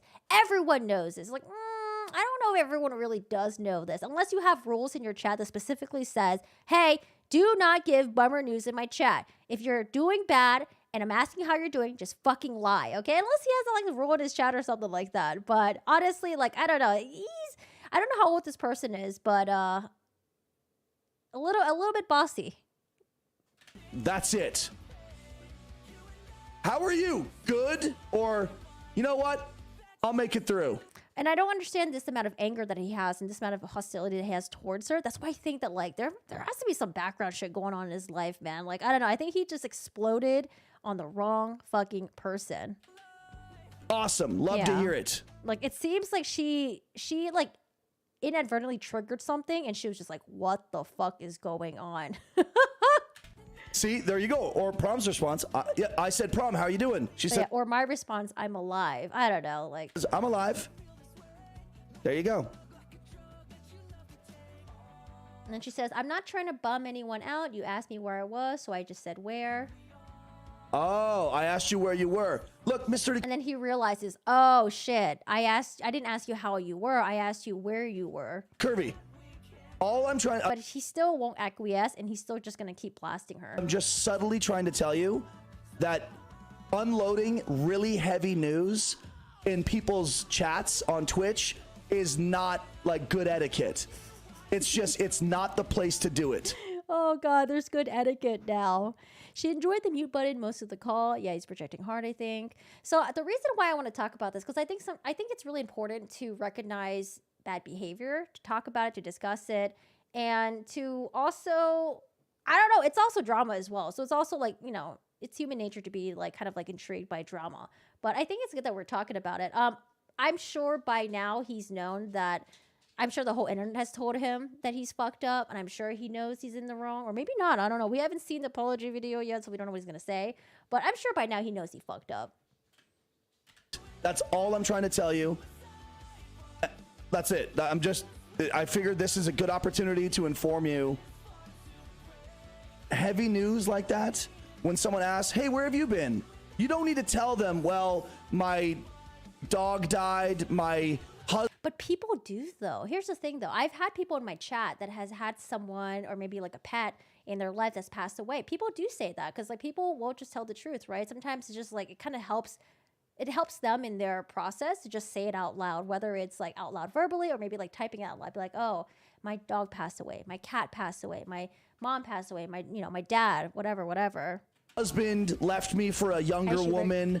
My house burnt down, and my car got stolen. So yeah, I mean, if anything, I think it reveals more about him than it does about her. She's just kind of like, what the fuck?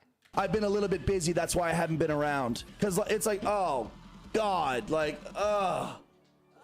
like, you know, like, if someone asks, like, hey, what's up? Where have you been? And it's heavy, just be like, I had a bunch of shit going on, so I've been lying low for a little while. Got it. That's it. Yeah, I try to give people the benefit of the doubt. So, like, while I did mention that it is possible that there's a percentage that he's just a fucking asshole, I think it's also possible that he got triggered in some weird way, really fucking triggered, and something just happened and he just fucking blew up. And now he probably had time to privately message her and be like, hey, by the way, I reflected, I fucked up, I'm sorry. You know, I'm assuming since she wrote this tweet longer, maybe he didn't do that. But yeah, I don't know. I think something just horribly just triggered the fuck out of him. And I feel so bad for her. Because I was reading her recent tweets too. I think she was getting some hate from some people. Honestly, when your shit goes viral like this, if you ever get hate, don't fucking care. Don't ever fucking care. There's always going to be a small percentage of people on the fucking internet that are going to send you some nasty DMs just because, maybe because you're a girl, or maybe because they just want to hate on someone, maybe because they just feel better, maybe because they're in a bad place, or maybe they're fans of him and stuff like that. So, if this ever happens to you, you get hate, who fucking cares? Don't let that small amount of hate bother you. Just, focus on yourself. You bet he doubles down. That's why I'm waiting for the apology video. So I want to see what he says. But I do want to mention, apology videos are incredibly hard to make. It's so easy for people to pick apart everything you say, your body language, your demeanor. And I think that you're better off not making an apology video unless it's something really extensive that you have to explain, maybe, that requires nuance and people to understand all the little nuances and stuff like that. But I think for the most part, if you have to make an apology, just write it out. Just get to the point, straight to it, apologize, say how you're going to make things better, maybe for yourself, move on. And I don't know. I think videos are really they're hard, man. People are going to tear you apart all the time. I think there's only one apology video that I thought was decent. I don't remember whose it was. But the reason why I thought it was decent was because I think they had a PR team that helped them write the apology and then hit on all the talking points that okay, it seems like this person is reflecting. It seems this person is sorry. It seems like this person is really apologetic. This is how they're going to change. This is what they're going to do and stuff like that. But yeah, anyways, I haven't seen the apology video yet, so let's watch it, okay? Yo, guys, I'm the type of person who watches Real Housewives, okay? Drama is just interesting. Oh yeah, here it is. So he makes an apology video. Twitter, good morning. Oh God, why is the volume so low? Oh, here it is. All right, let's try to give them benefit of the doubt. He did a shitty thing, but let's try to give them the benefit of the doubt. He does look kind of angry right now, and I feel like I'm being stared down. But it could just be his face. This is how he is normally. Twitter, good morning. I have something that I prepared, something that I've written down that I'd like to share with you guys. And it's right here on my screen. Twitter, so if I'm glancing from the Oh, it's on YouTube. Oh, okay. Let's start over then. Yay! I love watching it on YouTube instead. I do want to say that this does start off as a little aggressive, but he might just be an aggressive person. I have something that I prepared, something that I've written down that I'd like to share with you guys. And it's right here on my screen. So if I'm, glancing from the camera down to the screen from time to time, it's just because I'm following along with what I've written. For those of you that don't know me, my name is John. Okay, John. Or Hi, John. disgusting piece of shit, as some of you prefer to call me on Twitter. Either is fine. It's cool. Okay, on Twitch, my handle is We Found the Body. Okay. I've decided to make a video to address this whole situation regarding my reaction to someone's grief comments in my chat that have gained traction on Twitter, which is, why we're here, is why we're doing this. Oh, not because we're sorry. Okay. Oh, maybe I'm just being too harsh. Okay, I'm being too harsh. There's a few things that I'd like to make clear about the matter at hand. Okay. Firstly, it is well known in my channel that I do not tolerate heavy news, drama, or trauma dumping, if you will, being entered or dropped into the chat. This has been discussed. Entered or dropped in the chat. So it's kind of different if you're just like, hey, by the way, my cat died. My house is burning. I'm in debt. I'm going to go to jail. Bye. That's like trauma dumping or sorry, that's entering and dumping, right? Or maybe trauma dumping is just like when you're just like unloading heavy shit and people are just like, hello? Like, how are we going to, we're not equipped to handle this. But like I said, like, maybe he'll get to it. Maybe, okay, we're just being true. He'll get to it. And explained and made clear many times while I've been live over the last 4+ years that I've been on Twitch. Okay. I also have a rather lengthy text command that appears frequently and explains this in my chat in words, maybe for anyone that doesn't have volume on or maybe is hearing impaired. Regulars know this information well. The people that come to my channel often, they know this. They see it all the time. Okay. So that's something that I want to make sure everyone understands. Okay, so it's her fault. Okay. Secondly, the clip that this individual has provided was edited and chopped up It was. to cut out a lot of the context and dialogue required, I feel, to fairly assess the matter as it truly unfolded. Okay, so you're going to show us, right? You're going to show us the video? You've seen the edit, but what it doesn't show is that twice I didn't acknowledge her comments about the deceased family member on purpose. Okay. I read them to myself, but didn't react in depth in an attempt to simply avoid having the stream temporarily hijacked. Oh, okay. He doesn't want the stream to be hijacked because the attention is, that's right. Streamers, the attention is on them. Okay. By this type of heavy, serious trauma commenting. Okay. It wasn't until the third time that she brought it up in chat and expressed how horrible life has been that I reacted to it the way that I did. One very important detail that I think I should share is that this individual has been spoken to about this before. Okay. This is not the first time that she's violated the expectation that people not share heavy news in my channel. Okay. We're 2.5 minutes in and it ain't looking good, but maybe he'll redeem himself somehow. I'm a little confused. Oh, that's right. The title is not even like apology video. Something for Twitter. Okay. Not even for the person, but it's for Twitter. Okay. Should we watch the whole video for context? I don't even know if it's even up anymore. Oh my God. I don't know if it's even up anymore. I think I went to his channel today and I think the VOD has been deleted. So I don't know if we even have access to it. She shared in my chat very personal, detailed, potentially triggering comments regarding a toxic relationship that she was involved in. Okay. And this was approximately a year and some months ago. Okay. So he's saying it's her fault. She should have known the rules. She's been in my channel before. She's been reprimanded for this. Okay. You know, like I said, he could have also just quietly just timed her out. Maybe just quietly just banned her, or just been like, oh, I'm sorry that happened, but guys, let's talk about something else, maybe? And at that time, I did in fact let her know that I don't appreciate or entertain that type of commenting in my channel. Okay. Her and I met in Discord. We spoke privately and discussed her relationship situation as friendly acquaintances. Okay, so why not do it privately again? Or I guess maybe he was just so triggered that he just blew up, right? And she expressed to me that she understood why I don't like that sort of thing being entered into my chat. Okay. We had an understanding. Okay. The frustration you witnessed in that edited clip that she provided is he going to provide us with the unedited clip? I feel like he's not. I feel like he's not. And I think he deleted the VOD too. How are we supposed to have access to it? Result of this expectation not being understood as I believed it was.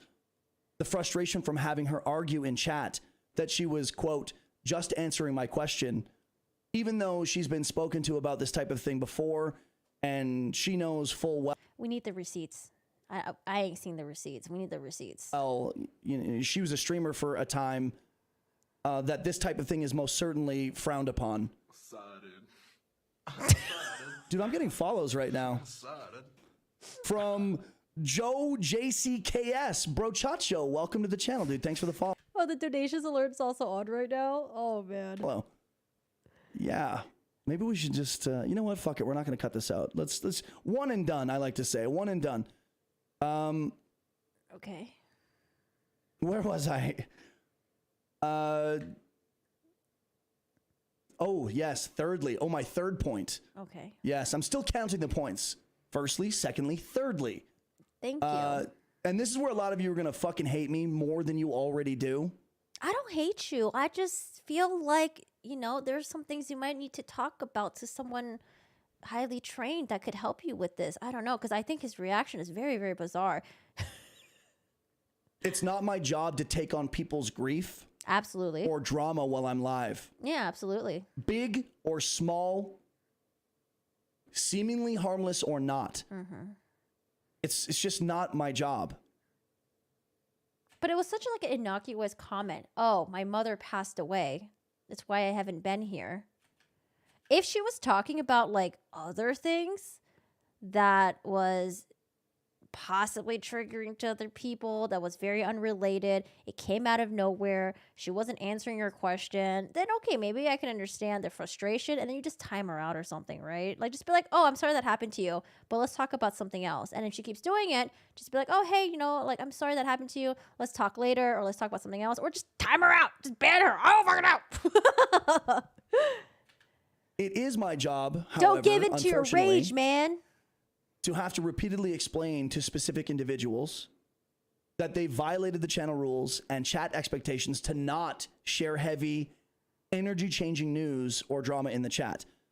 Now, I understand that I was somewhat harsh and crass and insensitive to this woman. I'm sorry for that. I have apologized. I'm still sorry for it. Okay. But so he's apologized. He said it was crass, insensitive, but he spent the first 5 minutes explaining why she deserved it, I guess. I'm sorry for hurting her feelings and for being, you know, cunty about it. Okay. You should have But I'm started not off with sorry that. for reminding her. That's why you don't do apology videos. Apology videos are a huge no-no. Just don't do apology videos. Just be like, hey guys, I reflected it. I'm sorry for what happened.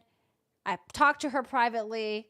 I apologize. It was in I was just frustrated at the moment. It came out. I'll do better. I don't know. Just keep it brief, you know? Just be straight to the point, succinct, and just keep it very brief. Don't I don't know. You don't need to do it like 9 minutes of explanation, you know? I feel like this is just going to make it better, worse for you.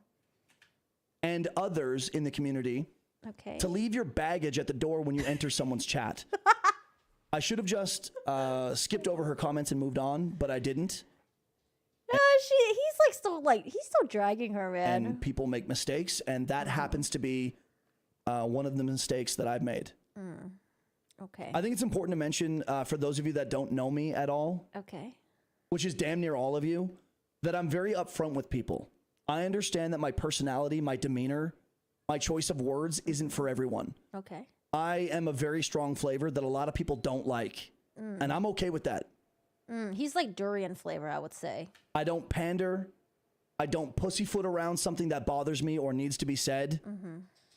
I don't mind informing someone that their chat etiquette fucking sucks, no matter the situation. I think, okay, here's the thing. I think a lot of people tend to hide behind. So, like, when you're rude to someone, when you're an asshole to someone, their defense is always like, well, I'm upfront. I'm straight. I'm a blunt person. I tell it how it is.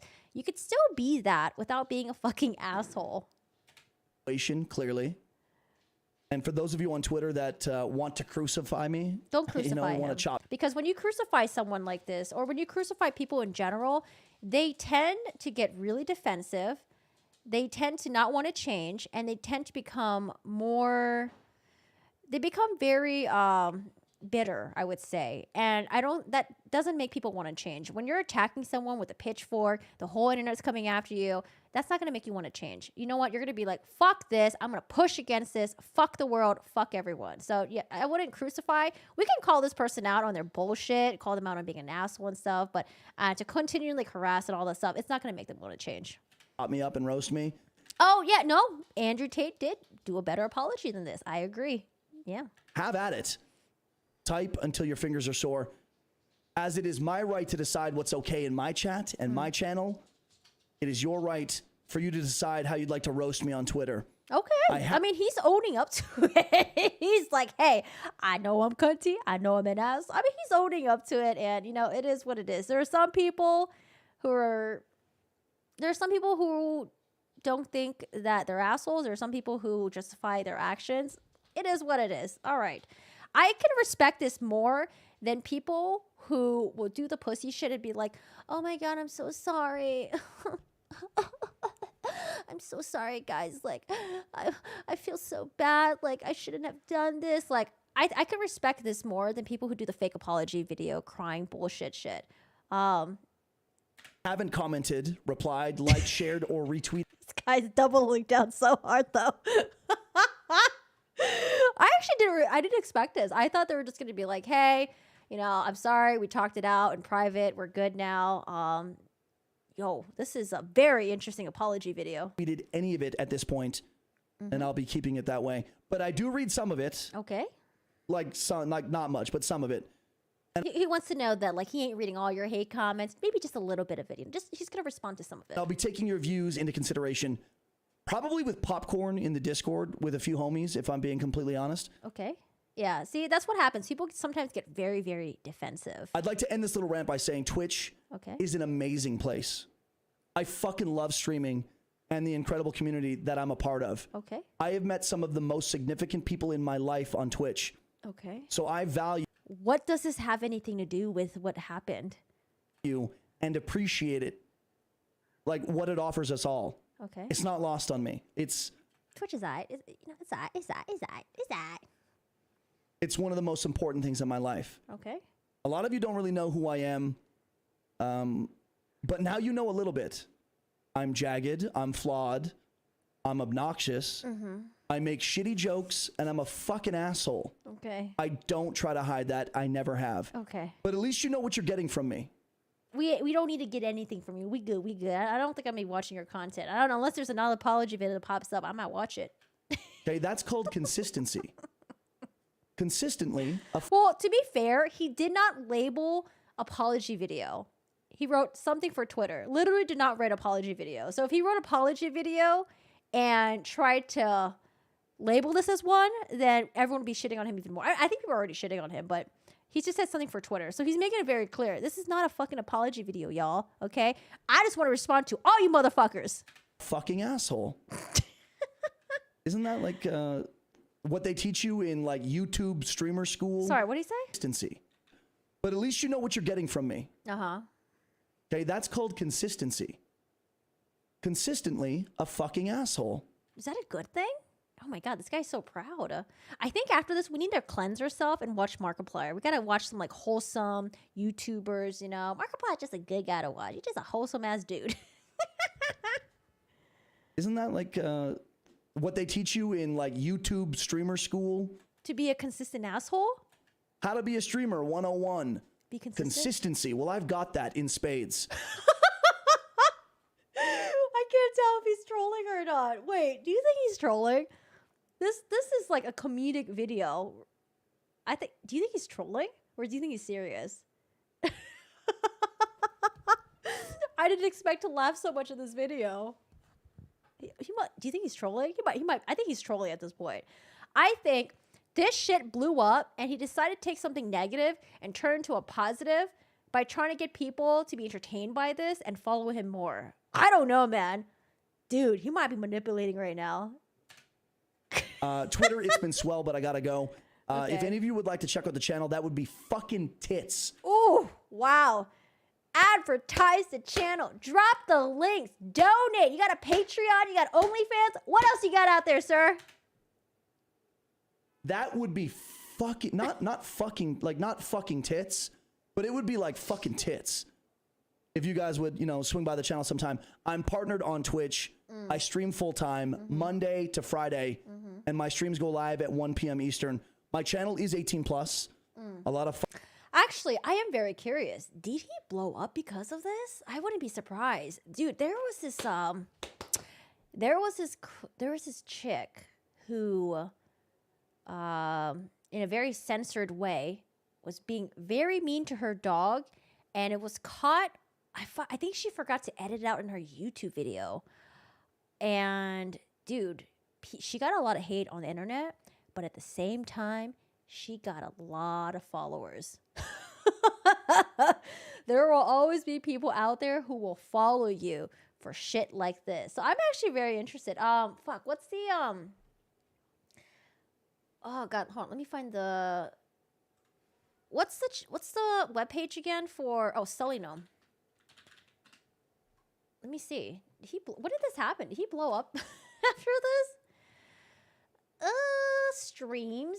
All right, we're gonna do a little bit of let's see. We're on SullyGnome.com. This is where you can go to get like some really cool Twitch stats and stuff. I don't know when this happened. It must have been recently, right? Watch time, average view. Oh my god. Well, we don't know. It could have been a lot of haters going in to check out his channel. But he's a partner streamer. Okay. Gets like 50 views. Okay. Respectable. And then this must have been when the drama would happen, because he jumps from 153 average viewers to 766. Oh my god.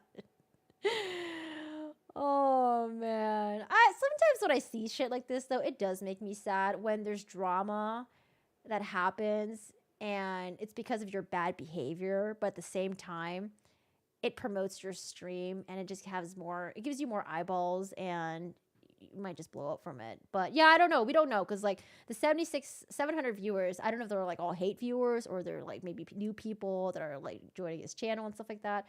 Fudge. Let's do summary. Man, I haven't been on this website in a while. Where do you go to navigate between how many followers you got? Wait, I should just click on this, right? All right, how many followers did he get? Oh, fuck, what does it say? Followers. He got 56 followers. Oh, that's not too much.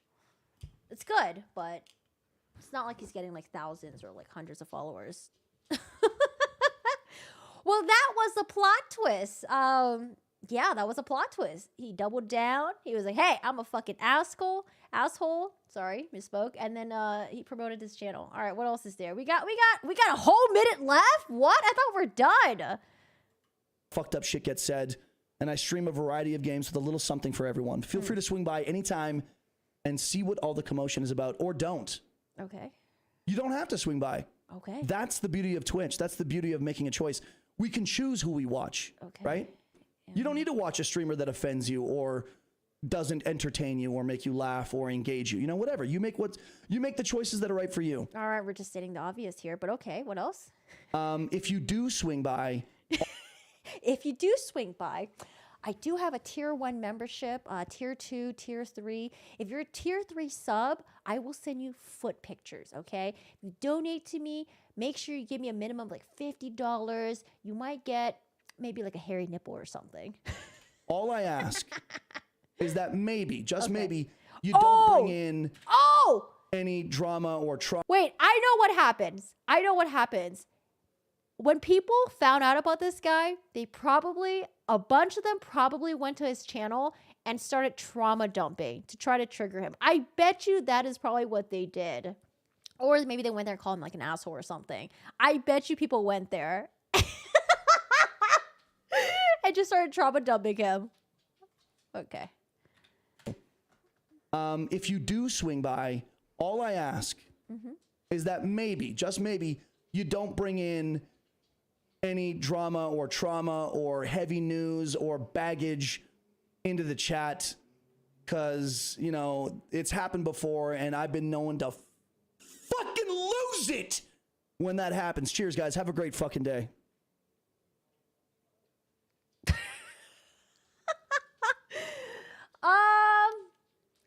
You know what? If I were to judge his demeanor in that stream, although it was edited, if I were to judge his 9-minute non-apology video, yeah, this guy's probably an asshole. You know, he's probably the type of guy, if you forget to bring, or maybe if you forget to refill his soda at a restaurant, he'll probably lose it. I don't know, man. Yeah, this guy, what's the verdict, y'all? What's the verdict? What in chat if you think he's just still having a bad day, maybe a bad week, maybe a bad month? What in chat if you think he's just having a bad time frame? Or 2, if you think he's an asshole. 3, if you think that he was really sorry, he showed some sort of contrition behind the scenes, but he saw that it was going viral and he decided to take it by the balls and go with it. Oh man, I did not expect that at all. I kind of want to watch the rest of Moisty Critical's video and see what he said. I only watched the first half. Let's see. Your channel. Let's see what Moist said. Because I can't help but just laugh. Let's see. Oh yeah, I was trying to find the apology video, but we found it on Twitter instead. Oh, here it is. This is Moisty. Hey, what's up? So Moisty, he recaps what happens, his reaction to it, and then the second half, I think he's gonna react to the apology. I do want to hear him react to the apology because I want to see what he said. Oh, is it right here? Is it right here? Oh, Cober, thank you, Cober. Thank you so much for the 10. I do appreciate it. We got 10 new memberships. Oh, I don't have my overlays on. Thank you so much, Comer. If you guys got new memberships from Comer, make sure to tell Comer a huge thank you. I really appreciate it. And yeah. Wait, how come it doesn't tell me who's getting the gifted memberships? Is it like lag? He's an asshole, but don't give him a view. It just helps him in the end by getting large numbers of potential sponsors down the line. Yeah, I'm not a huge fan of like blasting someone, canceling them. I think it's important if we see bad behavior, we talk about it. We have a good laugh, you know, but don't go there and just like, you know, give like nonsensical hate or flood their DMs or something. It's not going to do anything. It's just going to fuel them even more. You love this dude? Yeah, I just like him because he's really witty and he's really good with the anime references. Oh, finally, yay! Thank you. I guess it's just happening very slowly. Good Lord. We got some twos.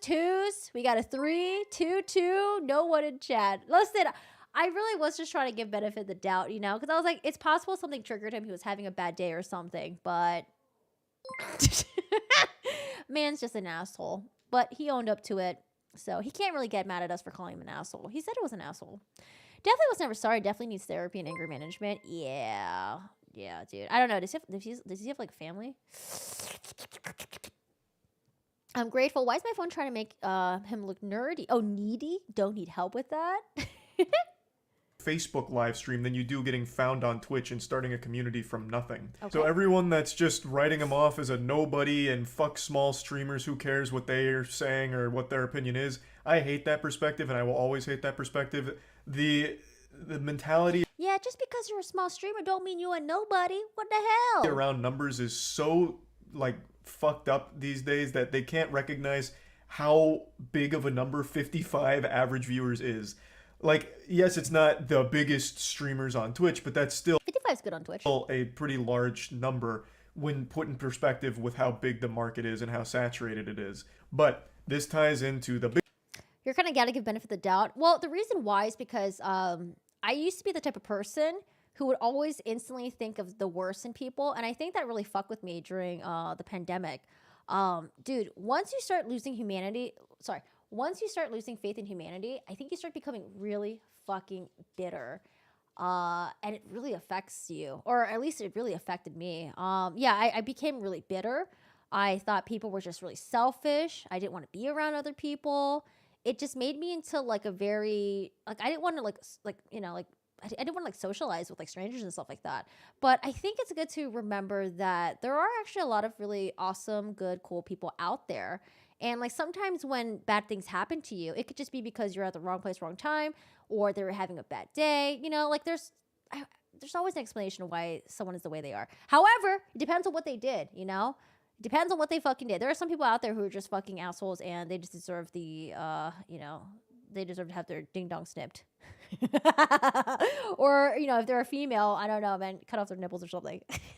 I'm just kidding. But yeah, there are some people out there who are assholes and, you know, but I think it's better to look at people as a whole, as non-assholes. You know, they're just like you. People have bad days and stuff like that. Because when you're just so jaded, it affects the fuck out of me. You're on the fence. There's a lot of great people, but you have to be discerning and able. Oh yeah, no, I'm a very skeptical person. I just try to like look. I don't know. I just try to give people the benefit of the doubt. But for me, like if I deal with someone that's toxic, I typically just cut them off because I have no time to deal with that in my personal life. Fuck no. Yo, Rain, did you hear when Camille Vasquez was throwing Amber's legal team under the bus? It's kind of funny. Avoiding judgment while not knowing all the facts is admirable. Yeah, I mean, I try my best. There are times, though, where I will shit on someone and I won't know everything, because it's impossible to know everything, right? You can only work with what you've got, with all the information that's presented in front of you. But I think the pandemic made a lot of people feel like they didn't want to be a part of the society anymore. I even heard there were some people who were like, oh, I don't want to have kids when the world is turning to shit like this. I feel like that's like a really dark way to look at it, but... Very calm, really get angry. Usually I'm easy to forgive others because I see so many flaws and I don't dare. Oh, they're playing tug of war right now. Hold on. Before we watch Moisty's video, we got a tug of war battle going on. Who do you think's gonna win? So the fatter dog decided to be smart and lay down and use his weight to win tug of war. He's not fat, though. He's actually skinny, just bigger. The skinnier dog is more aggressive. He's pulling. He's got good jaw strength. All right. Oh, Cheryl gave up! You gave up, Cheryl! Oh, it ripped! Come here. It ripped. Steve won. I mean, Steve is also alpha, though, so Cheryl sometimes would just let him win.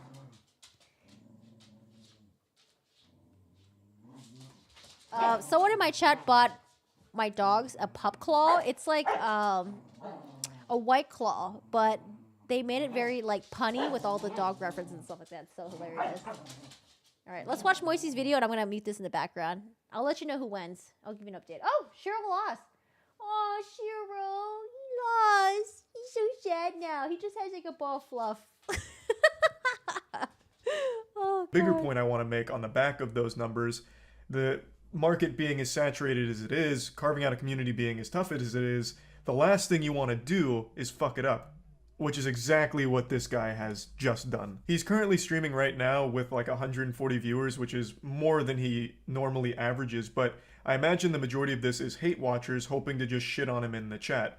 And I've already seen it from a couple of his subs. Some people were saying how disappointed they were in him. Okay. And that's a really big deal because when you have a really tight-knit community, once the viewers start feeling like you don't actually give a fuck about them at all, or that you're kind of a piece of shit, they probably won't stick around because there's so many other streamers that they'll just... Wait, that's actually really interesting because he said that it's known in my community, I have a rule where you can't talk about heavy things. If his own community is even turning on him, then I feel like that really says something. Even to them, they found that as unacceptable. Go to. So this will potentially end up being a huge problem for him. His first response was this on Twitter, where he's just taking full responsibility for being an asshole, which I guess is fine. Like, he's just saying, yeah, it just was a real piece of shit. Oh, okay. Hold on. This is okay. Then why did he make the video? I think this would have just been okay. In response to Nerdy Curvy, my reaction to the news she shared in chat while I was live. My apologies to her. That was a cunty reaction. I shouldn't have been such a douche. I'm just annoyed from the repeated trauma dumping that has been happening that week. My mistake. What happened? He should have just left this. I think people would have been like, okay, you know, a lot of people would have hated him. Some people would have been like, okay, whatever. But you know what? A huge amount of people would have just effing moved on. There's so much drama that happens every day that this is going to become old news in like a damn week. He might get some like residual hate because like, you know, the video's been posted on YouTube and stuff like that. But he should have just done this and just left it. Why did he make a video and then promote himself at the end of the video? Oh my God. Oh man. Sounds reasonable. Now I bet you my last Rolo, a friend wrote that for him. I don't care. Whatever. It's fine. Put that out. Move on. Whatever. You know, we can't police him and make sure that he's actually is sorry for what he did and stuff like that. And whatever. Just do this. Move on. Whatever. The fact that he made a video mind blows me. Wait, why did he make a video? Oh, Maureen Walsh, thank you so much. Love your content, babe. Always on catch up. Oh, you're on UK time. Awake due to my 2 dogs playing. Oh, I thought my 2 dogs were playing and it woke you up. Much love to you all. Oh, Maureen, thank you so much for the support. I appreciate it. Thank you, thank you. I love your sunglasses, by the way. Zima's good. I'm a millennial. You're convinced yourself you're more hydrated than with White Claw, so shush. Oh, God. Drink lots of water, please, okay? Your skin going to be dry. You're going to have cracked lips. Like, Here. But then 12 hours later, he made an apology video and doubled down on everything from his initial Twitter clip. Firstly, it is well known in my channel that I do not tolerate heavy pooping. If you would clear people that come to my service for being a chatter, basically saying, I have very strict rules. You're not allowed to kill vibes with bad news or anything drama related or heavy. Okay, then don't ask questions that could potentially lead to like someone being honest with you, man. Not everything in the world is going to be sunshine and rainbows. So why ask a question to your viewers that they might just be open about if you don't want to actually hear it? Yeah, and I feel like there are some people too that won't be able to see the rules section. So, I mean, he said that she's like a repeat offender pretty much. But he didn't say that particularly, but it's basically what he was alluding to, that she's a repeat offender, and that's why he blew up on her live. But I don't know. Yeah, literally. Just maybe just don't ask how people are doing. Maybe just like talk about yourself all the time, 24/7, and never ask about your audience ever. You know, it just doesn't make any sense. Like, and why are you blaming her? You're fucking blaming the victim here in this situation. What a terrible look. When you had already in your previous tweet sang a very different tune, where you're like, yeah, this one's kind of on me. I was a douchebag. What changed? All of a sudden now, you woke up this morning. That's why I think that he was trying to be opportunistic with this. I was like, oh, this is blowing up. I can take this, turn it around. This is going to grow my streaming career. Morning and you feel like you're not a douchebag, you're a superhero. In fact, she's the villain because she didn't follow your strict chat rules. This is not the first time that she's violated the expectation. You in chat spoken. Literally just justifying his reaction and saying it's all her fault. She violated our expectation of her in chat and then said she has a history of doing it. And in her statement, one of her tweetlongers, she clarifies a bit deeper on what he's talking about. And he's pretty misleading with the way he portrays what happened here. Again, you asked her a question, she answered it. So the quote, I was just answering your question, is very accurate because that is all she was doing, man. Frowned upon. Wait, what kind of drink is that? Hard Zima X. What is that? Are y'all guzzling down like lube or something? That sounds like a lube brand. What is that? Dude, I'm getting follows right now. Thanks for the follow. That too? You should have edited that out. That's what a big yikes moment there. In your fucking apology, not an apology, in your blaming, pointing the finger video, you get a follower. Take a moment to say thanks for the follow and like just call out the follower during this. What a bad look. How could you not recognize that as a potential problem? But regardless, the actual video he has made here is not a good response. It is somehow even worse than the initial one with the doubling down and trying to justify it. Like, just have an obvious common sense level-headed response like, yep, I overreacted, this was stupid, I shouldn't have done that, I don't even know what I was. Yeah, I think what happened was, I think he realized he like fucked up, he like apologized, but then he decided to do like a 180 and then kind of like throw her under the bus for the first 5 minutes of his video because he saw that, oh, this is blowing up, I'm gonna get views off of this. I don't know, man.